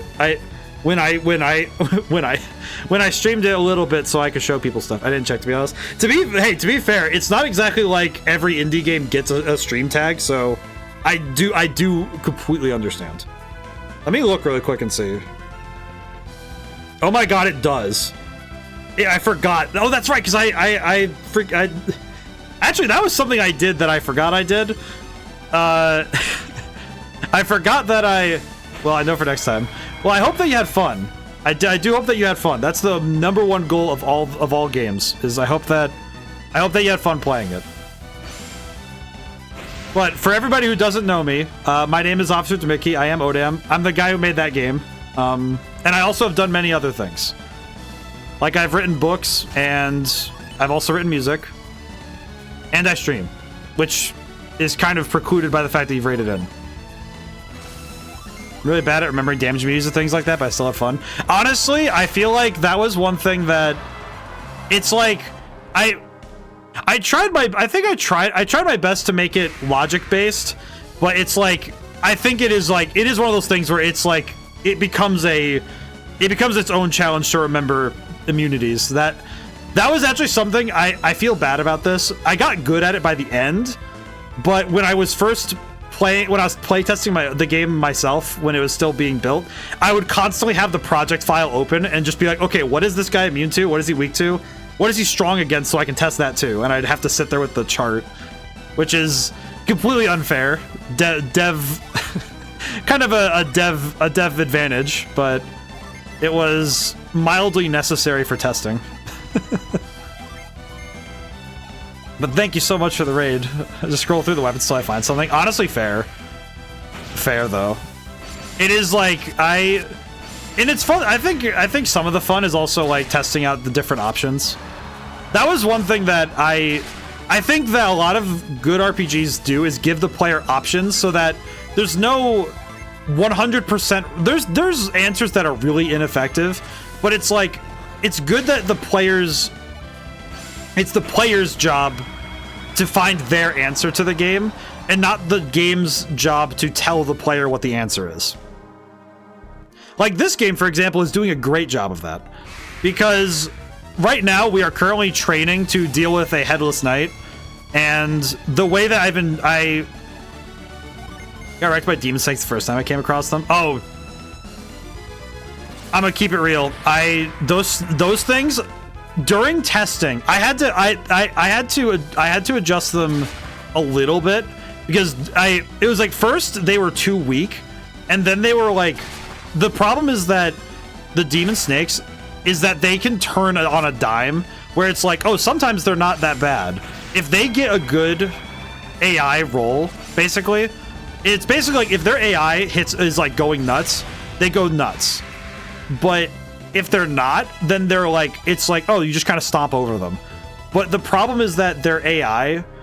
So I guess this is a cool thing, because I know that at some RPGs, I think, still do this in a way. I don't know how many of them make it evident or clear, that they have what's called an AI intelligence level. Pokemon does this a lot, is that an AI can have an intelligence level ranging from, in RPG Maker's case, it's 1 to 10, basically.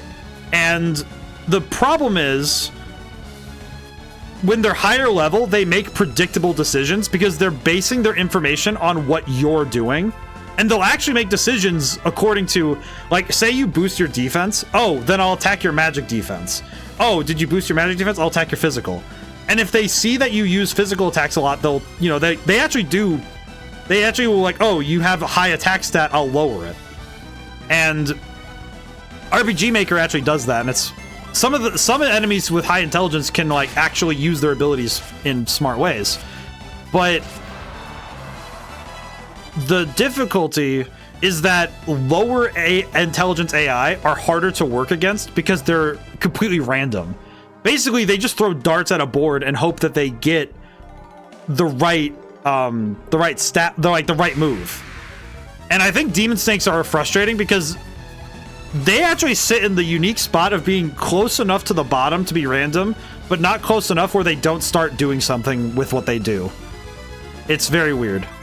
But pending, if you need to go do post-stream care, thank you so much for the raid, and thank you so much for trusting me with your community. I have been rambling a lot, but I just want to let you know I'm very grateful. I am eternally grateful, and I'm also just...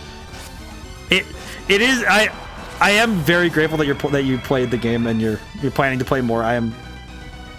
Oh, it does make me happy to know that you had fun, and I'm happy that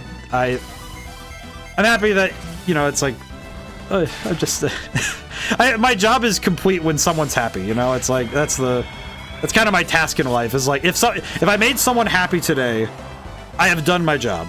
My duty has been fulfilled. It's kind of my my impetus. It's like, oh cool, I made things. I hope that someone's enjoying it. And that's the goal. Now the only thing we're looking, so to catch everybody up in this game, we're trying to get strong enough to fight what's called Dullahan. Do you need food? But I am gonna lurk. I'll be streaming again, so don't worry. I had fun. Have a good rest of your stream. Well, thank you so much. I'm very happy to hear that, and I just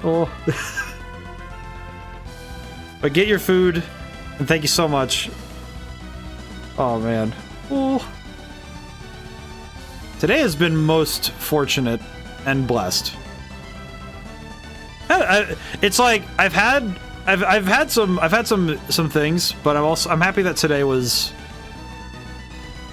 today started at the bottom, and I'm like, but I can work up from here. So by the end of the day, it's been a wonderful day.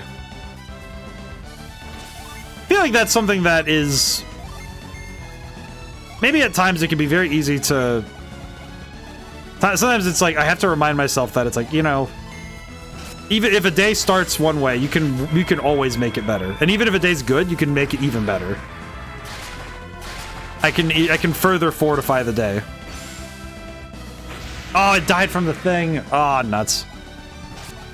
So I guess just to explain what happened there, we're hunting down those birds because we need to get them for big experience.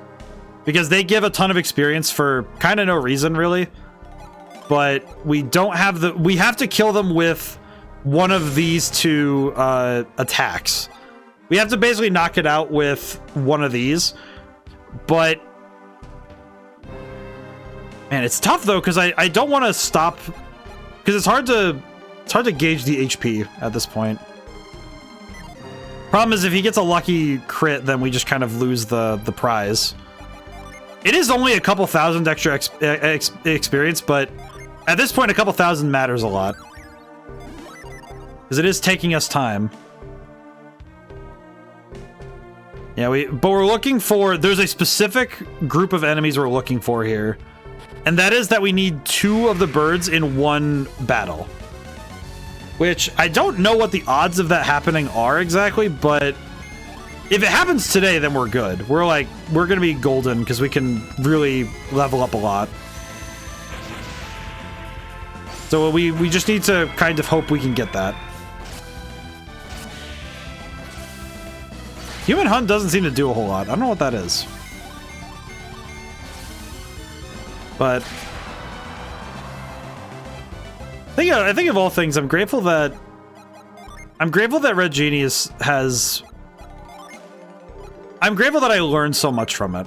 I think that's my greatest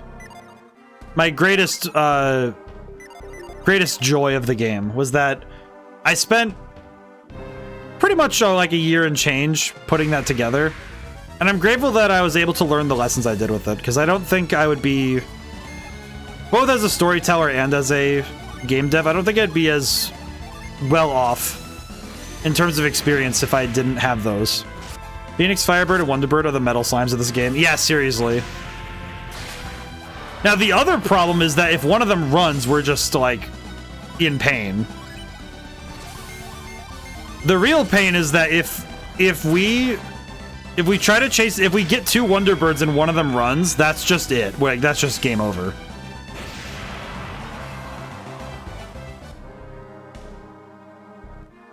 Because that means that we don't get the chance. That is something I did just think about. I didn't really consider the fact that... okay, I just realized I don't know how to get rid of that.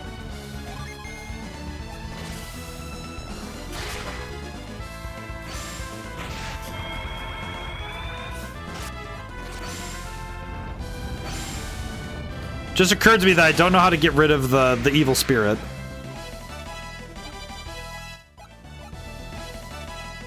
At least we're leveling up a lot, so that's good. Question, how do I get rid of that? Haunt. How do I get rid of that? Uh-oh. How does one get rid of Haunt? Because I feel like...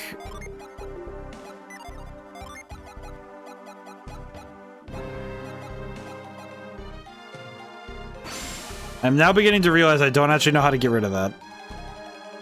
So it's not with an item. Do I have to take him to a priest? You have to go to Sanctum to remove it? Oh, god dang it. Okay, well, we have to go do that. We might as well go do it. So let me retreat really quick. I'll go to a Sanctum and get that removed. That is going to be a pain in the butt if we don't get rid of it, so... We'll go back. Also, this does mean we get to show Pending's... We get to show Pending Fate's viewers the funny turtle. And that's always worth it. Sheba, read this turtle's mind. Thank you. Alright, turtle, take me home. Whee! You know, I'm grateful that in this game's world with all this magic and the serious stuff, I'm happy that there are just turtles that are like, hey, you can read my mind? Cool, can you help me find a friend? So like, well, that's nice. That's just precious. I'm gonna go... Is there a sanctum? Wait, is there a sanctum here? If there's a sanctum here, then we don't have to go back so far. I would recognize it by the doors. There probably isn't one here. No, there isn't. Okay. Haunt ailment just does damage at the end of the turn, I think.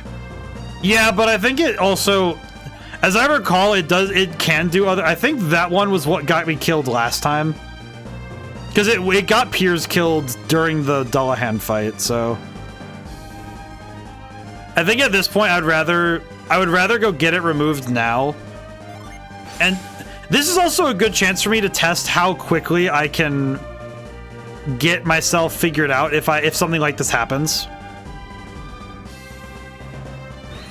Because we do need to have quick and easy access to stuff like this anyway.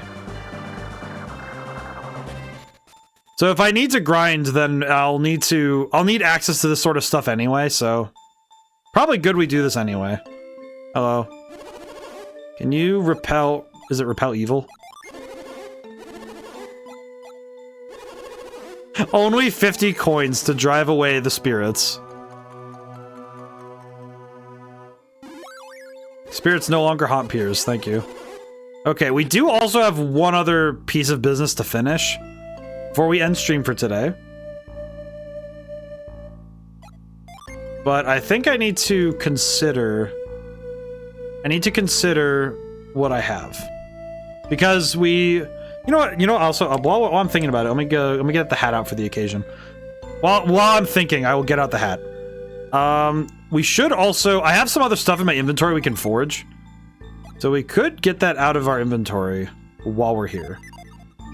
It's not a big, it's not a big boost, but every little bit's gonna count right now, so we need to get some stuff. Okay, let's start with the Sylph Feather, and we'll just go get that and get it, we'll just get that done. Oh boy.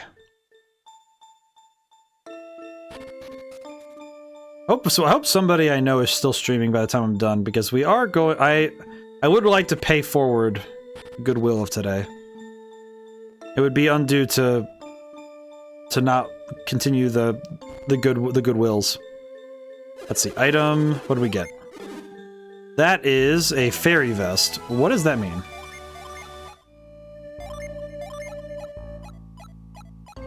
It's not very good. Understood. Okay, let's see. We did get 2 things of Aura Halcon. So now we have 2, we will get 2 items of that set, which I think means we'll be able to get some of the best weapons we can, which would be very cool. So we're gonna check what we get here. I think what we might end up doing is we might do a little bit more grinding and then call it for a night.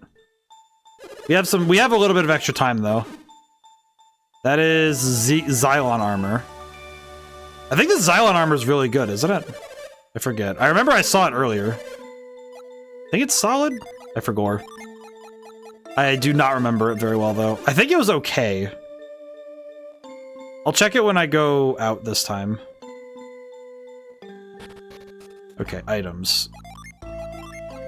Raises armor. Okay, let me look really quick and look at everybody. Okay, so that's just straight up an upgrade for him, so that's good. Give. Could give this to Garrett.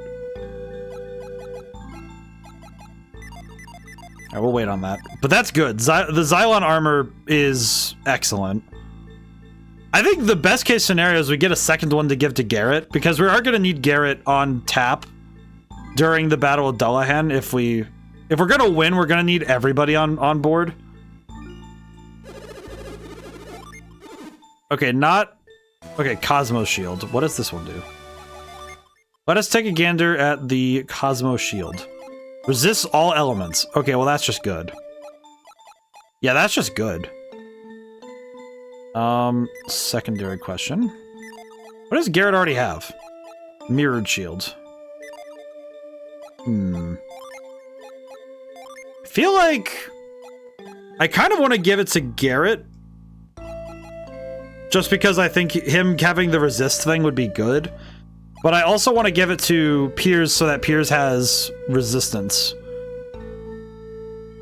But I guess the question, I guess the secondary question is, what does Piers have equipped at this point? Raises HP. Okay, so he has the... Okay, if I equip the Cosmo Shield to him... Okay, it de-equips the Titan Gloves. Which is putting his HP up by...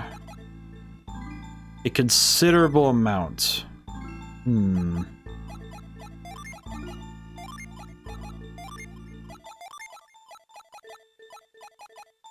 Honestly, I think that'd be okay.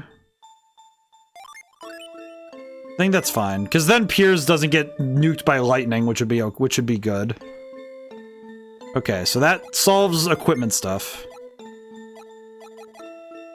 Alright, now I guess the main thing now is we gotta run back to... We have to go back to the island. And then we can go... We might just... I don't know if we'll call a stream there, but... Okay, the boat's on the other side. Okay, well...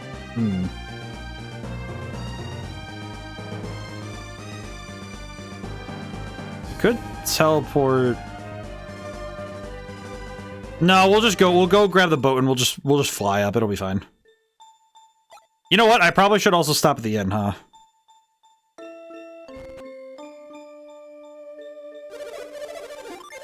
Anyone else playing Golden Sun or Red Genie? Is there anybody else playing Gold? Yeah, all right, Red Genie. It said, what was it? I think it said like 0 views. I think after Pending ended her stream, I think viewer count went down, but there's 2 followers. Golden Sun, maybe. If not, I think I'm not very sure. I feel like I might go to somebody I know today, just because I want it to like just be. I want to be a ball of energy in someone's stream that I know. So I'll have to check. I'll have to check when we're closing down shop for today.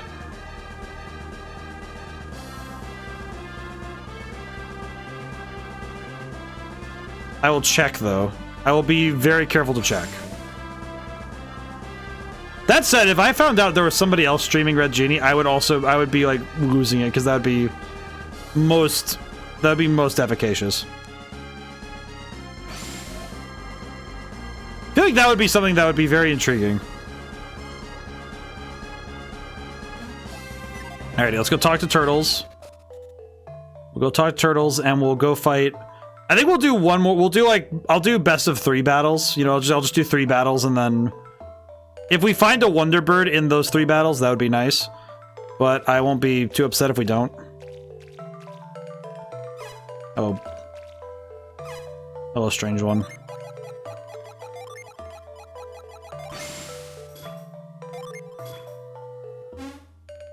But... Oof. Oh boy.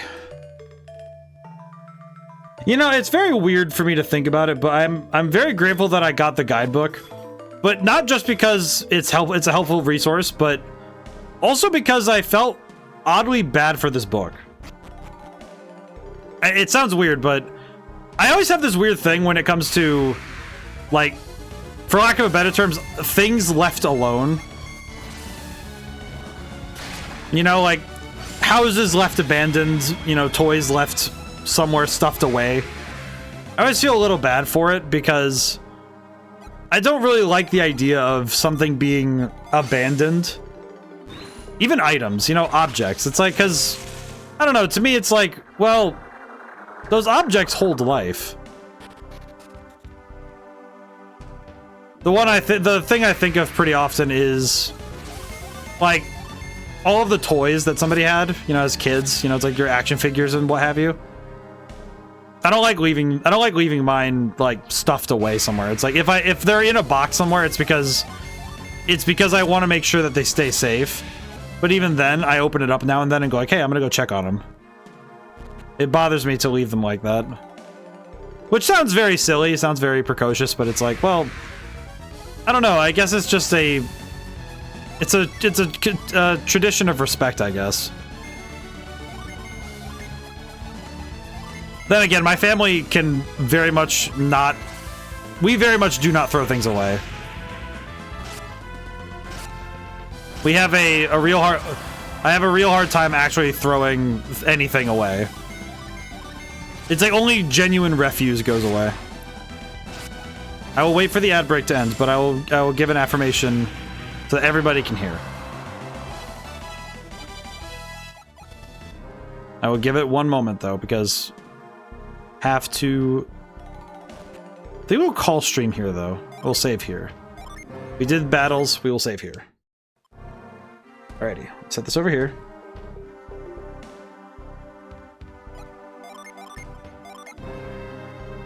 Okay. Oof. Oh god. I was sitting deep. Alrighty. I will end today with an affirmation for everybody. Well, today is a blessing and tomorrow is a promise. So I hope everybody got to have a wonderful blessing today, enjoying the gift of the moment, and I hope that everybody has a wonderful tomorrow to look forward to. Because even if things seem uncertain now, things are, you know, maybe there's something tough going on, something insurmountable for now. If we take time to consider that we are still here, we can still make differences, and we can still smile, you know, and laugh and join together, we always have a chance to do more, to make it right, to make it better. So I'm grateful that I have the chance every morning to get closer to doing that in a big way with my projects, and in small ways, like getting to share a game with you guys, or getting to tell somebody that I'm grateful for what they do. So thank you all for coming by. And thank you to everyone who came by and couldn't stay to the end. We might have 1 or 2 more streams of this game. I think I will try to do some of the grinding off stream, just a little bit. I won't do... I think what I'll try to do is get as close to level 50 as possible without crossing the threshold. That'll be the goal. But tomorrow, streaming again, same time, 7 Eastern Standard, 7 p.m. Eastern Standard. And Sunday, we're playing Elsword, so same times, 7 p.m. Eastern Standard. So if you want to see more and more varied games, I hope I'll see you again. And if not this week, the door is always open.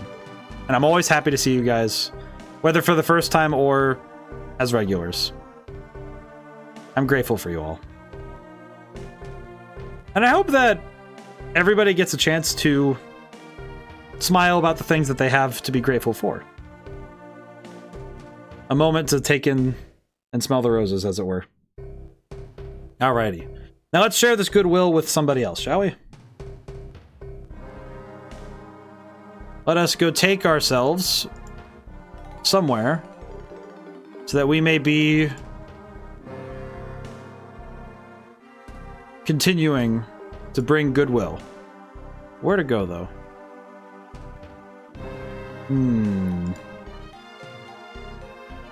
Da-da-da.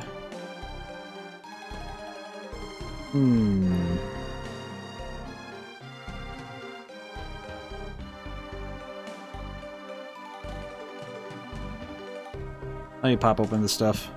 Thank you for kind words and good stream. Well, thank you. I hope everybody's able to have some good times. I think that it's well that we have many ways to share the world. Let's see.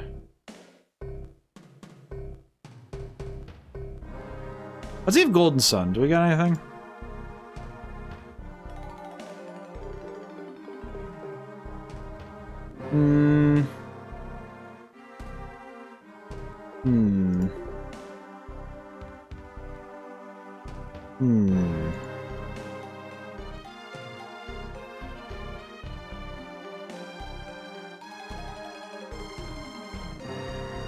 You know, we could raid over to friend of the channel, Tama. Because Tama has been very kind in the Discord and otherwise.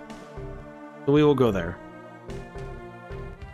Well, now and whenever I see you guys next, goodbye for now and thank you so much. See you soon.